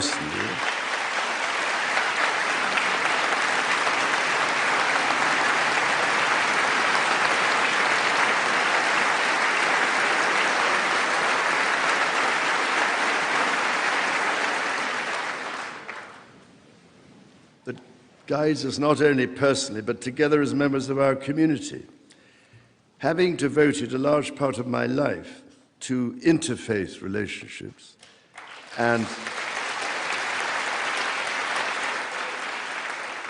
greater understanding, it is that faith in the triumph of light over darkness which I have found confirmed countless times. Through it, I am inspired by the profound respect that develops as people of different faiths grow in their understanding of each other.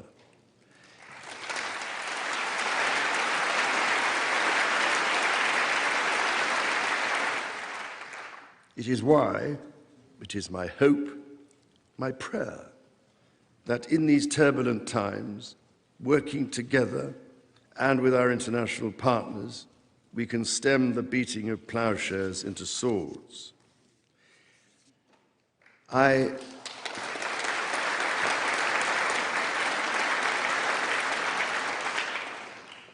am mindful that we are still in the season of Easter, the season that most strengthens my hope. It is why I believe with all my heart that the essence of our two nations is a generosity of spirit and a duty to foster compassion, to promote peace, to deepen mutual understanding, and to value all people of all faiths and of none.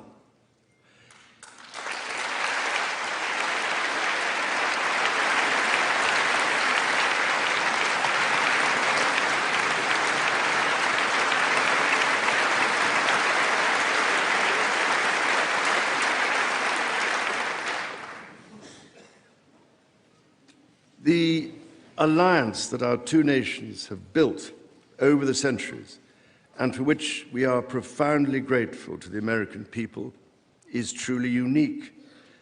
And that alliance is part of what Henry Kissinger described as Kennedy's soaring vision of an Atlantic partnership based on twin pillars, Europe and America.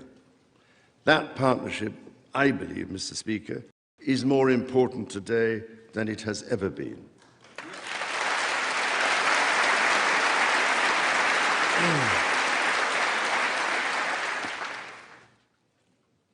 The first reigning British sovereign to set foot in America was my grandfather, King George VI. He visited in 1939 with my beloved grandmother, Queen Elizabeth, the Queen Mother. The forces of fascism in Europe were on the march, and sometime before the United States had joined us in the defense of freedom, our shared values prevailed.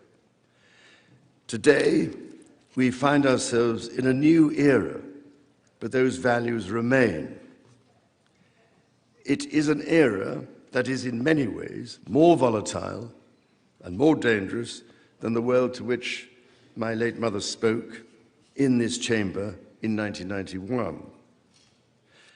The challenges we face are too great for any one nation to bear alone, but in this unpredictable environment, our alliance cannot rest on past achievements or assume that foundational principles simply endure. As my Prime Minister said last month, ours is an indispensable partnership. We must not disregard everything that has sustained us for the last 80 years. Instead, we must build on it.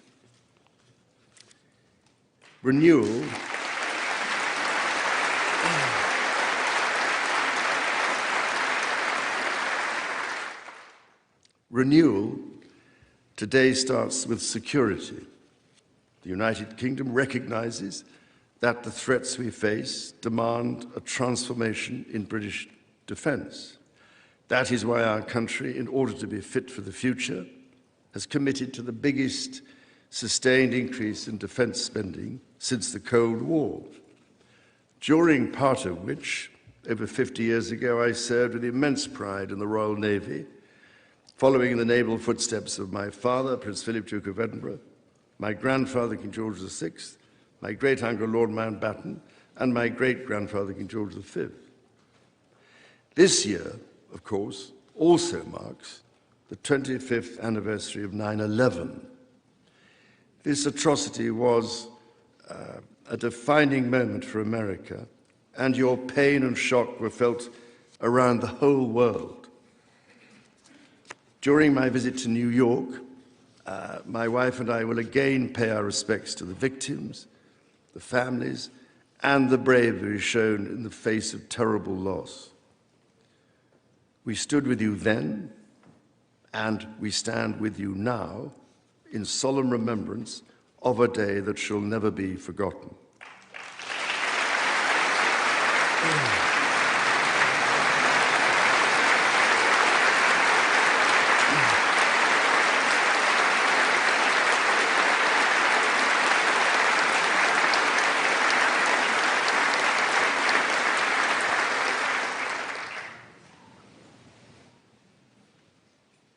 In the immediate aftermath of 9/11, when NATO invoked Article 5 for the first time, and the United Nations Security Council was united in the face of terror, we answered the call together, as our people have done so for more than a century, shoulder to shoulder through 2 world wars, the Cold War, Afghanistan, and moments that have defined our shared security.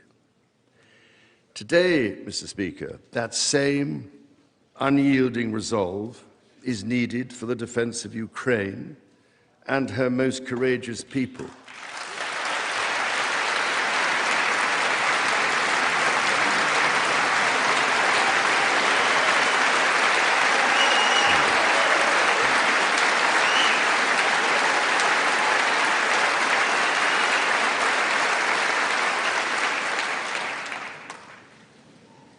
It is needed in order to secure a truly just and lasting peace.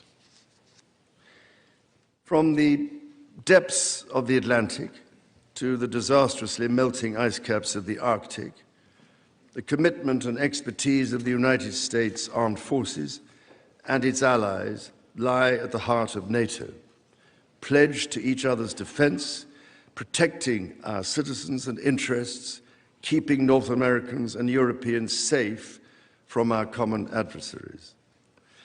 Our defense, intelligence, and security ties are hardwired together through relationships measured not in years, but in decades. Today, thousands of US service personnel, defense officials and their families are stationed in the United Kingdom, as British personnel serve with equal pride across 30 American states.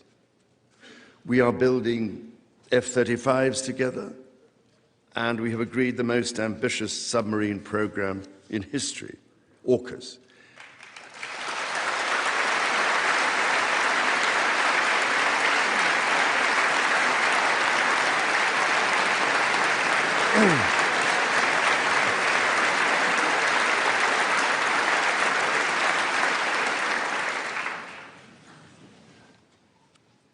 And we are doing it in partnership with Australia, a country of which I'm also immensely proud to serve as sovereign. We do not embark on these remarkable endeavors together out of sentiment. We do so because they build greater shared resilience for the future, so making our citizens safer for generations to come. Our common ideals were not only crucial for liberty and equality, they are also the foundation of our shared prosperity. The rule of law, the certainty of stable and accessible rules, an independent judiciary resolving disputes and delivering impartial justice. These features created the conditions for centuries of unmatched economic growth in our two countries. This is why our governments are concluding new economic and technology agreements to write the next chapter of our joint prosperity and ensure that British and American ingenuity continues to lead the world. Our nations are combining talent and resources in the technologies of tomorrow. Our new partnerships in nuclear fusion and quantum computing and in AI and drug discovery, holding the promise of saving countless lives. More broadly, we celebrate the $430 billion in annual trade that continues to grow, the $1.7 trillion in mutual investment that fuels that innovation, and the millions of jobs on both sides of the Atlantic, supported across both economies. These are strong foundations on which to continue to build for generations yet unborn. Our ties in education, research, and cultural exchange empower citizens and future leaders of both countries. The Marshall Scholarship, named after the great General George Marshall, and the association of which I am so proud patron, are emblematic of the connection between our two countries. Since its founding, more than 2,300 scholarships have been awarded, opening doors for Americans from all walks of life to study at the United Kingdom's leading universities. So as we look toward the next 250 years, we must also reflect on our shared responsibility to safeguard nature, our most precious and irreplaceable asset.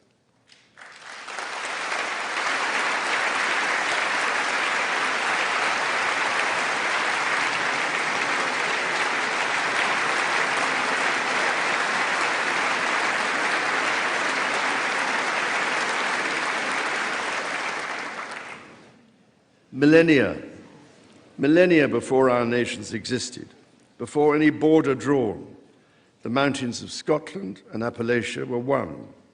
a single continuous range forged in the ancient collision of continents.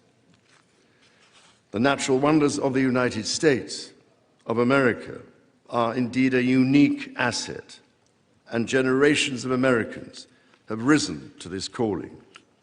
Indigenous, political, and civic leaders, people in rural communities and cities alike, have all helped to protect and nurture what President Theodore Roosevelt called the glorious heritage of this land's extraordinary natural splendor, on which so much of its prosperity has always depended. Yet, even as we celebrate the beauty that surrounds us, our generation must decide how to address the collapse of critical natural systems, which threatens far more than the harmony and essential diversity of nature. We ignore at our peril the fact that these natural systems, in other words, nature's own economy, provide the foundation for our prosperity and our national security.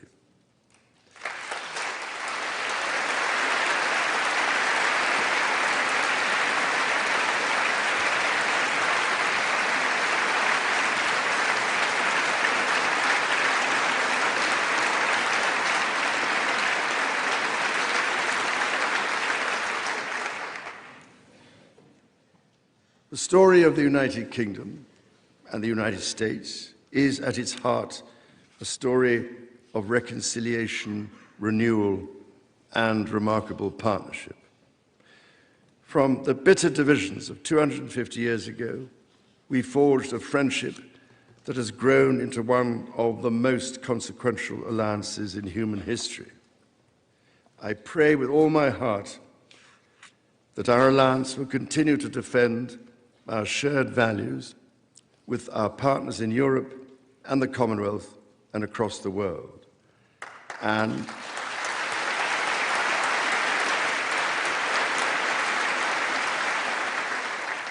that we ignore the clarion calls to become ever more inward-looking. Mr. Speaker, Mr. Vice President, distinguished ladies and gentlemen, America's words carry weight and meaning, as they have since independence. The actions of this great nation matter even more. President Lincoln understood this so well with his reflection in the magisterial Gettysburg Address, that the world may little note what we say, but will never forget what we do. And so to the United States of America, on your 250th birthday, let our two countries rededicate ourselves to each other in the selfless service of our peoples and of all the peoples of the world. God bless the United States, and God bless the United Kingdom.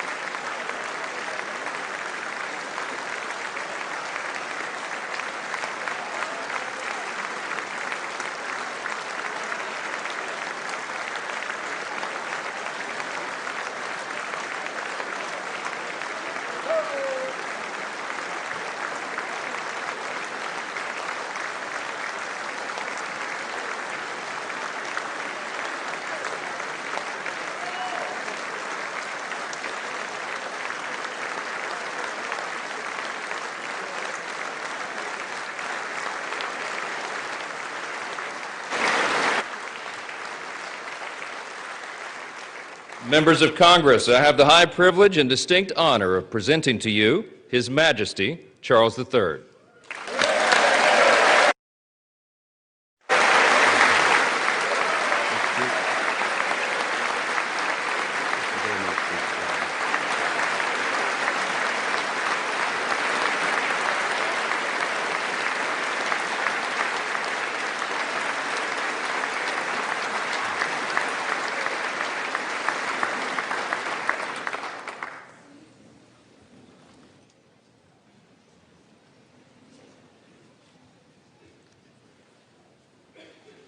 Mr. Vice President, Mr. Speaker, members of Congress, representatives of the American people across all states, territories, cities, and communities. I would like, if I may, to take this opportunity to express my particular gratitude to you all for the great honor of addressing this joint meeting of Congress, and on behalf of the Queen and myself, to thank the American people for welcoming us to the United States to mark this semi-quincentennial year of the Declaration of Independence. And for all of that time,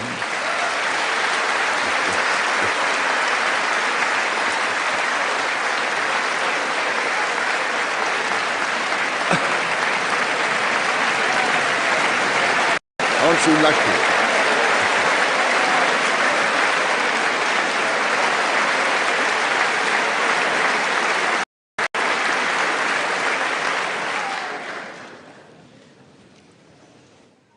And for all of that time, our destinies as nations have been interlinked. As Oscar Wilde said, we have really everything in common with America nowadays, except, of course, language.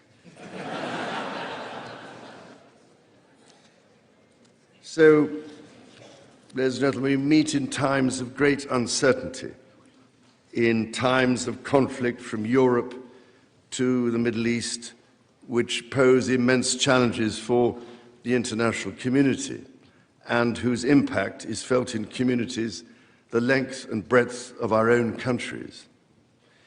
We meet too in the aftermath of the incident not far from this great building that sought to harm the leadership of your nation and to foment wider fear and discord. Let me say with unshakable resolve, such acts of violence will never succeed.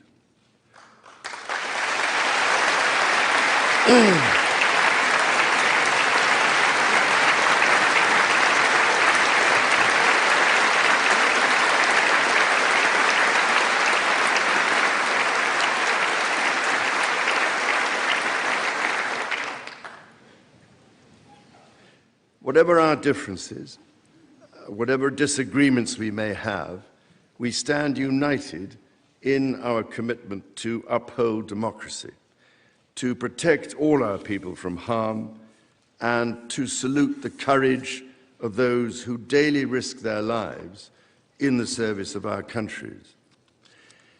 Standing here today, it is hard not to feel the weight of history on my shoulder, because the modern relationship between our two nations and our own peoples spans not merely 250 years, but over 4 centuries.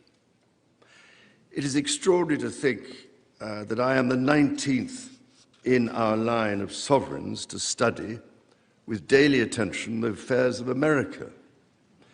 So I come here today with the highest respect for the United States Congress, this citadel of democracy created to represent the voice of all American people to advance sacred rights and freedoms. Speaking in this renowned chamber of debate and deliberation, I cannot help but think of my late mother, Queen Elizabeth, who in 1991 was also afforded this signal honor and similarly spoke under the watchful eye of the Statue of Freedom above us. Today, I am here on this great occasion in the life of our nations to express the highest regard and friendship of the British people to the people of the United States. Now, as you may know, when I address my own Parliament at Westminster, we still follow an age-old tradition and take a Member of Parliament hostage, holding him or her at Buckingham Palace until I am safely returned. These days, we look after our guests rather well, to the point that they often do not want to leave. I don't know, Mr. Speaker, if there were any volunteers for that role here today. As I look back across the centuries, Mr. Speaker, there emerge certain patterns, certain self-evident truths from which we can learn and draw mutual strength. With the spirit of 1776 in our minds, we can perhaps agree that we do not always agree, at least in the first instance. Indeed, the very principle on which your Congress was founded, no taxation without representation, was at once a fundamental disagreement between us, and at the same time a shared democratic value which you inherited from us. Ours is a partnership born out of dispute, but no less strong for it. So perhaps in this example, we can discern that our nations are in fact instinctively like-minded, a product of the common democratic, legal, and social traditions in which our governance is rooted to this day. Drawing on these values and traditions, time and again, our two countries have always found ways to come together. And by Jove, Mr. Speaker, when we have found that way to agree, what great change is brought about, not just for the benefit of our peoples, but of all peoples. This, I believe, is the special ingredient in our relationship. As President Trump himself observed during his state visit to Britain last autumn, the bond of kinship and identity between America and the United Kingdom is priceless and eternal. It is irreplaceable and unbreakable.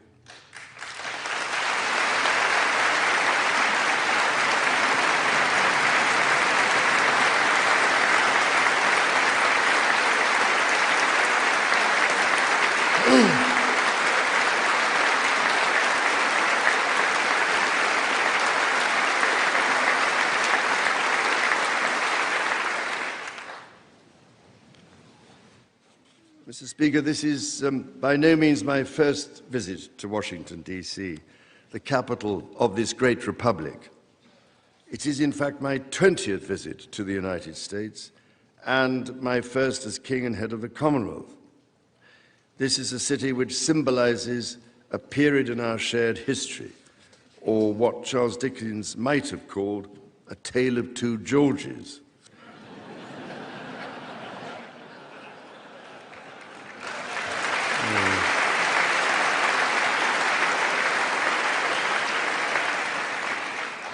The first president, George Washington, and my 5 times great-grandfather, King George III. King George, as you know, never set foot in America, and please rest assured, ladies and gentlemen, I am not here as part of some cunning rearguard action.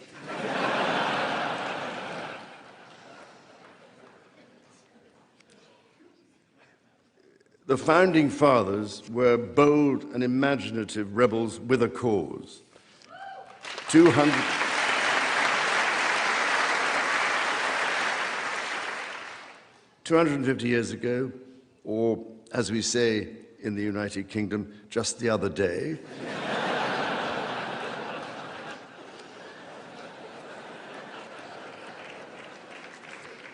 they declared independence. By balancing contending forces and drawing strength in diversity, they united 13 disparate colonies to forge a nation on the revolutionary idea of life, liberty, and the pursuit of happiness. They carried with them and carried forward the great inheritance of the British Enlightenment, as well as the ideals which had an even deeper history in English common law and Magna Carta.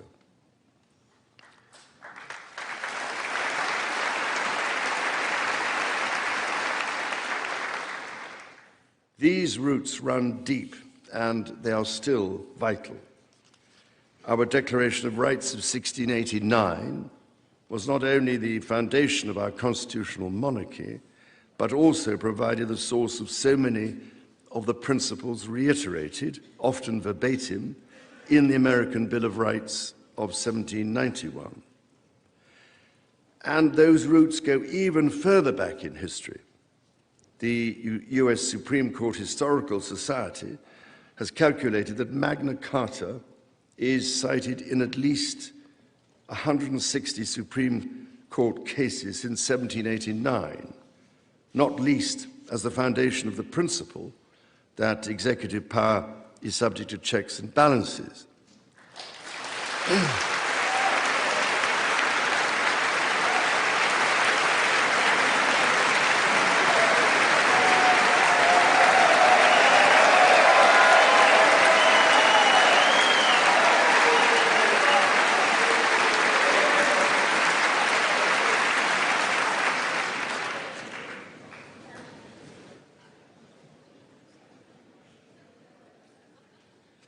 This is the reason why there stands a stone by the River Thames at Runnymede, where Magna Carta was signed in the year 1215.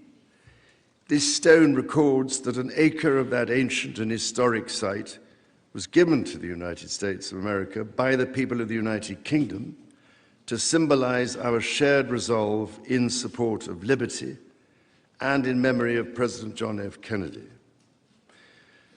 Distinguished members of the 119th Congress, it is here in these very halls that this spirit of liberty and the promise of America's founders is present in every session and every vote cast, not by the will of one, but by the deliberation of many, representing the living mosaic of the United States. In both of our countries, it is the very fact of our vibrant, diverse, and free societies that gives us our collective strength, including to support victims of some of the ills that so tragically exist in both our societies today. And, Mr. Speaker, for many here, and for myself, the Christian faith is a firm anchor and daily inspiration that guides us, not only personally,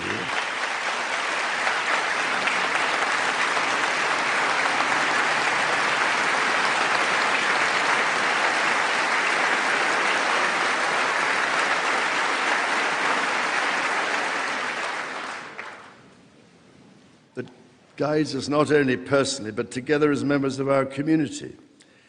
Having devoted a large part of my life to interfaith relationships and greater understanding, it is that faith in the triumph of light over darkness which I have found confirmed countless times. Through it, I am inspired by the profound respect that develops as people of different faiths grow in their understanding of each other.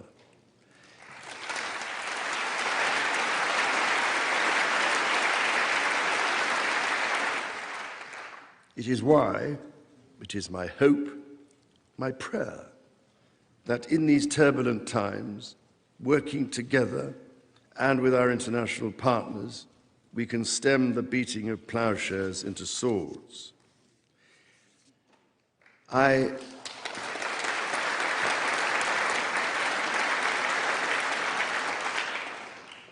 am mindful that we are still in the season of Easter, the season that most strengthens my hope.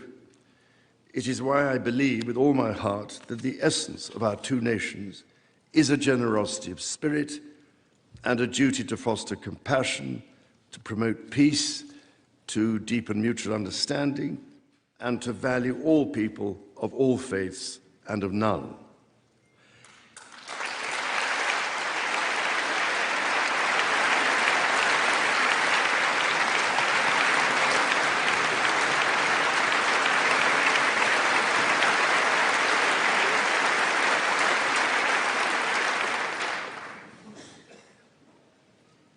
The alliance that our two nations have built over the centuries, and for which we are profoundly grateful to the American people, is truly unique. And that alliance is part of what Henry Kissinger described as Kennedy's soaring vision of an Atlantic partnership based on twin pillars, Europe and America. That partnership, I believe, Mr. Speaker, is more important today than it has ever been.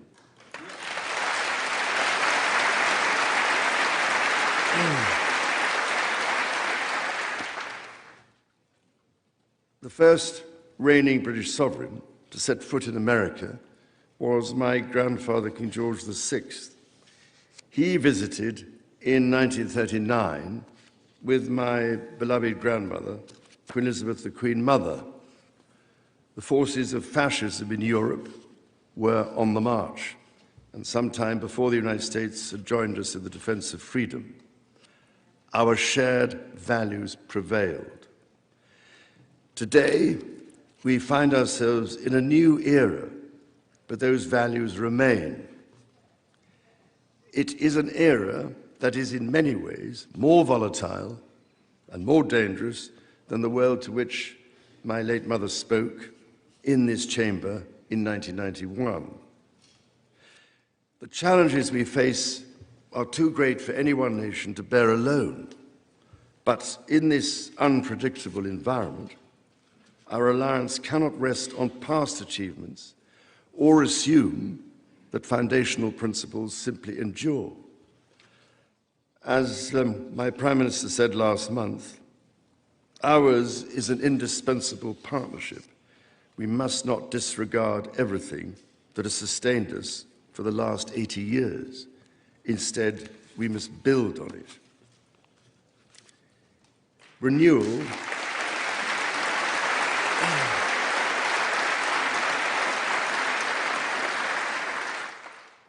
Renewal today starts with security. The United Kingdom recognizes that the threats we face demand a transformation in British defence. That is why our country, in order to be fit for the future, has committed to the biggest sustained increase in defence spending since the Cold War, during part of which, over 50 years ago, I served with immense pride in the Royal Navy, following in the naval footsteps of my father, Prince Philip, Duke of Edinburgh, my grandfather, King George VI, my great-uncle, Lord Mountbatten, and my great-grandfather, King George V. This year, of course, also marks the 25th anniversary of 9/11. This atrocity was a defining moment for America, and your pain and shock were felt around the whole world. During my visit to New York, my wife and I will again pay our respects to the victims, the families, and the bravery shown in the face of terrible loss. We stood with you then, and we stand with you now in solemn remembrance of a day that shall never be forgotten.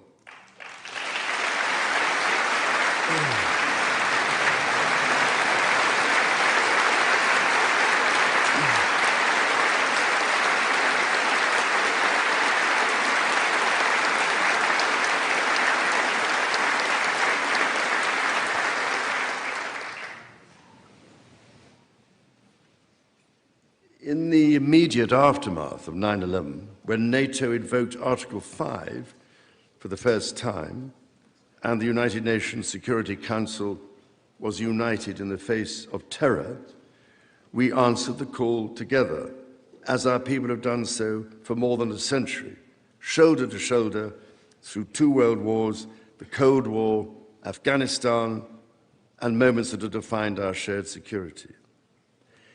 Today, Mr. Speaker, that same unyielding resolve is needed for the defense of Ukraine and her most courageous people.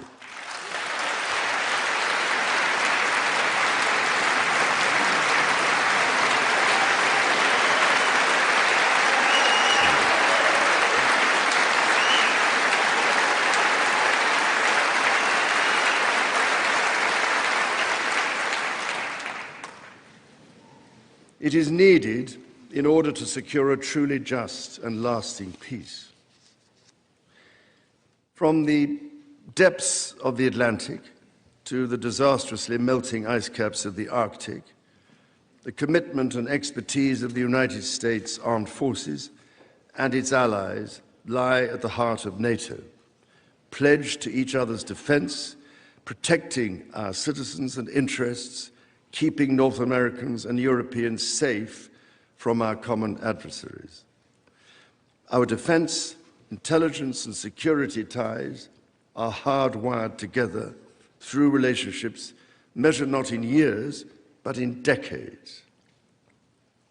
Today, thousands of US service personnel, defense officials and their families are stationed in the United Kingdom, as British personnel serve with equal pride across 30 American states. We are building F-35s together, and we have agreed the most ambitious submarine program in history, AUKUS.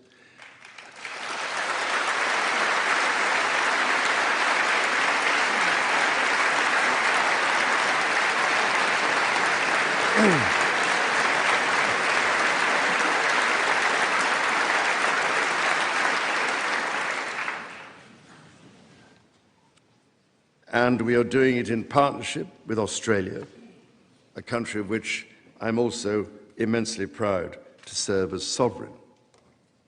We do not embark on these remarkable endeavours together out of sentiment. We do so because they build greater shared resilience for the future, so making our citizens safer for generations to come. Our common ideals were not only crucial for liberty and equality, they are also the foundation of our shared prosperity. The rule of law, the certainty of stable and accessible rules, an independent judiciary resolving disputes and delivering impartial justice. These features created the conditions for centuries of unmatched economic growth in our two countries. This is why our governments are concluding new economic and technology agreements to write the next chapter of our joint prosperity and ensure that British and American ingenuity continues to lead the world. Our nations are combining talent and resources in the technologies of tomorrow. Our new partnerships in nuclear fusion and quantum computing and in AI and drug discovery, holding the promise of saving countless lives. More broadly, we celebrate the $430 billion in annual trade that continues to grow, the $1.7 trillion in mutual investment that fuels that innovation, and the millions of jobs on both sides of the Atlantic, supported across both economies. These are strong foundations on which to continue to build for generations yet unborn. Our ties in education, research, and cultural exchange empower citizens and future leaders of both countries. The Marshall Scholarship, named after the great General George Marshall, and the association of which I am so proud patron, are emblematic of the connection between our two countries. Since its founding, more than 2,300 scholarships have been awarded, opening doors for Americans from all walks of life to study at the United Kingdom's leading universities.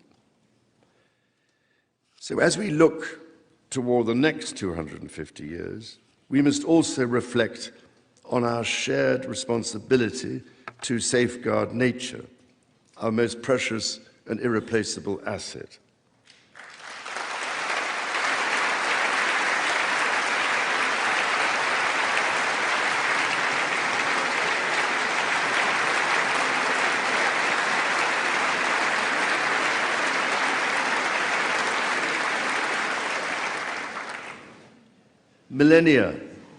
Millennia before our nations existed, before any border drawn, the mountains of Scotland and Appalachia were one, a single continuous range forged in the ancient collision of continents.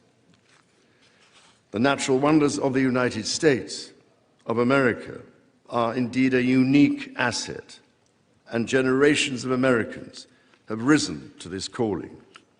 Indigenous, political and civic leaders, people in rural communities and cities alike, have all helped to protect and nurture what President Theodore Roosevelt called the glorious heritage of this land's extraordinary natural splendor, on which so much of its prosperity has always depended.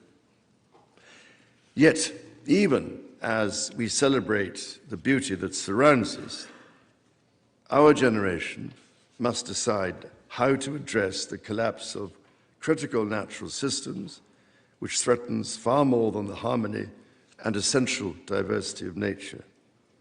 We ignore at our peril the fact that these natural systems, in other words, nature's own economy, provide the foundation for our prosperity and our national security.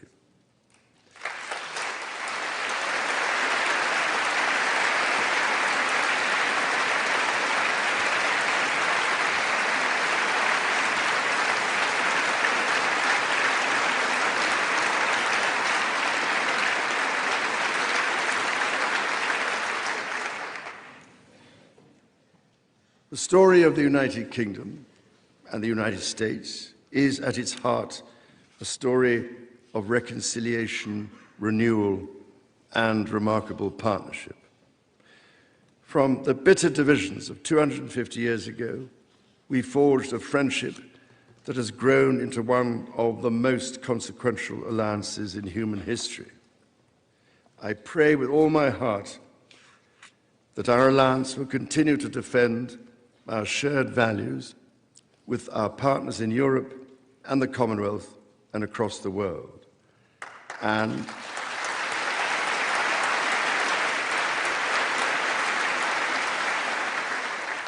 that we ignore the clarion calls to become ever more inward-looking.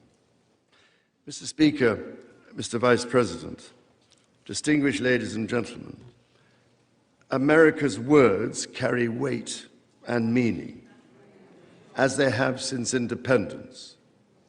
The actions of this great nation matter even more. President Lincoln understood this so well with his reflection in the magisterial Gettysburg Address, that the world may little note what we say, but will never forget what we do.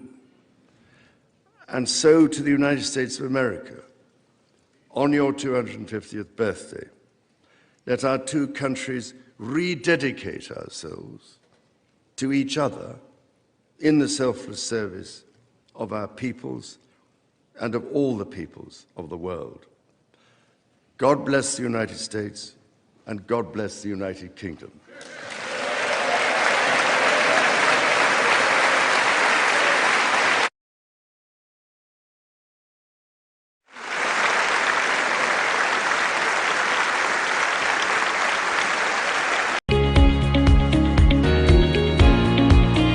Information moves the world. At Aneke TV, we deliver trusted news coverage, professional event coverage, and impactful storytelling. We don't just report the news. We connect brands to audiences. For news coverage, events, and advert placement, call Aneke TV today. Aneke TV. Move with the world.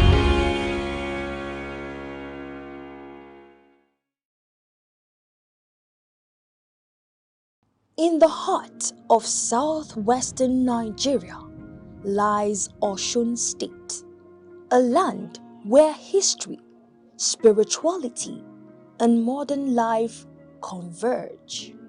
From ancient groves to growing cities, Osun tells a story deeply rooted in Yoruba civilization. Osun State, created in 1991, is home to Osogbo, its capital city, a fast-developing urban center surrounded by rolling hills, farmlands, and rivers that have sustained communities for generations. At the edge of Osogbo lies the Osun-Osogbo Sacred Grove, a UNESCO World Heritage Site and one of the last remaining sacred forests in Yoruba culture.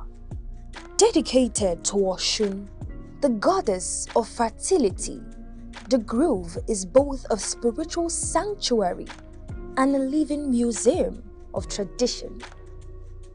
For centuries, Osun has remained a stronghold of Yoruba identity, where festivals, art, and spirituality are woven into everyday life. The annual Osun-Osogbo festival draws thousands of pilgrims from across the world, celebrating faith, renewal, and cultural continuity. Beyond its sacred heritage, Osogbo is a growing city where tradition meets modern commerce. Markets bustle with traders selling textiles, food, and crafts, reflecting the entrepreneurial spirits of its people. Osun State is also a center of education, home to institutions such as Obafemi Awolowo University in nearby Ile-Ife and Osun State University, shaping the next generation of leaders. Young people here represent a bridge between tradition and innovation. In Ile-Ife, mythology and history intertwine, believed to be the spiritual birthplace of the Yoruba people. It remains one of Africa's most culturally significant ancient cities. Bronze works and archaeological discoveries here continue to attract global attention. Agriculture remains the backbone of Osun's economy. Cocoa, yam, cassava, and maize farming sustain rural communities across the state. In recent years, small-scale industries and digital entrepreneurship have begun reshaping its economic landscape. Like many Nigerian states, Osun continues to balance development with tradition, investing in infrastructure, education, and healthcare to improve the lives of its people. From sacred groves to modern cities, Osun State remains a living testament to Nigeria's cultural depth and evolving future. A place where heritage is not only remembered, but lived.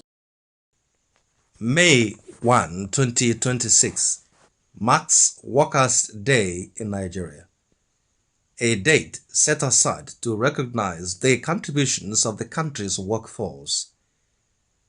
Beyond official ceremonies and public addresses, the day reflects a deeper reality shaped by economic pressure, wage concerns, and long-standing debates over labor welfare. Workers' Day, also known globally as May Day, has its roots in the labor movements that fought for fair wages, safe working conditions, and dignity in employment. In Nigeria, it has evolved into a mix of celebration and agitation, as trade unions and workers use the occasion to draw attention to persistent challenges in the workplace. For many Nigerians, the reality of work is defined by economic strain. Public sector workers, including teachers, nurses, and civil servants, often contend with salaries that struggle to match the rising costs of living.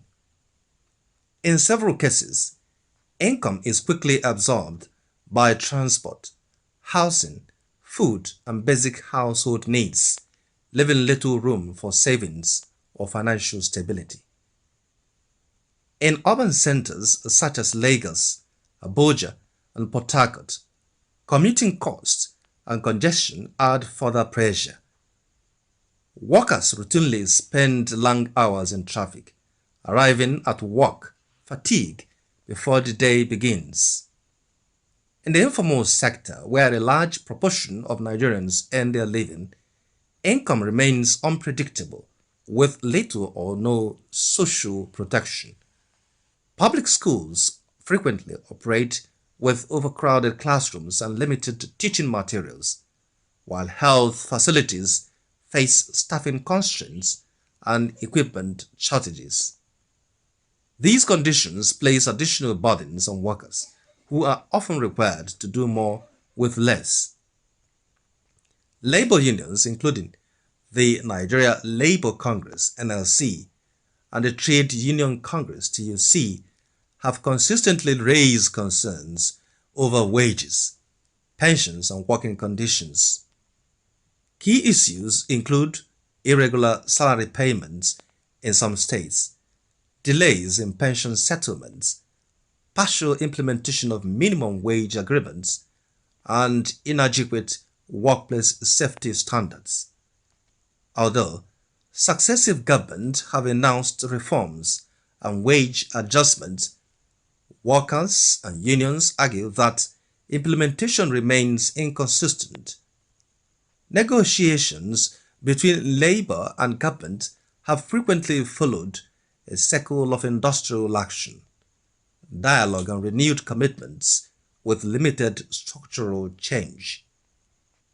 The impact is most visible in the lives of ordinary workers. Many households are just spending within weeks of salary payment. Some workers take on additional jobs to supplement income, while others rely on informal support systems to meet basic needs. For a significant number, employment offers survival rather than security. Despite these challenges, Workers' Day remains a platform for reflection and engagement. Government officials typically acknowledge the role of workers in national development and reiterate commitment to improved welfare. However, labor advocates continue to call for more sustained and predictable reforms. Proposals often highlighted include full implementation of wage policies, stronger enforcement of labor laws, improved pension administration, investment in productivity-linked remuneration, and expanded social protection for informal workers. Emphasis is also placed on the need for structured dialogue between government and labor to prevent recurring disputes. Ultimately, the condition of workers in Nigeria reflects broader economic pressures and policy choices. While the workforce continues to sustain key sectors of the economy, questions remain about how quickly and effectively improvements in welfare will match the realities of daily life. As Nigeria marks Workers' Day in 2026, the message is clear. Beyond recognition lies a continuing demand for dignity, fair treatment, and a system that allows work to translate into genuine economic stability.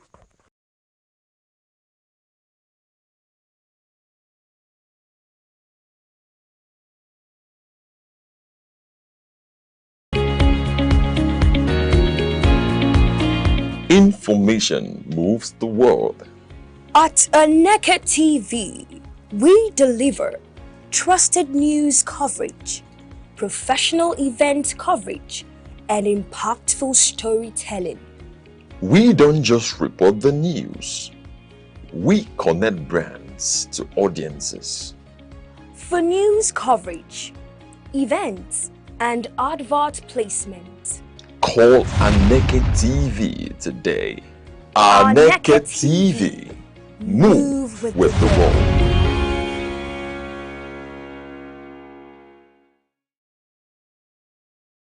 Sexual and gender-based violence, SGBV, is one of the most pervasive and pressing human rights issues globally, affecting 1 in 3 women in their lifetime, often by intimate partners. Non-partner sexual violence affects at least 6% of women globally and among adolescent girls aged 15 to 19, with about 15 million having faced forced sex in regions like sub-Saharan Africa and parts of Asia, including Nigeria. The problem is particularly acute, reflecting deep-seated cultural norms, weak legal systems, and the lack of political will to combat it. In Nigeria, sexual and gender-based violence remains a challenge despite efforts being made by different stakeholders to curb the scourge. This is buttressed by the National Demographic and Health Survey (NDHS) 2018, which revealed that 30% of women aged 15 to 14 have experienced physical violence since age of 15. 7% of women in that same age group reported experiencing sexual violence at some point in their lives, while 1 in 4 women, that's 25%, have experienced spousal violence, emotional, physical, or sexual, by their husbands or partner. What is more disturbing is the prey on children and adolescent victims. According to UNICEF, 25% of girls and 10% of boys in Nigeria have been sexually abused before turning 18. This implies that 1 in 5 Nigerian girls experience sexual violence before 18 years. From metropolitan cities like Abuja and Lagos to rural areas and states across Nigeria, women, girls, men and boys continue to face physical, emotional and sexual abuse, often from those closest to them. In some cases, this abuse is perpetuated by influential members of the society. Even more disturbing is that the majority of cases go unreported, buried under layers of fear, ignorance, family ties, shame, and societal silence. Sexual and gender-based violence is not a new phenomenon. Its roots are deeply embedded in history, culture, power dynamics, and deep-seated inequalities in power and social structures, particularly those that perpetuate the dominance of men over women. It's a complex issue with roots in cultural norms, society beliefs, and historical practices that normalize violence and discrimination against women. One of the oldest and most significant roots of SGBV is patriarchy, a societal system where men hold primary power. Societies have historically placed men in dominant roles, with women expected to be submissive, obedient and silent.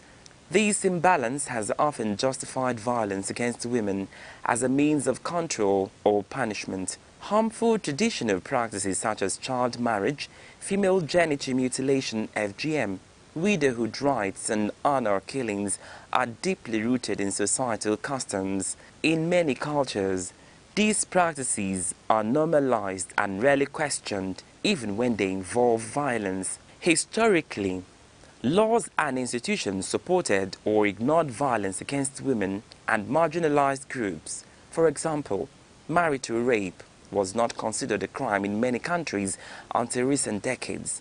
Slavery, colonization, and armed conflicts also contributed to institutionalizing sexual violence, especially against women and girls. SGBV is often used as a weapon of war or conflict, where sexual violence is inflicted to humiliate, dominate, or destroy communities during wars and internal conflicts.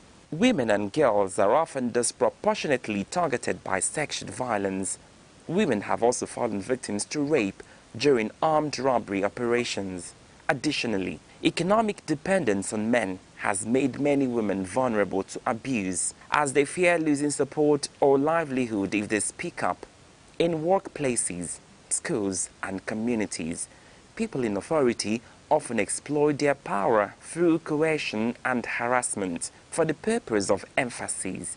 Some of the factors contributing to the prevalence of SGBV include unequal power relations, inordinate sexual fantasies and orientation, harmful traditional and cultural practices or beliefs, gender stereotypes, lack of enforcement of laws, poverty, armed conflict, denormalization of violence in communities, stigma and victim blaming, family ties, the Nigerian factor, suppression of cases, low awareness about rights, weak institutional frameworks, unwillingness of victims' family to pursue justice, among others. In many cultures, patriarchal norms reinforce male dominance and female subservience, discouraging victims from speaking out or seeking justice. SGBV refers to harmful acts or abuse committed against a person because of his or her sex or gender. It is forcing another person to do something against his or her will through violence, coercion, threats, deception, cultural expectations, or economic means. It includes a wide range of abuses such as domestic or intimate partner violence, forced marriage and child marriage, female genital mutilation (FGM), sexual harassment and exploitation, emotional and psychological abuse. Sexual violence is any act attempted or threatened that is sexual in nature and carried out without the consent of the victim. Sexual violence includes rape and sexual assault, sexual abuse and harassment, exploitation and forced prostitution. It can happen within marriages, especially when there is a lack of consent for sexual activity by one of the spouses. Any sexual activity with a child, any person who has not yet completed 18 years of age, constitutes sexual violence. The impact of SGBV is far-reaching. These acts not only violate fundamental human rights, but also lead to long-term physical, mental, and emotional trauma. It has devastating effects on the development of a child involved, as well as on his or her physical and mental health. SGBV has health, economic, and social impacts on the victims. Victims may suffer from health disorders. Victims may be unable to work or attend school, affecting their economic independence. Survivors often face ostracization, stigma, and isolation from their communities. To combat SGBV effectively, there is need for a multi-sectoral approach that would involve as key actors public awareness. There is need for public awareness on the ills associated with SGBV. Victims, survivors, their families, and other members of the public need information on how to seek help and justice. They need a new orientation on how to handle SGBV cases. They need to be educated on the need of speaking up and seeking justice.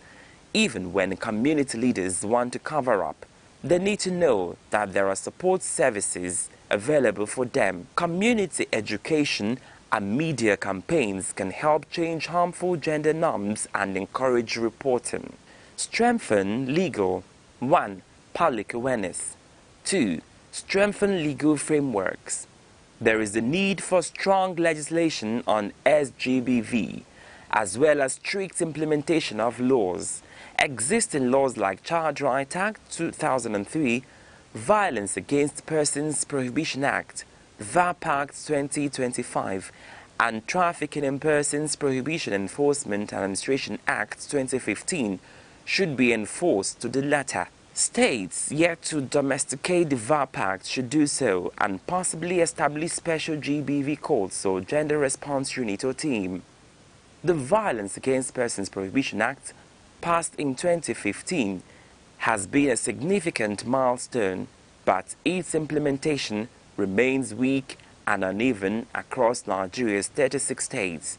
3. Empower victims. Create safe spaces, hotlines, and shelter for survivors and support them with legal and psychological assistance. Only 30% of victims seek help due to fear, stigma, and lack of trust in law enforcement. 4. Promote gender equality. Address the root causes of gender inequality through education and economic empowerment. 5. Funding. Prosecution of SGBV cases requires funds. Prosecution of SGBV cases requires funds. The victims and their families are usually financially incapacitated to prosecute the case. In all cases, the prosecution is done by a government agency or ministry within the limited resources available to them. There is need for adequate funding to agencies or units and the Ministry of Justice to help them prosecute the cases. Logistic supports to volunteers and service providers on SGBV issues. 6. Increased number of state councils. Having a reasonable number of state councils willing to specialize in SGBV cases will definitely add an impetus in the fight against the scourge. 7. Naming and shaming. Just like Lagos and Anambra states have cued into the policy of naming and shaming the offenders, other states need to align.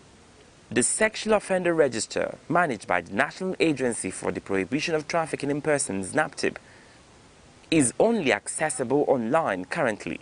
The register serves as a tool to document and track cases of sexual violence and abuse, including those reported, arraigned, or convicted under the Violence Against Persons Prohibition (VAP) Act.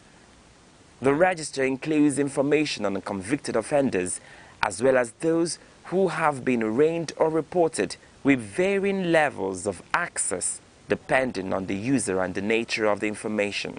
8. Train law enforcement.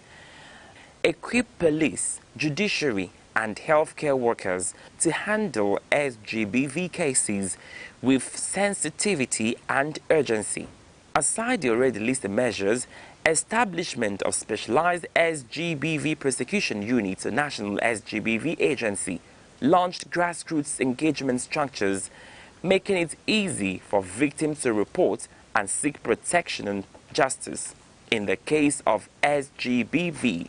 Strengthening of data collection and reporting systems, the designation of special courts for SGBV cases, operationalization of the VAP Law 2017, and robust multi-agency coordination can go a long way in fighting the systemic social malady. The origin of SGBV lies in systemic inequality, reinforced over centuries by culture, power structures, conflict, and law.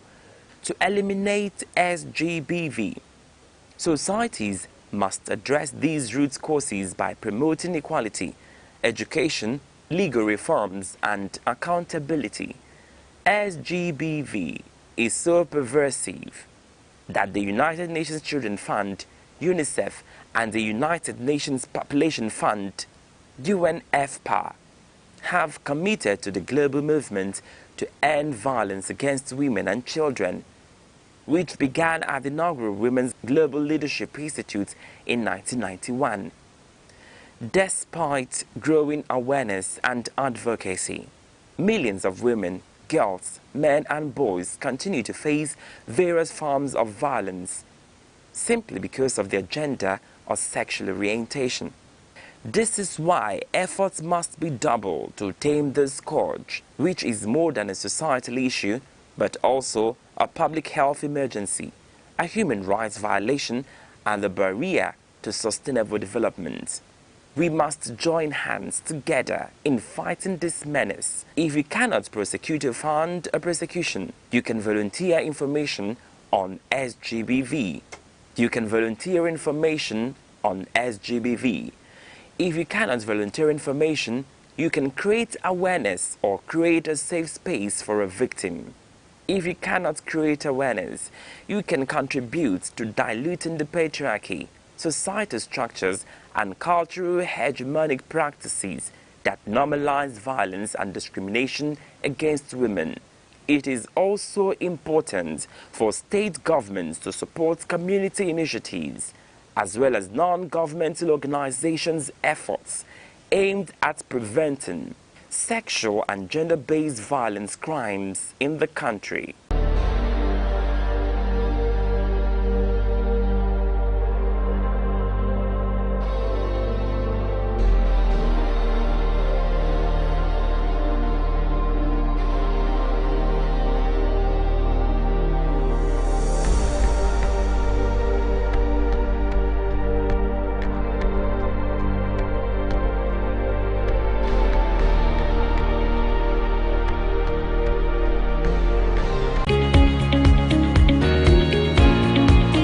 Information moves the world. At Aneke TV, we deliver trusted news coverage, professional event coverage, and impactful storytelling. We don't just report the news. We connect brands to audiences. For news coverage, events, and advert placement, call Aneke TV today. Aneke TV. Move with the world.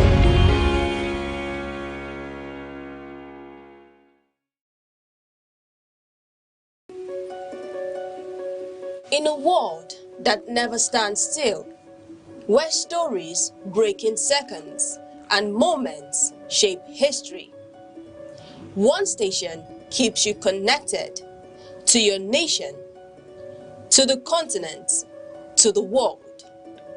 From breaking news to powerful stories, from business and politics to culture, lifestyle and entertainment, we inform, we inspire, we keep you ahead.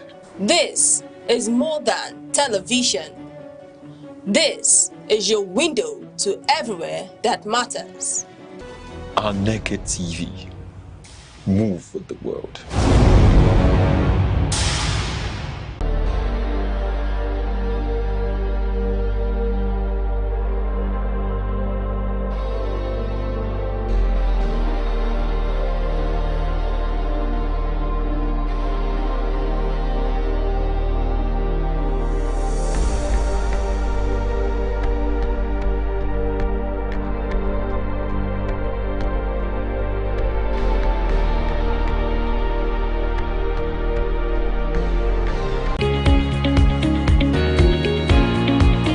Information moves the world. At Aneke TV, we deliver trusted news coverage, professional event coverage, and impactful storytelling. We don't just report the news. We connect brands to audiences. For news coverage, events, and advert placement, call Aneke TV today. Aneke TV. Move with the world.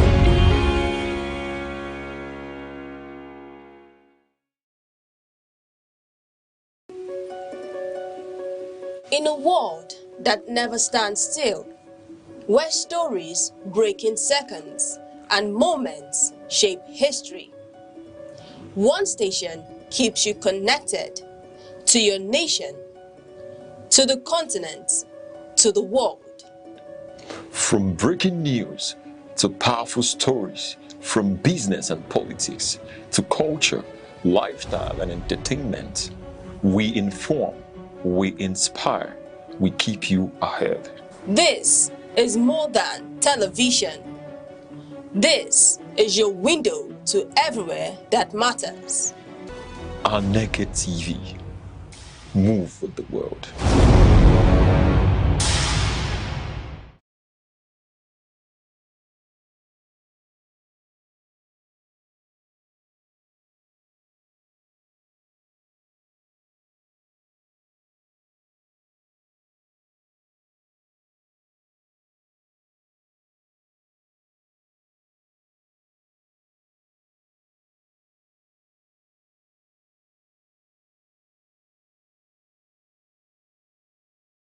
The eagle stands as a majestic symbol of strength, clarity, and vision. Its ability to soar above storms signifies resilience, while its shaped sight represents focus. This is why many nations, including Nigeria, use the eagle as an emblem of nation pride. Eagles do not fear challenges, they embrace them. They fly higher when the winds become strong, rising above obstacles rather than avoiding them. This teaches us that problems are not barriers, but stepping stones for those who dare.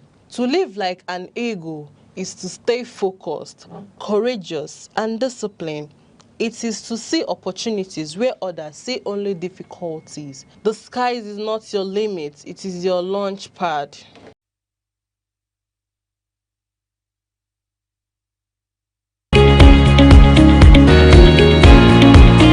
Information moves the world. At Aneke TV, we deliver trusted news coverage, professional event coverage, and impactful storytelling. We don't just report the news. We connect brands to audiences. For news coverage, events, and advert placement, call Aneke TV today. Aneke TV. Move with the world.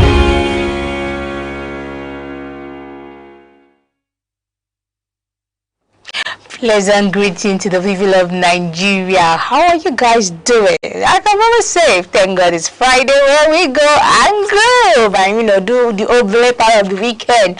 And whenever you're doing your oblate part of the weekend, make sure you are safe and, do things according to the legal way stipulated by the law. And it is today very hot and spicy on Vibe Central, where we spill out hot gossip and groove, tell you what is happening in the entertainment industry and tell you what things you need to hear. Apricot too sweet, and it is between me and you today on the Vibe Central. I go by the name Gift Obodo, popularly called social lawyer, and popularly called AKA Red Pepper, Blue Pepper. Today I turned to be purple, spiced up with black pepper today. Today has to, today is Workers' Day, where we celebrate, our workers out there. And today I have one important thing, it has just been roaming around like things. This gossip has just been selling. This May, we are continuing with this May. Like this gossip will not just stop at April. We'll step it down to May, and this is all about the Churchill and Rosie matter. The end though. You see this? It's gonna continuously booze the internet space, and you know what I mean by booze. It's something that we keep hearing. And someone said Nelly BB Niger, star, previous star, she said, please, as a woman, know your worth. In the midst of all this controversy that is happening, just know your worth as a woman. Don't stoop low, too low, to the standard in which you will later regret as a woman. Gift Obodo, me, aka Red Pepper, official social lawyer. I know my worth as a woman, so I don't think, most especially, don't stoop to the level of taking another person's husband. It's very appalling. This is something that when we do, it's karma coming back to hit us. And when it hits you, I hope it doesn't hit you so very hard. What I mean? So very, very hard. So moving over to my next one, it's about this innocent guy. I won't say innocent, but he's not proven guilty, so he still remains innocent. And the law says you are innocent until proven guilty. So he was shot dead by a police officer. So some of the celebrities has come out to speak out against the police brutality happening in the society. There has been an activism going around, and police brutality. And this thing has, a quick reminder of what happened during the NSAS. Yeah, a lot of things happened, somebody like Cubana Chief Priest, so many stars, celebrities has come out to say, please let's end police brutality. Now life for life. But for me, life for life is for the court to give its ruling on this. I know that the court is a prominent place where we could seek justice. But the damage has been done. What is it that we fetch up a mother's loss for a son she has nurtured so hard to some stage? It's very bad that these things keep happening in the society continuously. And I think our leaders should now, know that they are criminal, sanitization that should be conducted in the police affairs and all these government agencies to root out those ones who cause or dent the reputation of the government based on the fact that they don't, do their proper investigation before carrying out their actions or melting out their action to the common man who has no faith, who has his faith entrusted in the government. And when such a thing happens, the people have no option than to root out and tell government to do the needful. And also, May is not coming so cool, like May is just coming up so hot and spicy. So there has been clash between DJ Tunes and Davido. From DJ Tunes from last time it was DJ Tunes and Burna Boy. Yeah, but this time around it's DJ Tunes and Davido. And Davido say, until you collect again, you are just a disgusting and nasty fellow. Them go use your boots, carry your steeds forever. Jesus. He said, just leave me alone. Leave me alone. Leave me alone. I'm warning you, DJ Toad. Leave my own one alone now. I'm begging you, leave him alone. Leave him alone. Let him breathe.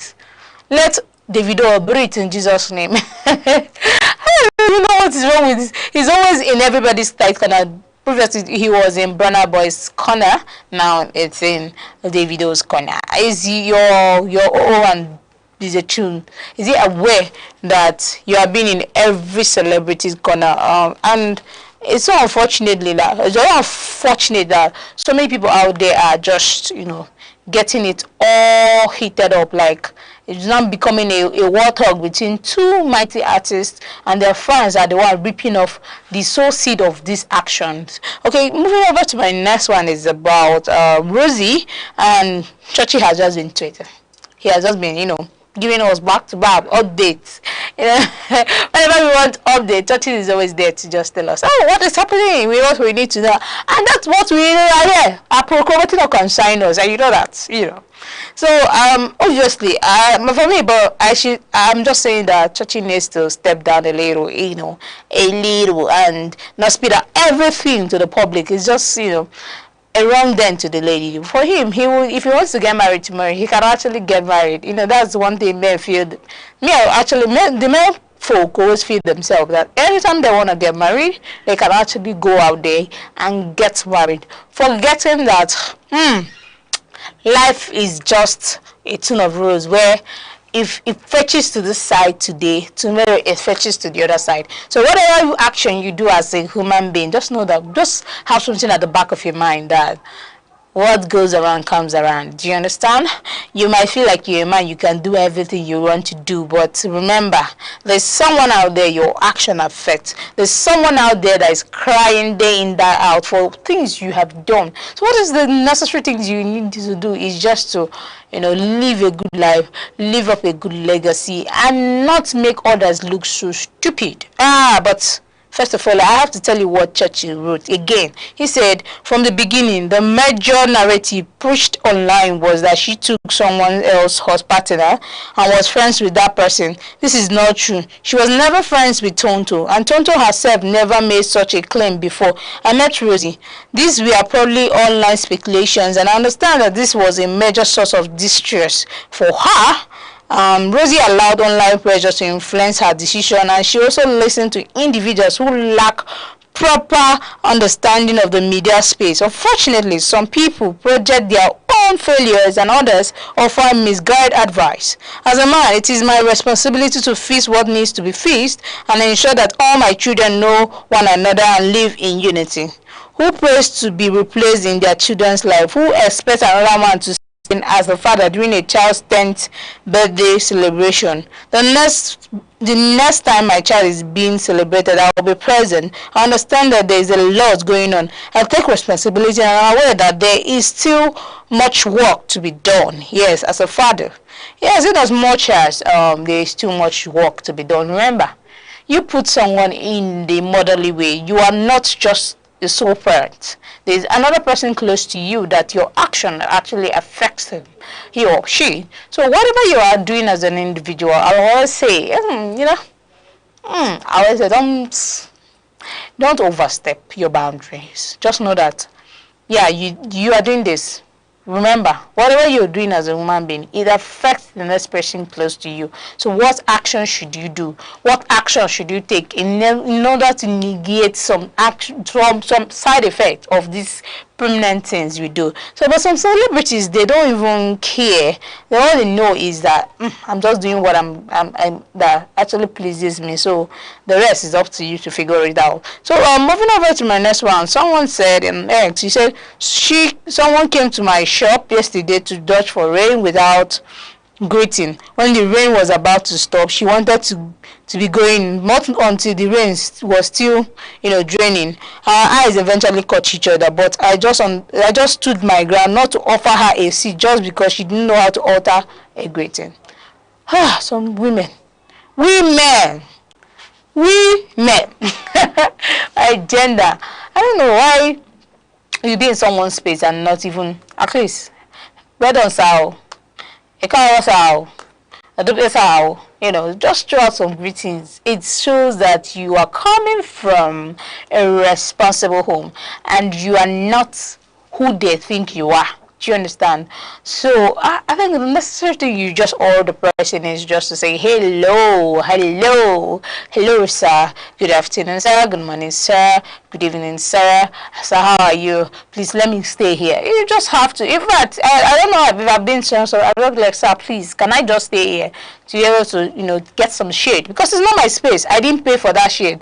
So he can actually has the right. In fact, he has the right actually to tell you, Yaga, madam, Shiro, get out. That kind of thing. It's just something that we should just know. That, and as much as we feel that, I don't know why human beings actually, feel some entitlement towards themselves and towards whatever they do. But I think it's not a thing of entitlement. It's a thing of dignity and respect. Make use of your number 6 to know that eventually you are not the owner of the space. You did not eventually pay for that space. All you just need to do is to beg for a portion for a certain period of time to be apportioned to you, and with consent you can actually invade another person's space. Yeah, consent is something that the law recognizes, and we all should recognize too. You don't just move into someone's space without extending some hand or warm greetings and then telling the person your intentions of staying there just to avoid unnecessary thing, because someone can just actually shade someone and in the end causing jeopardy, like very great jeopardy and damages. So in order to, at least when you cause that kind of jeopardy, the person will not hold you by the neck so tight. The person will just be, if not for God, I for sure you pepper but something to calm the person's spirits and mind and body and soul, because one human being can sometimes, make some mistake. Nobody's above mistakes. So, my dear, young man out there, just make sure that you do the right thing by just least the needful. Just extend a warm hand of greeting to the next person close to you, or the person that owns that thing you are actually being accommodated under. We show some lines of, training, home training precisely. You are all what is it that will make another person to say, hey, but if you don't do things that will actually prompt people to look to you or look up to you, I don't think that there's need for you to be valued and, raised on a high, standard notch, stand out for others in the society. You cannot be used to equate another person.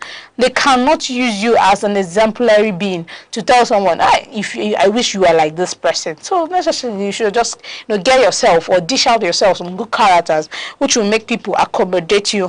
People, strangers could actually use because of your good character to actually accommodate you.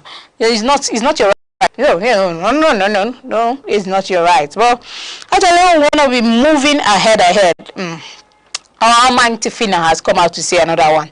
And she said, I low-key wish I was a man because life is much easier for men. Bibi Fina just said this. Last week she was gazing on the question over Omale now. And last 2 weeks she just come out to say she did her own BBL and all. Now she's trying to say she wishes she was a man because life is much easier as a man.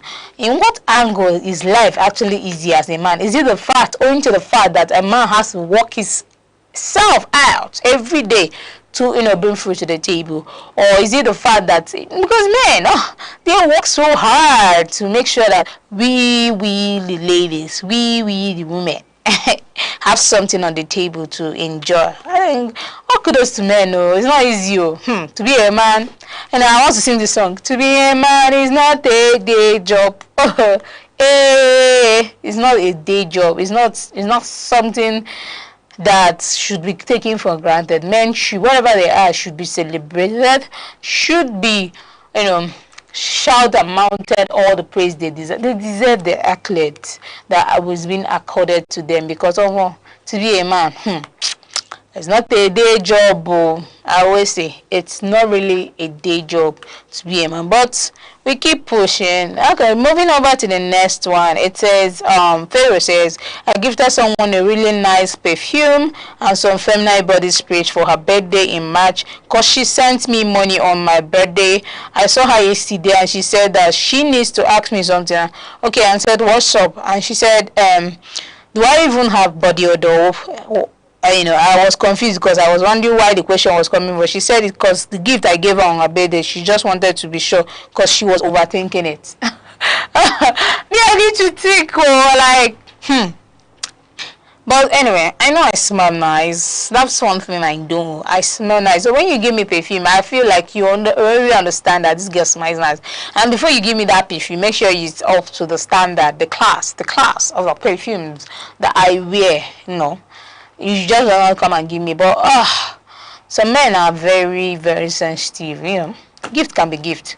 Don't overthink. Unless you know that you're a dirty girl, you smell awful. That's when insecurity will come to the space for me. But somebody like me, if you give me a perfume, I feel like you know the worth. You know my worth. You know what I just, I stand to represent. So eventually, you know that this girl smells so nice.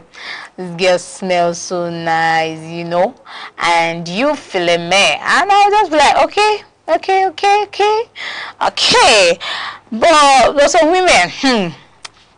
women, but how will somebody give you money in return? You give a perfume, okay. Everybody and their choice.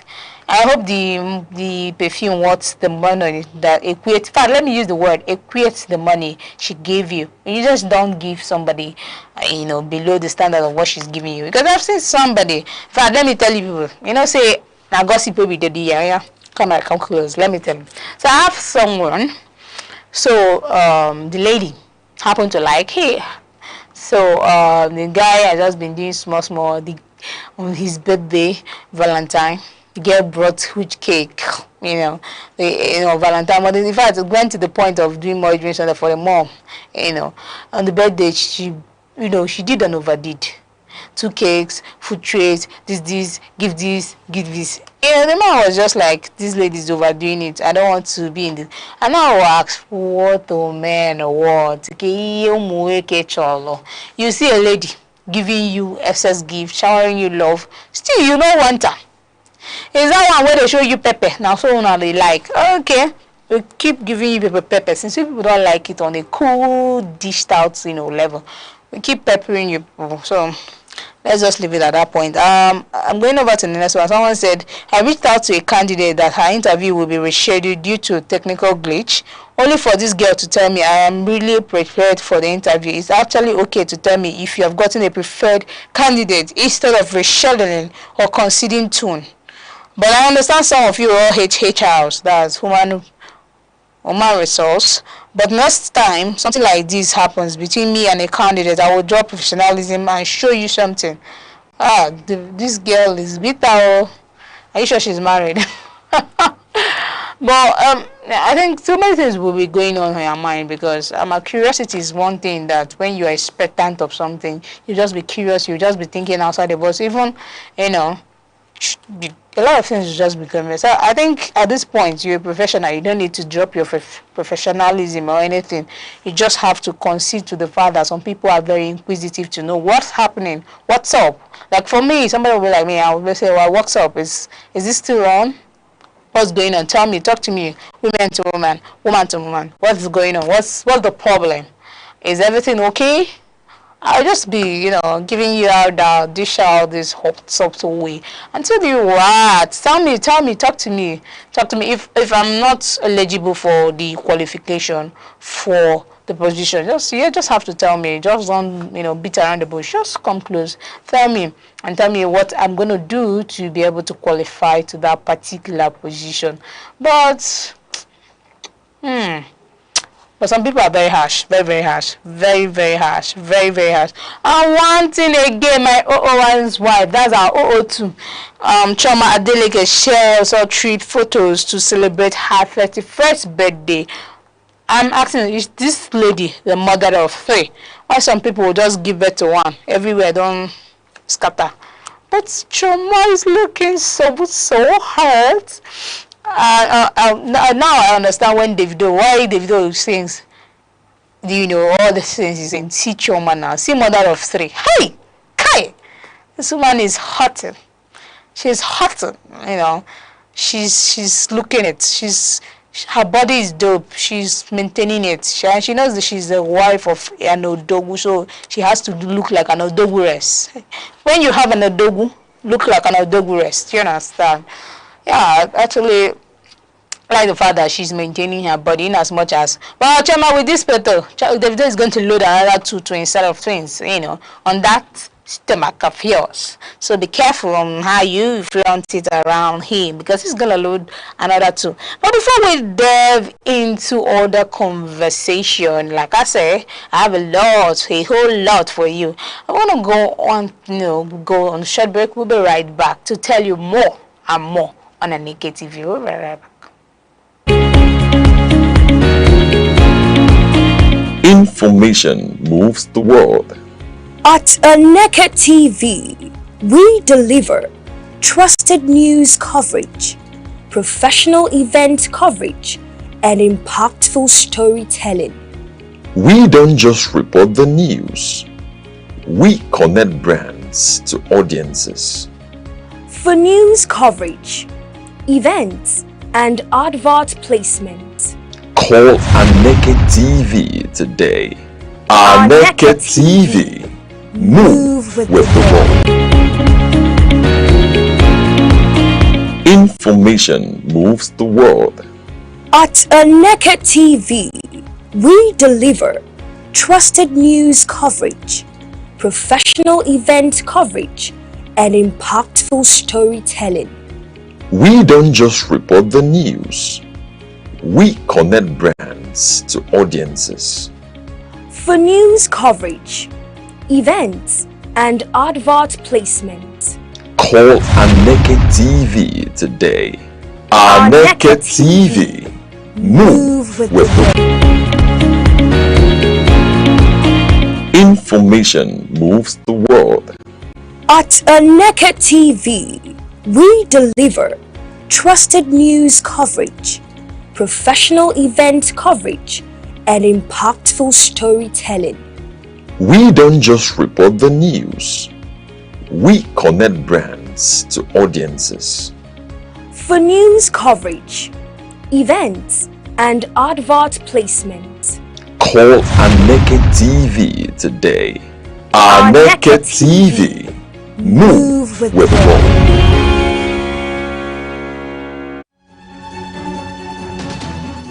7 days.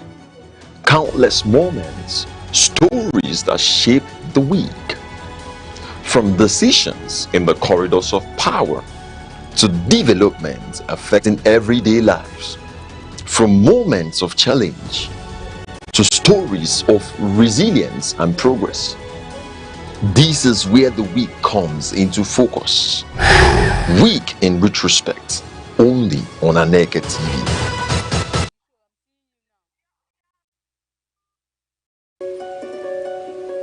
In a world that never stands still, where stories break in seconds and moments shape history, one station keeps you connected to your nation, to the continent, to the world. From breaking news to powerful stories, from business and politics to culture, lifestyle and entertainment, we inform, we inspire, we keep you ahead. This is more than television. This is your window to everywhere that matters. Aneke TV. Move with the world.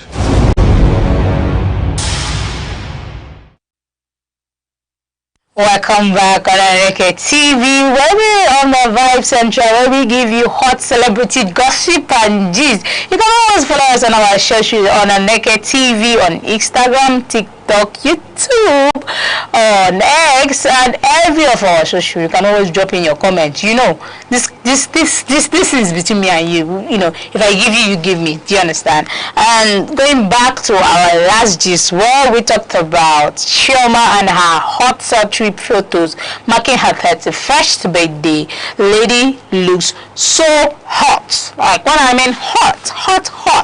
Look at someone's wife now. See the way we are supposed to look. 31 looks, she looks like she's 18. Oh my God, somebody's hot. Moving over to my next one is about Davido and his DJ Tunes issue and Wala. He said, you're always talking about your daddy, now you know daddy. The only thing you wanna know, why una papa no hustle? Shut up. You know, he's telling DJ Tunes, like people always calling my father, your father. Why do your father not hustle? Like, why is he always like my father? You know, everything about him is, you know, father. But you know, Davido is not going so low with him, you know. And then it also led a lot of controversy. Somebody like Daniel Rega have to come out to say Davido is always quick to brag about his dad's wealth, success, or use Adeleke's name to score points, but forgets on crucial fact that there is no ethical billionaire, and in a country where nothing is working well, majority are affected by abject poverty, and some being a billionaire isn't a flex. The wealthy people we have in this country aren't problem solver, never have. All the wealthy, because the government doesn't want to do their jobs, and all the friends with the people in power are associates, and alone compromises their integrity. You can't be celebrating being a billionaire or a child of one when more than half of the populace can't afford common bread. I went to reply him and said, if your daddy had money, you yourself would be tweeting your rubbish from a private jet instead of posting your eba and a goosey from a single cooker. Jesus is Lord. That was harsh. Jesus. I don't know what do you want Davido to do? Is it his problem, or is it his fault that he was born into a rich family? Or is it his problem that his father is very rich? So if he paying you, look at me, like I'm telling you, yes, if he's paying you that Davido's father is rich, super rich, go and question your father. Tell him, are you sure you're my father? Can't tell him that. So when he beats you blue black, don't say it's me that sent you. You actually sent yourself, because I don't see why people are actually dragging the young man. He's actually making his own money, in as much as his father is a billionaire. It's a plus, an additional advantage to him. So if you have such a privilege, please enjoy it. Don't mind the likes of Daniel Reggae, who would sweat, and DJ Tune, who would sweat up and down looking for social media validation where there is no validation. If your father is a billionaire, enjoy it. Keep tweeting, keep pressing some people's neck. Not to bambo. Keep pressing their neck like they deserve to be pressed.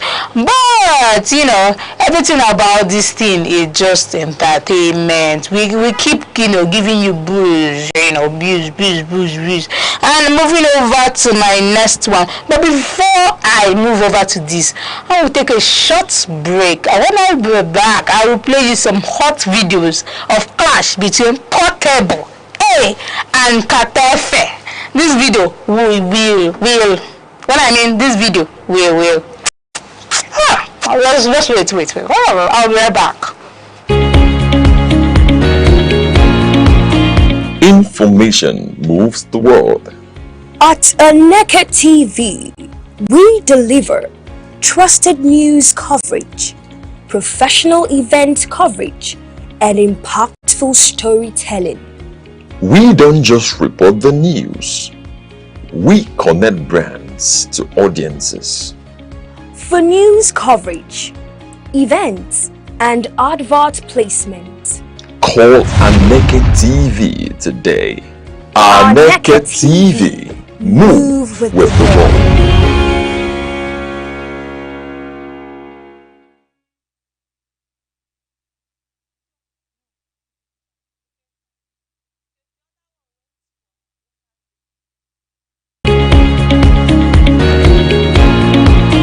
Information moves the world. At Aneke TV, we deliver trusted news coverage, professional event coverage, and impactful storytelling. We don't just report the news. We connect brands to audiences. For news coverage, events, and advert placements, call Aneke TV today. Aneke TV. Move with the world.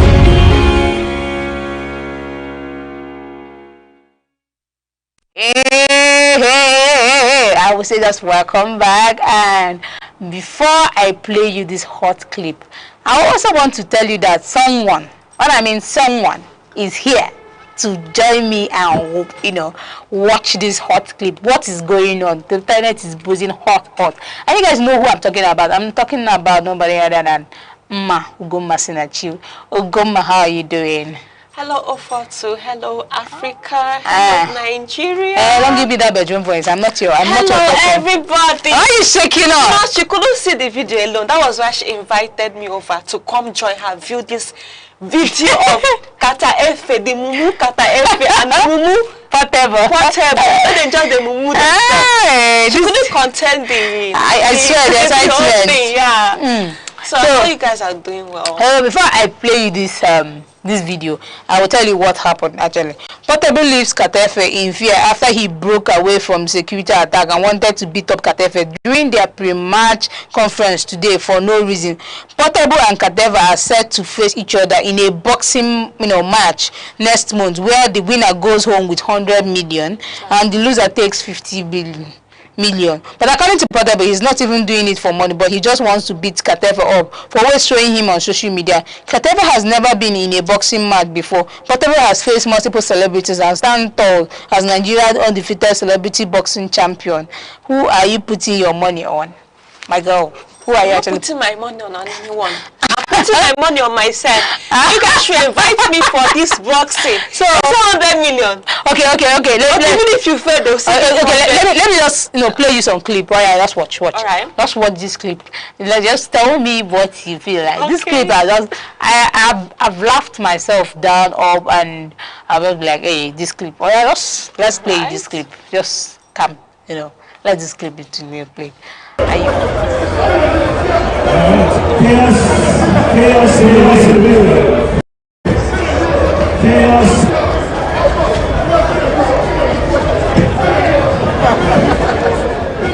Chaos in the ring.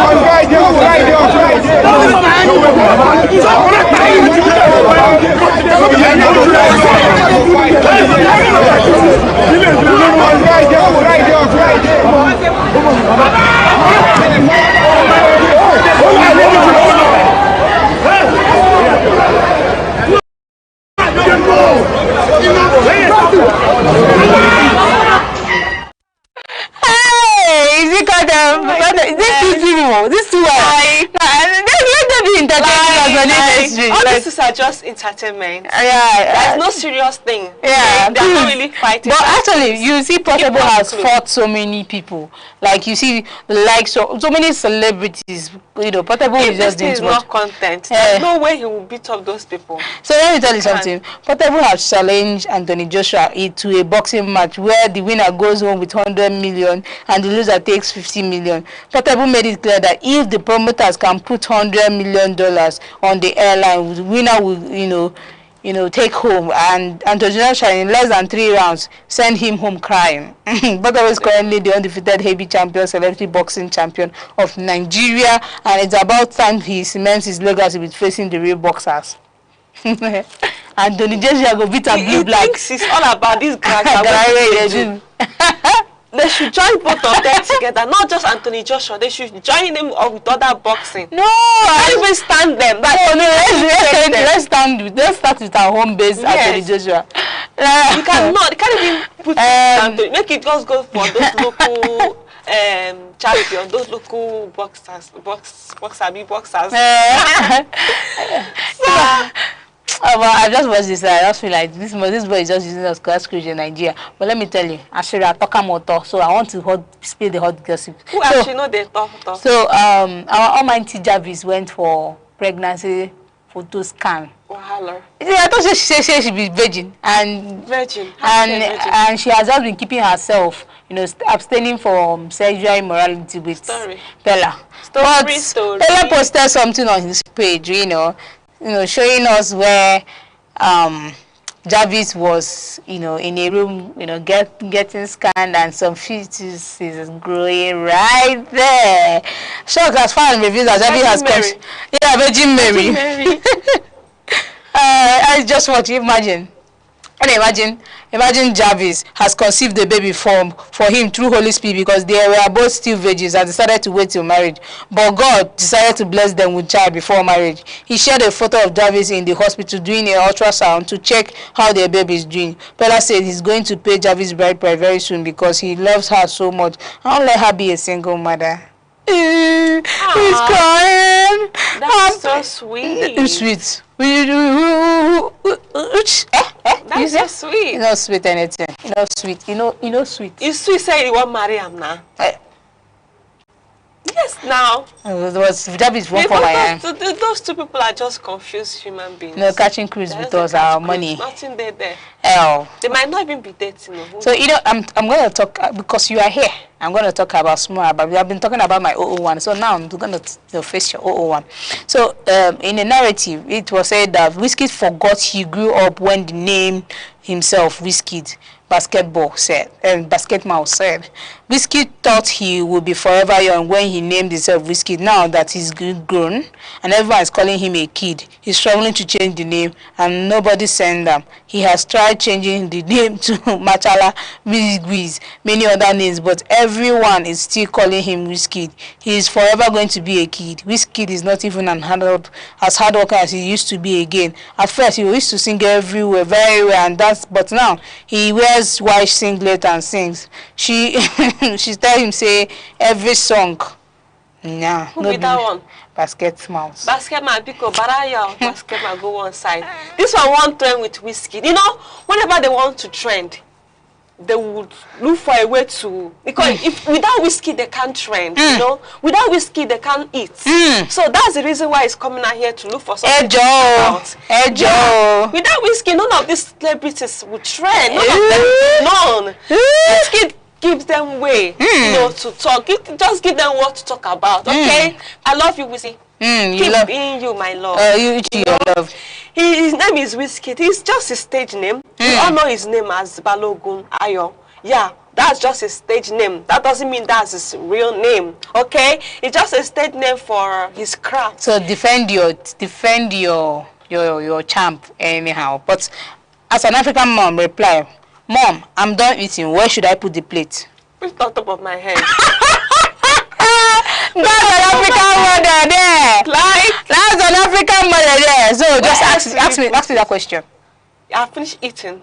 Mommy, I finished eating. Where will I keep my plate? Hold on. Come up with there. Mothers are so African mothers. Like back then when they do this, you'll be so angry at them, you know, you'll be so annoying. They can be, but now you remember all their shenanigans back then, you start laughing. Yeah, I'm telling you. Because it just grew. It's just growing up. It's been like every mother, every African mother actually came from the same family. They all like I see they all came together and be like, this is how we are going to, you know, this is the same way. Everybody, they all do the same thing. So someone said, someone billed my mom 50K and she asked that we help her off her read receipts online on WhatsApp. So that people will not know where she read the message or not. Okay, someone billed her 50,000. And she said she wanted to off her receipts. Seen. Yeah, seen. So that nobody will know that she has actually seen the message. She has actually seen the message. It's the best piece. This is a guy woman. Guy woman. She knows what's guy woman now. Like how you go call the bill. So someone said, my husband built a house for his mom, but he has refused to pay school fees for my two brothers that live with us. He was the one that told me to bring them. What should I do? Anonymous. What should he do? Okay, first off, he's putting his mom first. Everybody loves their mommy. I don't think it is his responsibility to pay your brother's school fees. But you told her to bring them to your house. But the fact that you told him to bring them, he's feeding them, he's clothing, he's feeding them, he's housing them. I'm sure they are not paying any bill in that house. No, so, but when you go marry people, when you go marry a woman, you marry a family too. Does it mean that he's going to abandon his own mom? For the fact that he built house for his own mom, maybe the mom doesn't have a stable house. Maybe the house is not okay. That's the reason why he built. If someone that can actually build a house can actually pay school fees for you. Yes, that's his mom. Maybe he hasn't gotten the money yet. No, maybe someone that can actually build a house can actually pay school fees. I know that. Maybe he will still pay the school fees. Maybe. Okay, yeah, he will. So why are you defending him like this? Okay, this school fees they are talking about, are those small boys? Are they small boys? Yeah, they're not small, teenagers. Teenagers. Yeah. She serves as a sister. Can she pay the school fees? Nice one. Or the mom. Can they pay the school fees? It's not the mom that pays. The man is doing for his mom. His mom, he gave birth to him. He has the right to be the heart for him. That likewise, the lady's parents, they have their children are their responsibility, not the in-laws. Do you know that? Do you actually believe that credit alert have healed more Nigerians than medicine? I swear. Even you? Yeah. Like, to be honest, this is like this is the first time I'm using the word I swear. Like, I don't like using the word I swear. Like, actually the first time I'm uttering that word, I swear. And that is just it. You know when you're sad, what else can make someone sad except money? So if they bring money and drug, which one will you pick? Money now. When you're low. I'm ill. And they bring money and drug. You need to think about it. I'll take the money. Yeah, I'll take the money. Above, when you are sick, they bring money and the drug. The sickness will go. Besides, I don't usually fall sick. My sickness may be kata. If it's kata, the kata will go. No, like I mean, you are seriously sick and they drop money and drug. I can never be seriously sick. In Jesus' name, amen. When it comes to money, repent. I can never repent. I can never repent in Jesus' name. Amen. So also, someone tweeted on us and he said, abortion doesn't cause bad luck. You are just feeling guilty and it is okay when you get over it. Abortion causes bad luck, my dear. Why would you kill innocent child? How do you know that the child is innocent? What of if you eventually give birth and you see that child is what we call a petermbah in Igbo language? Petermbah. Yeah, like someone that is totally bad, a bad child. All right. A useless bad child. For that child to be a petermbah right from the womb, that means it's in their blood. Yeah, or something like that. So at that point, when you actually take out the child, don't you think it's no matter what, don't kill it. Don't abort any baby. If you know you don't want to do abortion, if you know that you feel bad. Okay, let me just put it in this way. When you know that you mistakenly conceived for someone that you know that the bloodline. There's no mistake in conceiving. There is no mistake in getting pregnant. It's not something that both of you did. So that both of you enjoyed yourself. You did. Both of you did it. So I don't see no mistake there. No child is a mistake. You both came together and decided to yourself, I want to do something. Then you did it without protection. What are you expecting? Pregnancy now. So there's nothing like you got pregnant out of mistake. It's not a mistake. Okay? So how do you actually deal with a man that admits that he's not affectionate or romantic? How do I deal with a man that is not affectionate? Or affectionate, right? Yeah, and romantic. But he's good, right? He's a good man. Maybe he takes care of me, right? Yeah. He comes through for me, support me. If he doesn't take care of you, he's the affectionate part of it is dead. Do you understand? He can be taking care of me and still not be affectionate, something like that. He can be taking care of someone and still not be affectionate, like not be passion, like should not be passionate, right? Yeah. Should not be romantic. But anyway, let me just say, as long as he's taking care of me, that romance, that passionate or affectionate or something, whatever, we'll build it. If your man's mom rejects you and you both really love each other, what will you do in such a situation? I'll back off. Like you said earlier, when you're getting married to someone, you're getting married to their family as well. So if I come into a family, I am not accepted. Okay, I am not loved. Why should I force myself into being there? Why should I force myself to be there? I'm not wanted. The only thing I can say, like, no matter what I do, that woman will never love me.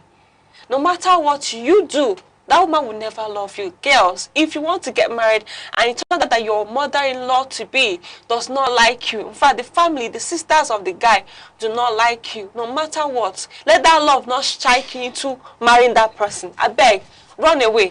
Because there's no way, in fact, that lady, that mother-in-law would find a way to turn their son. So you cannot actually win a woman over. Is that why? What do I now do? I need to win her over. She already don't know like me. What am I doing again to win her over? You can't do some good deeds. There's nothing you can do to such person. As long as they don't like you, they don't like you.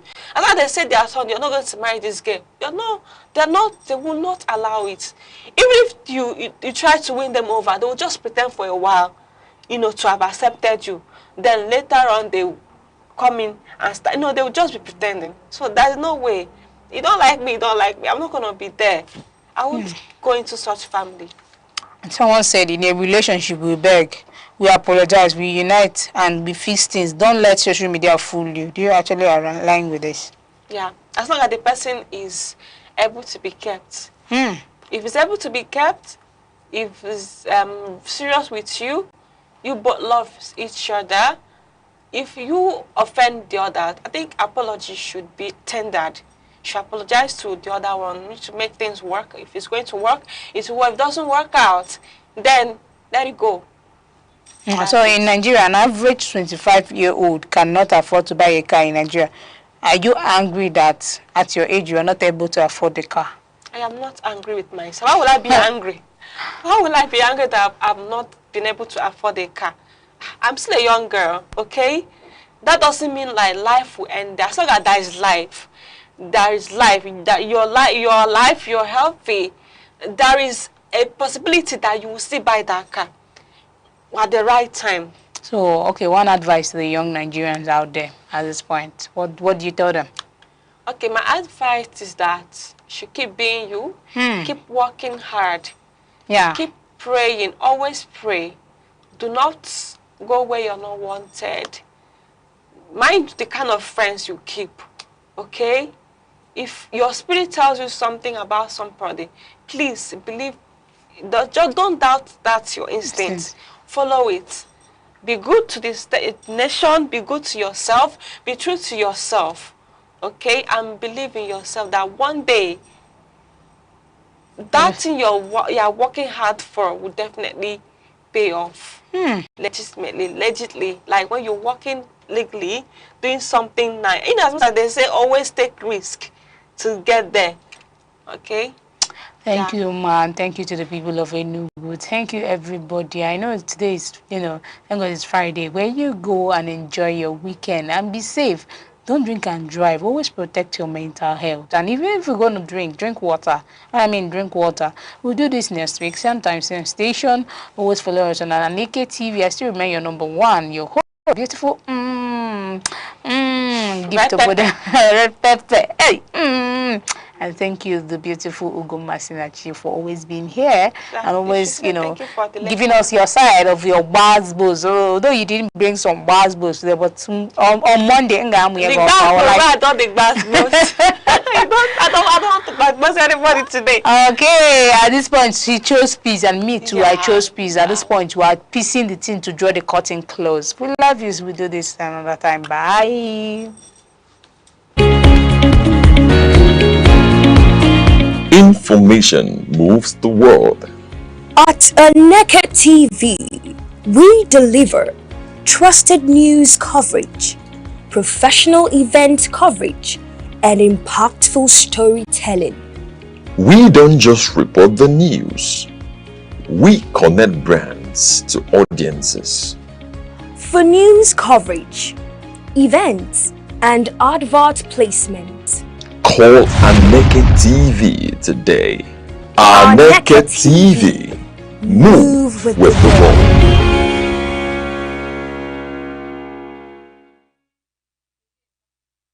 Humility. Humility is not thinking less of yourself. It is thinking of yourself less. It is the quiet dignity of those who serve when no one claps and rise when no one cheers. In a world shouting for attention, humility whispers truth. It chooses peace over pride and silence over show. It knows that value isn't in volume and honor isn't always visible. The humble carry unseen power. They lift others without needing a pedestal. And in doing so, they rise higher than ego ever could. Information moves the world. At Aneke TV, we deliver trusted news coverage, professional event coverage, and impactful storytelling. We don't just report the news. We connect brands to audiences. For news coverage, events, and advert placement, call Aneke TV today. Aneke TV. Move with the world.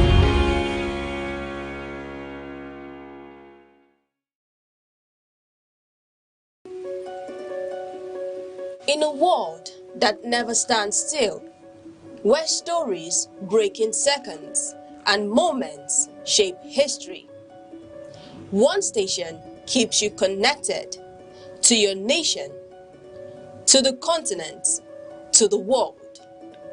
From breaking news to powerful stories, from business and politics to culture, lifestyle and entertainment, we inform, we inspire, we keep you ahead. This is more than television. This is your window to everywhere that matters. Aneke TV. Move with the world.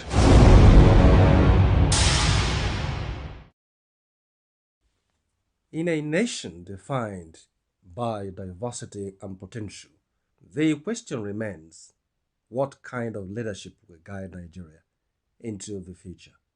Across government, business, media and civil society, one principle has emerged as non-negotiable: ethical leadership.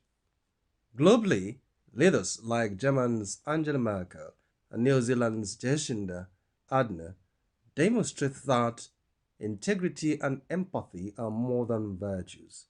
They are instruments of trust and stability. Merkel's pragmatic management of economic crisis and Ardern's compassionate yet decisive responses to national emergencies highlight the value of principled governance. Nigeria's lesson is clear: citizens, fellow leaders who are consistent, transparent, and accountable.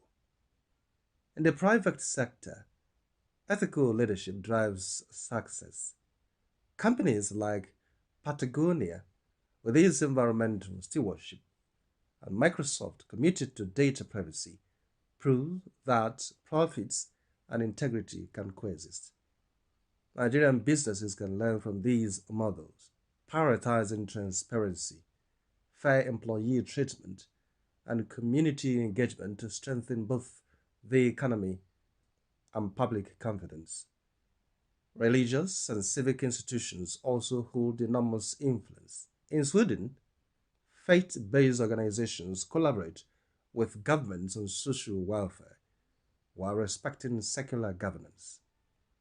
In Nigeria, religious leaders can guide communities through ethical engagement, promoting peace, civic responsibility, and financial transparency. The media serves as the nation's ethical compass, from Watergate in the United States to anti-corruption investigations in South Korea. Responsible journalism exposes abuse of power and strengthens accountability. Nigerian media, by upholding truth and resisting political pressures, can elevate public discourse and encourage ethical governance. Youth and civil society movements around the world illustrate the power of principled activism. Evidence-based campaigns in Kenya, climate initiative in Europe, and grassroots civic actions globally show that organized engagement reinforces accountability. In Nigeria, young people and NGOs can champion ethical leadership through advocacy, civic education, and constructive participation. The path forward is practical and systemic. Transparent public finance. Young people and NGOs can champion ethical leadership through advocacy, civic education, and constructive participation. The path forward is practical and systemic. Transparent public finance, digitized services, whistleblower protections, merit-based appointments, and civic education are all critical. Ethical leadership must be embedded in institutions, daily operations, and individual conduct. When leaders govern with integrity, businesses act responsibly, institutions foster unity, and citizens uphold civic duty, Nigeria's potential becomes tangible. Ethical leadership is not just a moral ideal. It is a strategic roadmap to progress, cohesion, and sustainable development.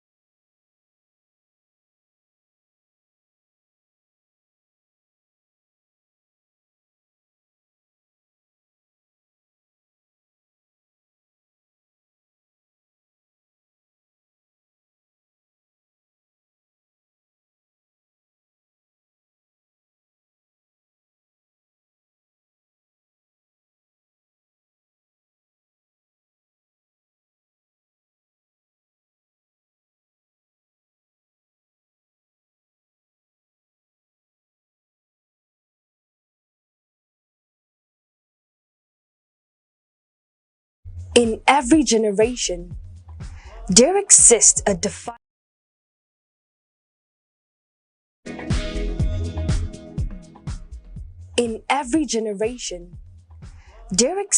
defining force.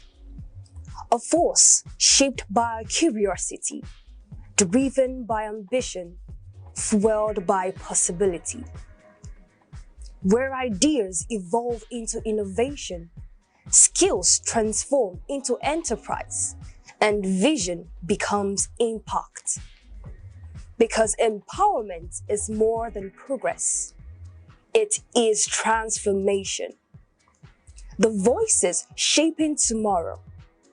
The idea redefining possibilities. The generation building the future.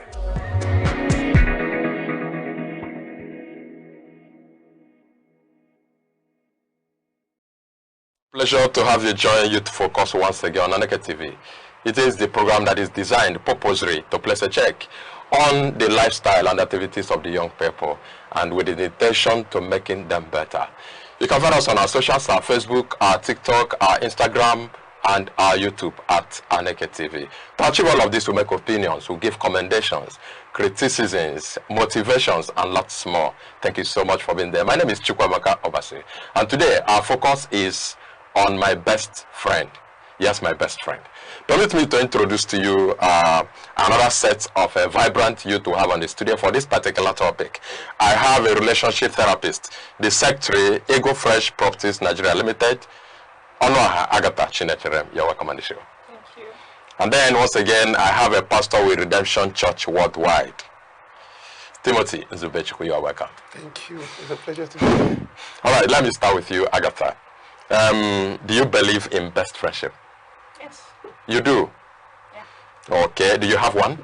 Yes, I have one. You have a best friend? Yes. All right. What about you, Timothy? Best friend?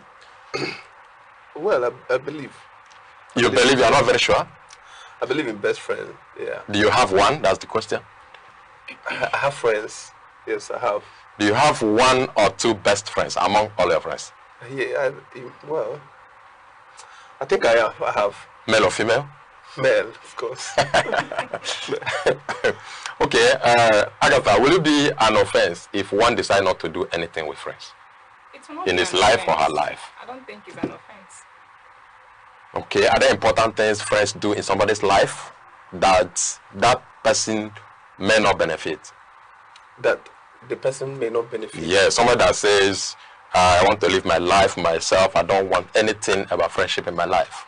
If there are benefits associated with one having friends around him. I think there are benefits in friendship, especially because when we talk about best friend, and then we should be able to understand what friendship entails, and then what that you should be expecting in friendship. So number one is that a friend is someone that you can actually run to when things are not okay per se.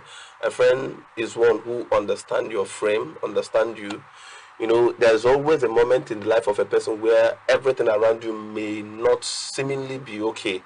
that you need just one voice, one person that will stand beside you. You know that probably you are wrong or you're right, but nobody seems to understand you, but you needed one person that is going to stand there. So I think a friend is that person that even when every other person are turning back from you, maybe because you did something that is not good, the person will still say, okay, this one is my friend, and then I choose to stand with this person. Even though that he or she is wrong, but I choose to stand because this one is my friend. So when someone doesn't have somebody who can stand with him or with her, the person, one tree cannot make a forest. That's just it.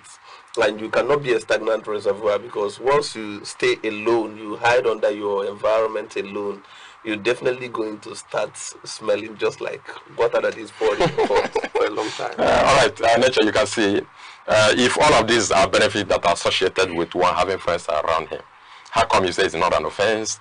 When someone says, yes, I want to live my life alone without friends. Okay, you know that this friendship we are talking about is a thing of choice. It's a choice. If you want to have friends, you will. If you don't want to have friends, it's okay, because it's your personal decision. But some people will tell you, I don't want to have friends because I want to be on my own. Just like he said, a tree doesn't make a forest. So if you say that it's my opinion, and sorry, it's my personal decision not to have any friend, not to associate with people, yes, it's your personal decision, but deep down you will know that it's not working. So why I said it's not unfair is because some persons take it as a personal decision. I want to be alone. Some persons at the point they will tell you, even my family, I just want everybody to stay away. So even the family members. Yeah, it's not like they are going to stay away forever, but for the moment, just for example, if you want to undergo surgery, inside your surgical room, you are there alone. Nobody is going to sit on the bed and they operate both of you together. You face the pain and everything alone. So for someone to take a decision and say, I don't want to have friends, maybe the person have a reason for that. I want to build myself. I want to understand who I am. But what they refuse to understand is you can't identify who you are without people around you telling you that this is exactly who you are. So friendship has a lot of benefit, because friendship defines you and make you to understand that this is who you are. And that's why they say, show me your friend, I'm going to show you who you are. So it's a personal decision. That is why I said it is not an offense. Okay, now how do you define that person that says, I want to live my life alone, I don't want to have friends around me? A loner. A loner. And then the thing there is that, you see, the matter of friendship is actually very deep, because people are built through friends. People are built, let me not just say friends, but association. You see, there's blessing that comes from association. There's also destruction that comes from association. There are people today who have no reason to become a prostitute, but they are into prostitution simply because they met a friend that destroyed them and told them negative things about life. So I think instead of being very much open to have friendship that is going to, or a best friend that is going to lead you into destruction, it is simply better that you stay alone. But at the end of the day, you find out that God in his way will somehow give you people that are going to stay around you. Like I said the last time I came here, I remember I said that God allow people to pass through you, but it is your responsibility to filter those that are coming through you, or coming to you, in order to know those that are going to stay closer to you. So 10,000 people, or you may meet 1,000 people, let me use it as an example, in a day, but you have to filter those that are going to stay around you. It's not everybody that you collected their number that are still going to remain closer to you. You have to filter those people and know those that are going to be for you. So if the friendship is going to lead you to the bad aspect of life, I believe that it is better to be. But I don't think anybody at the intent of making friends would know if it's going to lead him or her to the bad aspect of life or the good one. I think we make friends for the intentionality of the goodness or the benefit of our friendship, isn't it? Sometimes, you see, most times it's not like that. Okay, so let me just clear this. I think friendship mostly comes through your vision and the line that you're following. any way you choose to follow, you must meet people that are already in that line. Okay. Right? Okay. And sometimes that's why if you discover from in your primary school, you met some friends in your primary school, guys that you play with. Okay. You're right. Then after primary school, you enter secondary school. Some of them didn't enter the same secondary school with you. You're right. You found out that you left them and you met other guys who are also your peers in secondary school, and you finish secondary school, you entered university, you met other guys again who were there. Now, sometimes the people you met in your primary school, the tendencies are that they will not remain lifetime friends. Tendencies are, because you are going to still meet other people. Then, when you enter the university, most times the quality relationship and friendship that we make in university level actually defines how your life will be after school. I can tell you that for free. People you met in your school days, they will tell a lot about how your life will be after your school, because you will meet people that are going to show you. Both of you definitely are not going to end up in the same environment. You are not going to end up in the same place. But mind you that if you are able to have one or two good friends from university that are doing well, that are ready to help you, your life will be helped easily. Thank you so much. Pastor Timothy has told us this for free, and we need to say thank you so much. And we have taken it for free. All right. Let's come to how friendship emerge in the first instance. Yes. How does one become your friend? Okay. So just like Pastor Timothy said, vision. You know, whatever you are going, that means the kind of friend you are keeping. The friends I have while I was in the village are not the friends I have here right now. Only few of them I still communicate with. Because of what? I am going somewhere. So my village life is entirely different from my township life. Let me use it that way. While I was still schooling in the village, I have some female friends who we share the same ideology, the same path, we had the same plans, we are going the same place. But coming to the university here in town, I realized that I don't think we are going the same way.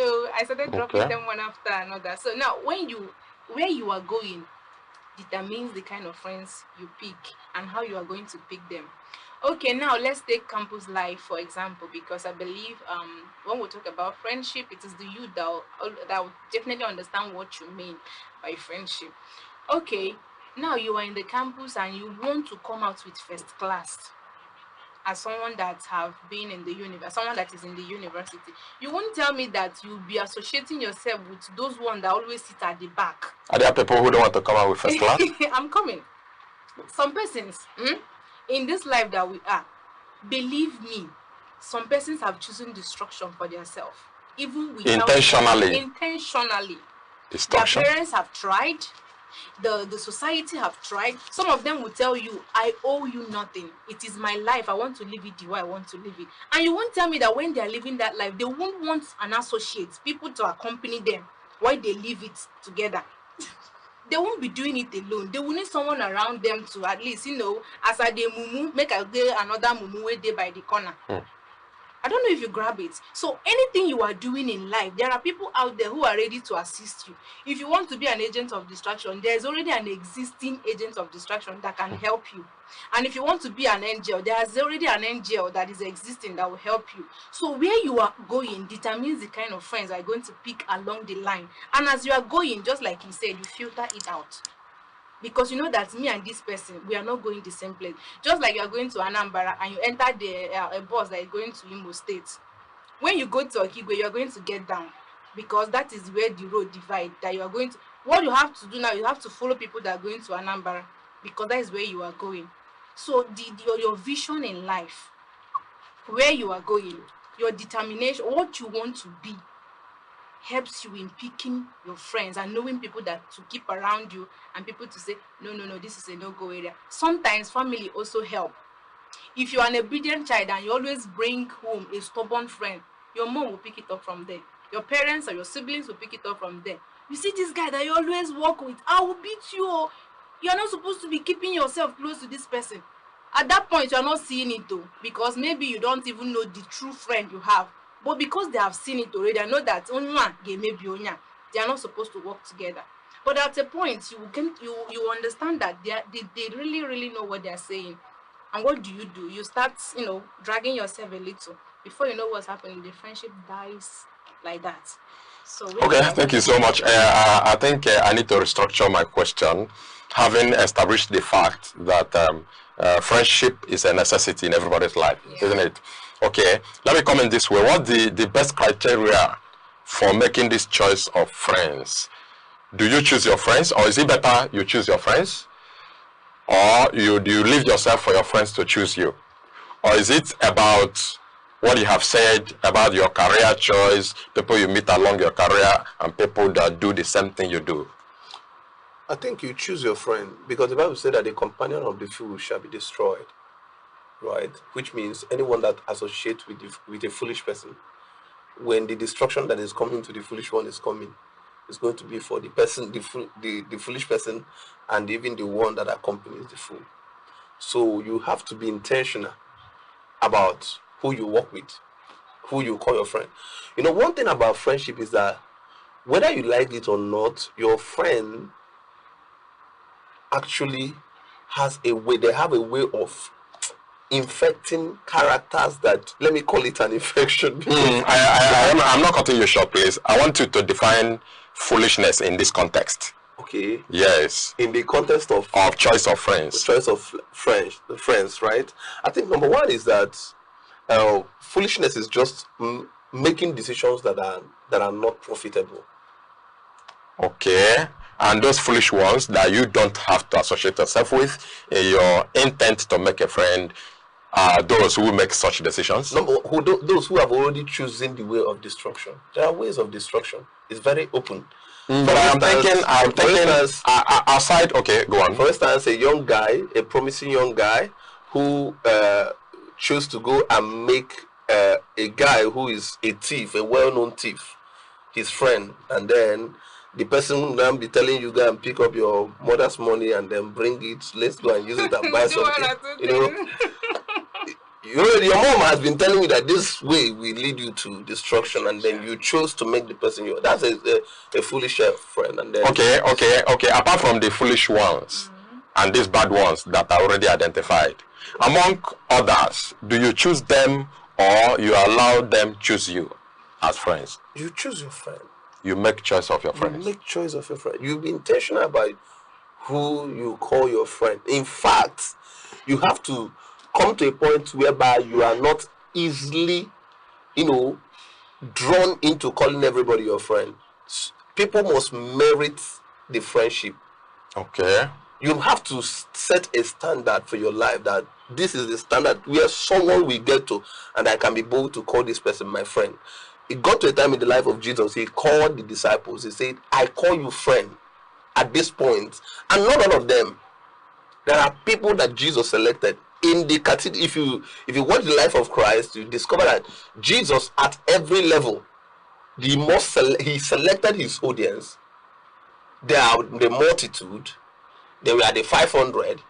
They were the 12. And inside the 12 that we all know, that we call the 12 apostles, Jesus also had 3.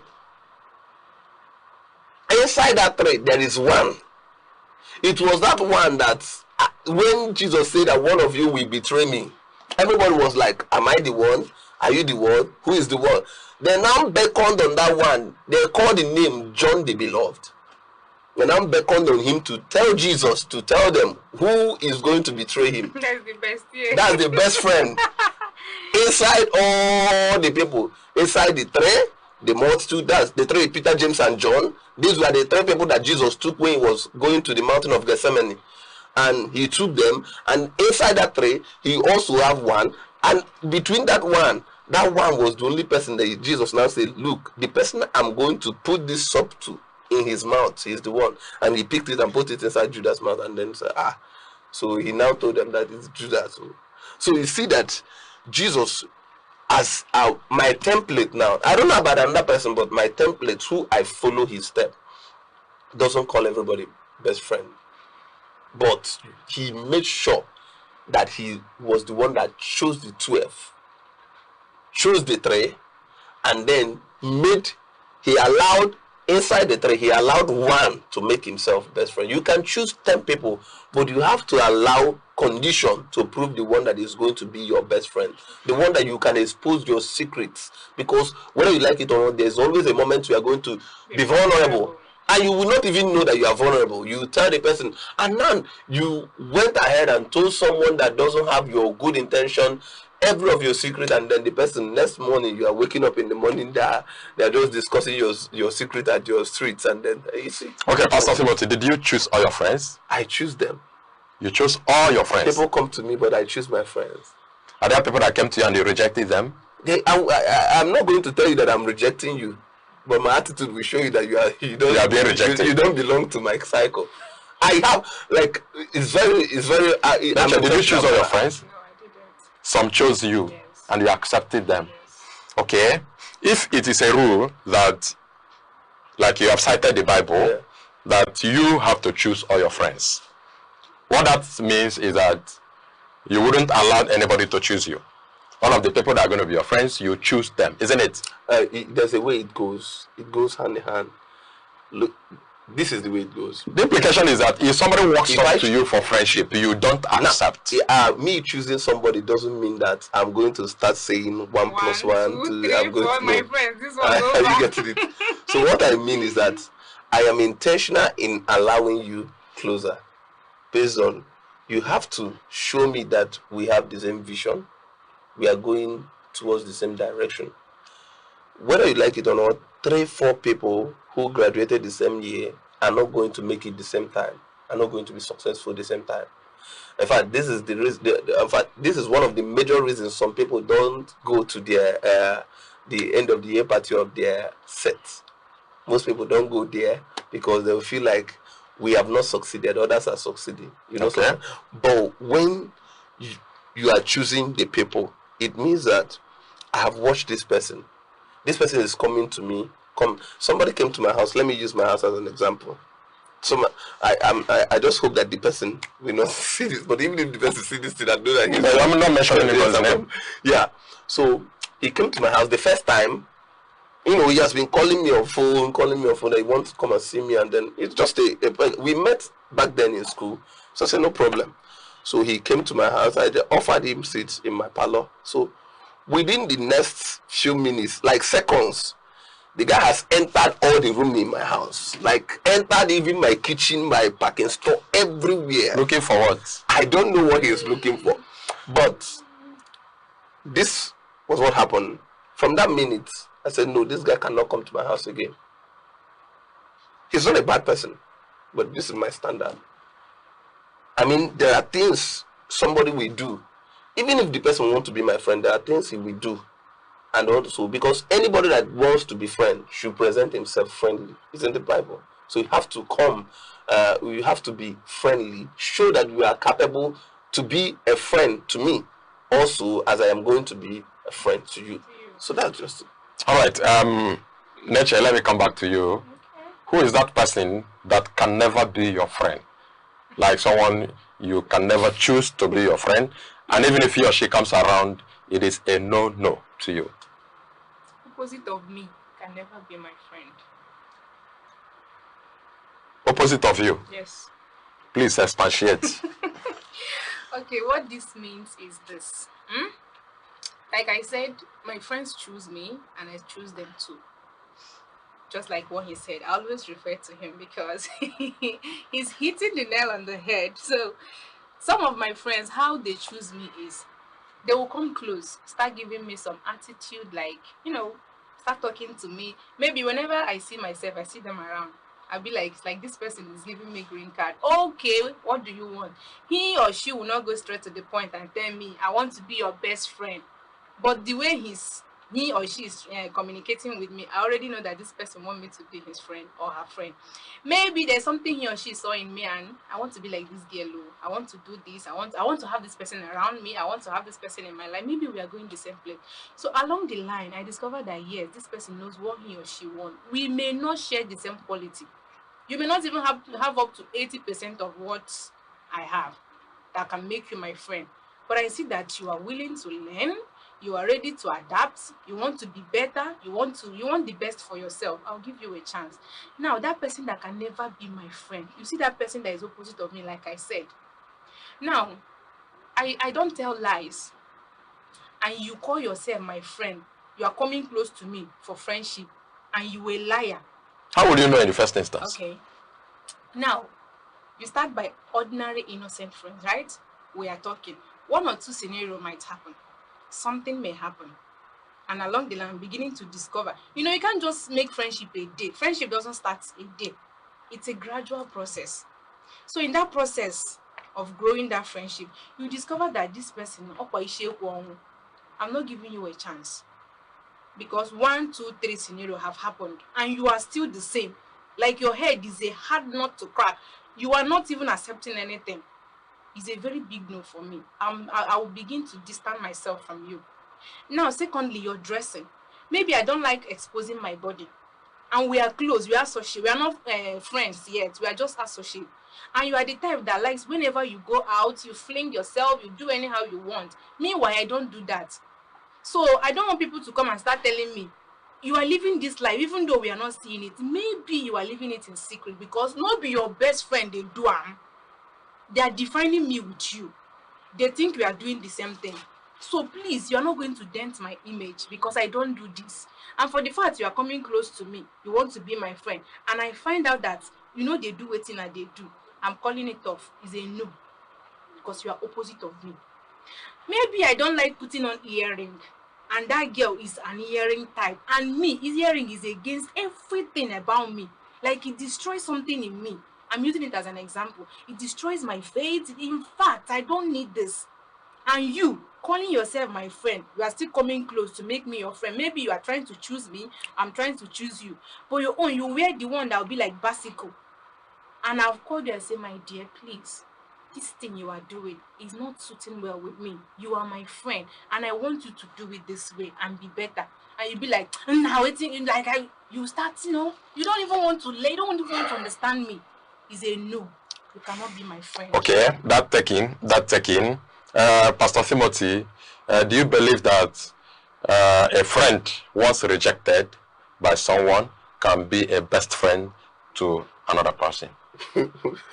Some of us have been rejected by people now, so we are still best friends to other people.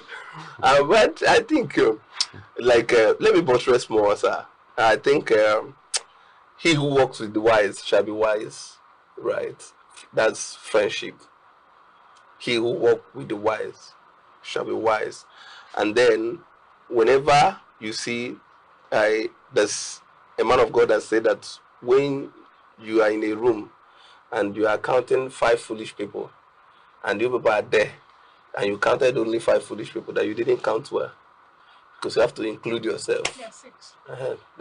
So you see that the matter of friendship, right, I think is very, very delicate, right? And then if God doesn't help a person, you don't come to a point whereby you have God helping you to filter the people that comes into your life. Some have been destroyed, badly damaged. Most destruction that comes to people didn't come from their home, because most times their parents are just looking at them. But once they enter school, once they go out, you find out that the people they are mixing with are people that speaks opposite of what their family is teaching them. For instance, people become drug addicts because they met friends. Sometimes it doesn't start by you smoking immediately. Sometimes it can just start by you being around them. They will smoke.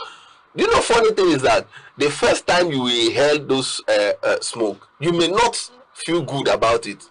But you stay there the first time, stay the second time, all of a sudden you begin to find out that the smell, the scent of the secondary smoke smoker is now becoming enticing. And all of a sudden you are giving into it. You one day test it, and from testing it, you take 1, take 2, you begin to take it. So that is it. People are built, people are damaged by friend. But what I am saying in essence is that someone who have been badly damaged by other friend, if you are not rebels, you will make also bad friend to another person, right? If you make a bad friend to another person. Yeah. For instance, you've been influenced negatively into, there are people that, there are ladies that doesn't see their body now as anything because of friends, roommates, some of those stuff. And there are guys that doesn't see some kind of bad life as anything. So maybe you are an alcoholic and then you are very deep into alcohol. And then you now want to detach yourself from people, those people, they have damaged you and then rejected you. And then you now want to become a best friend to another person. You will still corrupt the person and then damage the person and leave the person, because that's... What if the person receives repentance? I'll tell you, unless there is repentance and then rehabilitation. Because repentance must come with rehabilitation. You don't just reject something. When you reject it, you first. That's why in the Old Testament, once you say that I have stolen something from this person, and then you confess, and then after everything, you go and do restitution. That restitution is rebuilding yourself, remolding yourself, so that you can become a better person and a better version. Okay, that's taken. Chinecherem, how much do you believe in the saying, tell me your friend, I will tell you whom you are? How much I believe in that? I believe 80%. 80%? Yes, because the remaining 20%, we are friends to rich men, but we are not rich. But we are friends to poor men, we are poor. We are friends to a pastor, we are not a pastor. But we are friends to a thief, we are a thief. So can't you be a friend to a thief and they are not a thief? It's not possible. I'm coming. Can't you be a friend to a pastor and you become a pastor? It's possible. What I'm trying to say now is the society. If I have a friend who is a prostitute, the society will never believe that I'm not a prostitute, because if I'm not a prostitute, they will believe that I'm not supposed to keep one. As your friend? As my friend. Then, if you are a pastor, you can have unbelievers as friends, so with the aim of turning them into believers. That doesn't make them a pastor. The society will start be seeing it. Since this person started following this person, it's like his life is changing. Let's believe his life will change. Let's hope his life will change. That's what they'll keep saying. But imagine he's an armed robber in the ghetto. Everybody will start telling you, leave that person, he will destroy you. He's not worthy to be your friend. Everybody wants to go to where there is sweetness. Nobody wants the bitterness of life.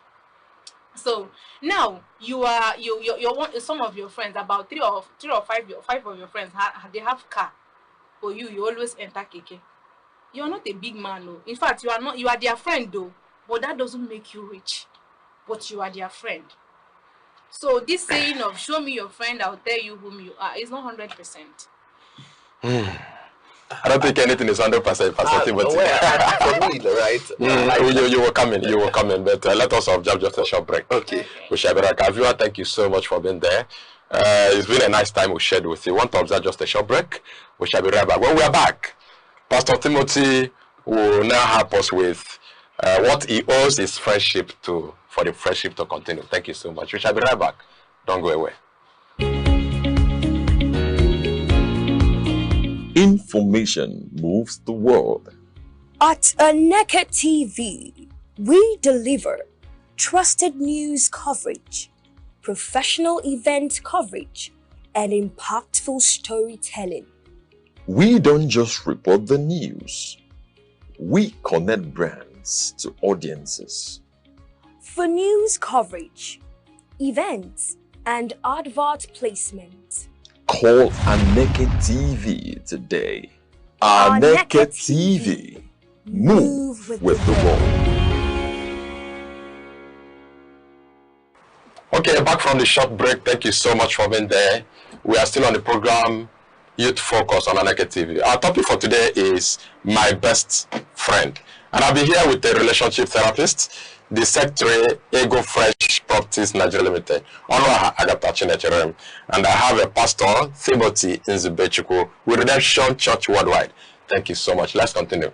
Pastor, I remember before I went on the short break, I was talking about you explaining to us what you owe your friendship for the friendship to continue. Please take it off from there. Okay, but then just give me a little. I'm going to point it out, but you see, it is easier for whites to get stained than black clothes. Okay. And also, because white is white and black is black. So white is not black and black is not white. That's what I'm saying. You see, when you have a precious gift, you preserve it. When the gift is so valuable, you hide it inside nylon upon nylon upon nylon. That's why when you buy if you know the value. Yeah. That's why when you buy new phone, it will be packed inside a carton. Then you open the carton, you see another nylon. If it is so this thing, you will still see another nylon. They will tie it. Okay. Just to show you the value of what you are holding. Now, when it comes to friendship, it is easier for a bad character to dominate good character than it is for a good character. That's why the Bible said that evil communication corrupts good manner. If you don't have a way of, separating yourself from those people that are going to contaminate you, corrupt you, you will not know when you dive deep into becoming like them.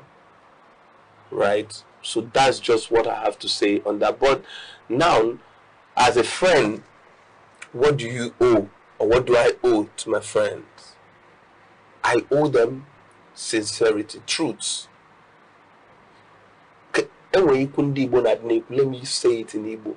Oyema ka wage ba joy.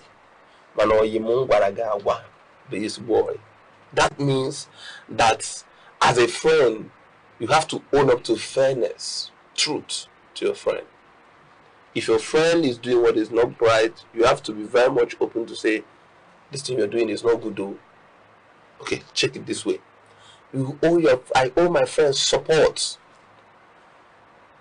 Okay, my friend want to buy something now, and my friend want to go to Remember, the question is not what you owe your friend. Okay. But what you owe the friendship. The friendship to continue. That's what I'm saying. Truth, number one. Number two is support. I will go out to support my friend in something that I know that is good. I will support my friend. I will stand by my friend. There are wars that I will not fight, but I will fight it because you are my friend.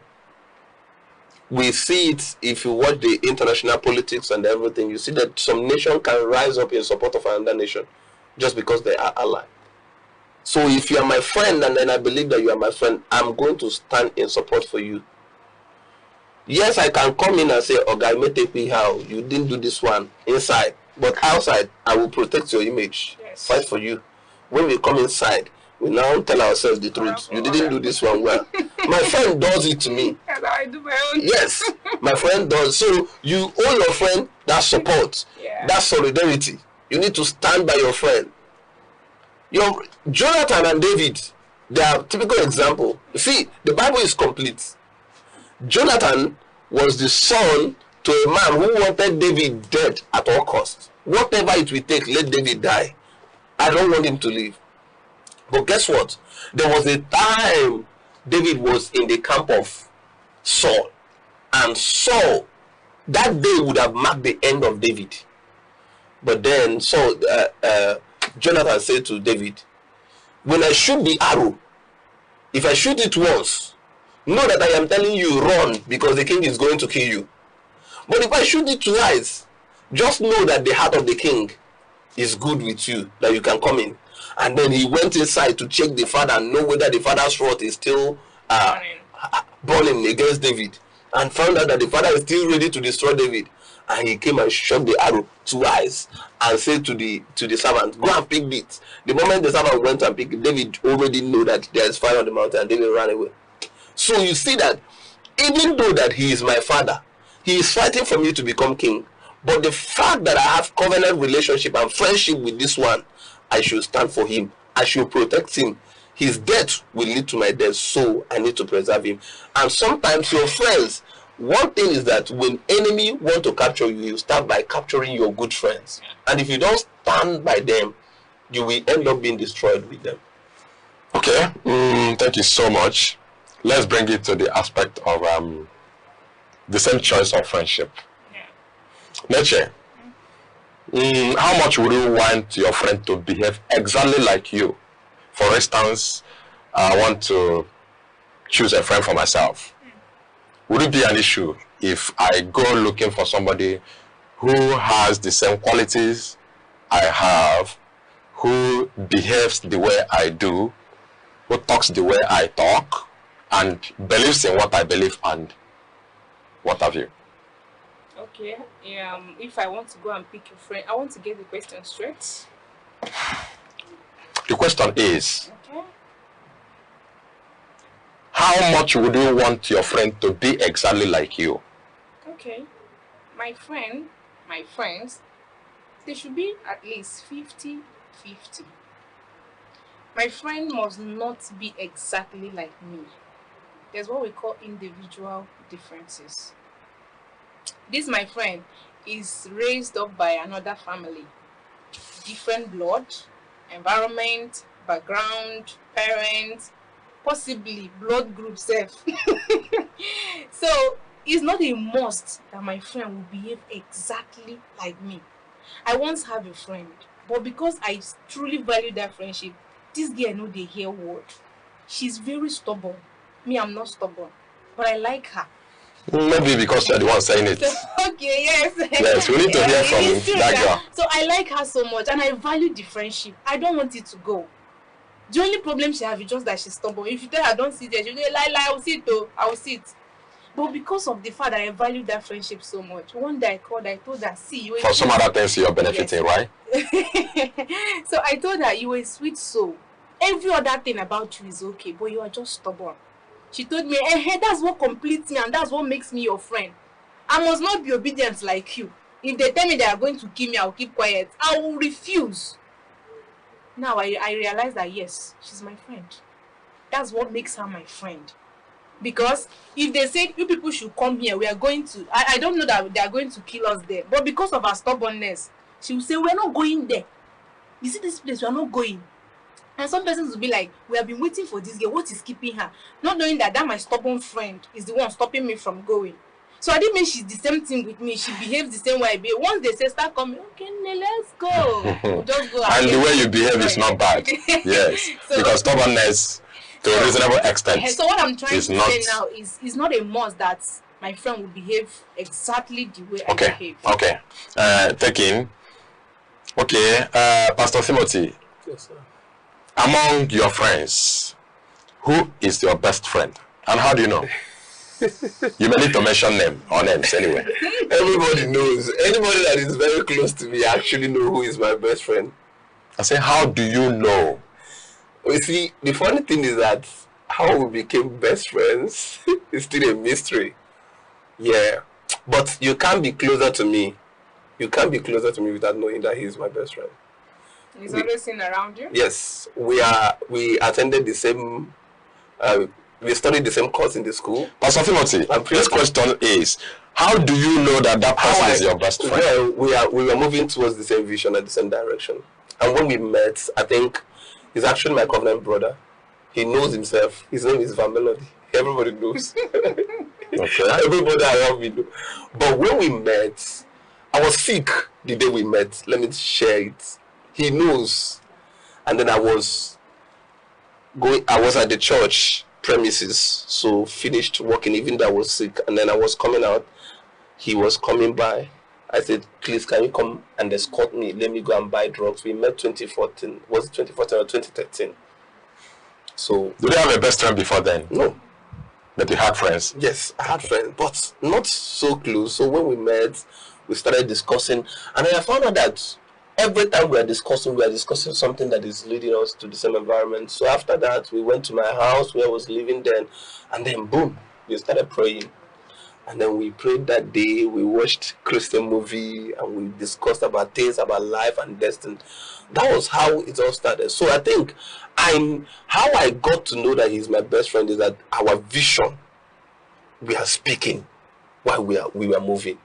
We were friends, and our vision, we are speaking. Have I had other people who were close to me and then they were moving in the same vision with me? Yes. But have we been that close? No.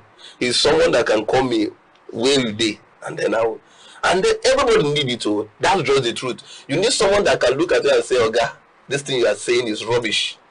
And you know that this person is not saying it out of jealousy, because this person is the first person that is going to congratulate you if anything good happens to you. So he's saying it so that you know, blaze up and then do what you're supposed to do as a person. So everybody need it. You need those. When you have a best friend, you will know that this one is not coming to you. This one is not seeking to get gold jewelries from you. Not seeking to get material things. This person is just there for your own lifting. God bring them to you, and God does that out of His mercy to those that He loves. Okay, thank you. Nature. Maybe all your friends are equal to you. I don't think you have a best friend, but if you do, share the experience to us. I have two best friends actually. Two at once? And a female. Two at once? Yes. But one must be more best than the other. Yes, the lady is more best. Okay. I won't say more best, both of them. Yes, do they know themselves? They know themselves. And they know they are your best friends? They know they are my best friends. Two of them, are they best friends? I met one before one, and when one find out that this person is my best friend, we became best friends. So they're also best friends to themselves? Of course. So this that's lady, a chain of best friendship. So this lady, this is almost 12 years of friendship with her. Then as for the guy, this is 5 years.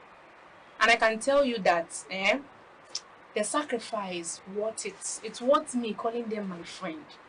Best friends. Yes, my best friend. So for the guy, the experience why he became my best friend was there was something I was finding very difficult to achieve in life, which is my journalism practice. So when I entered the university, there was something I did one day.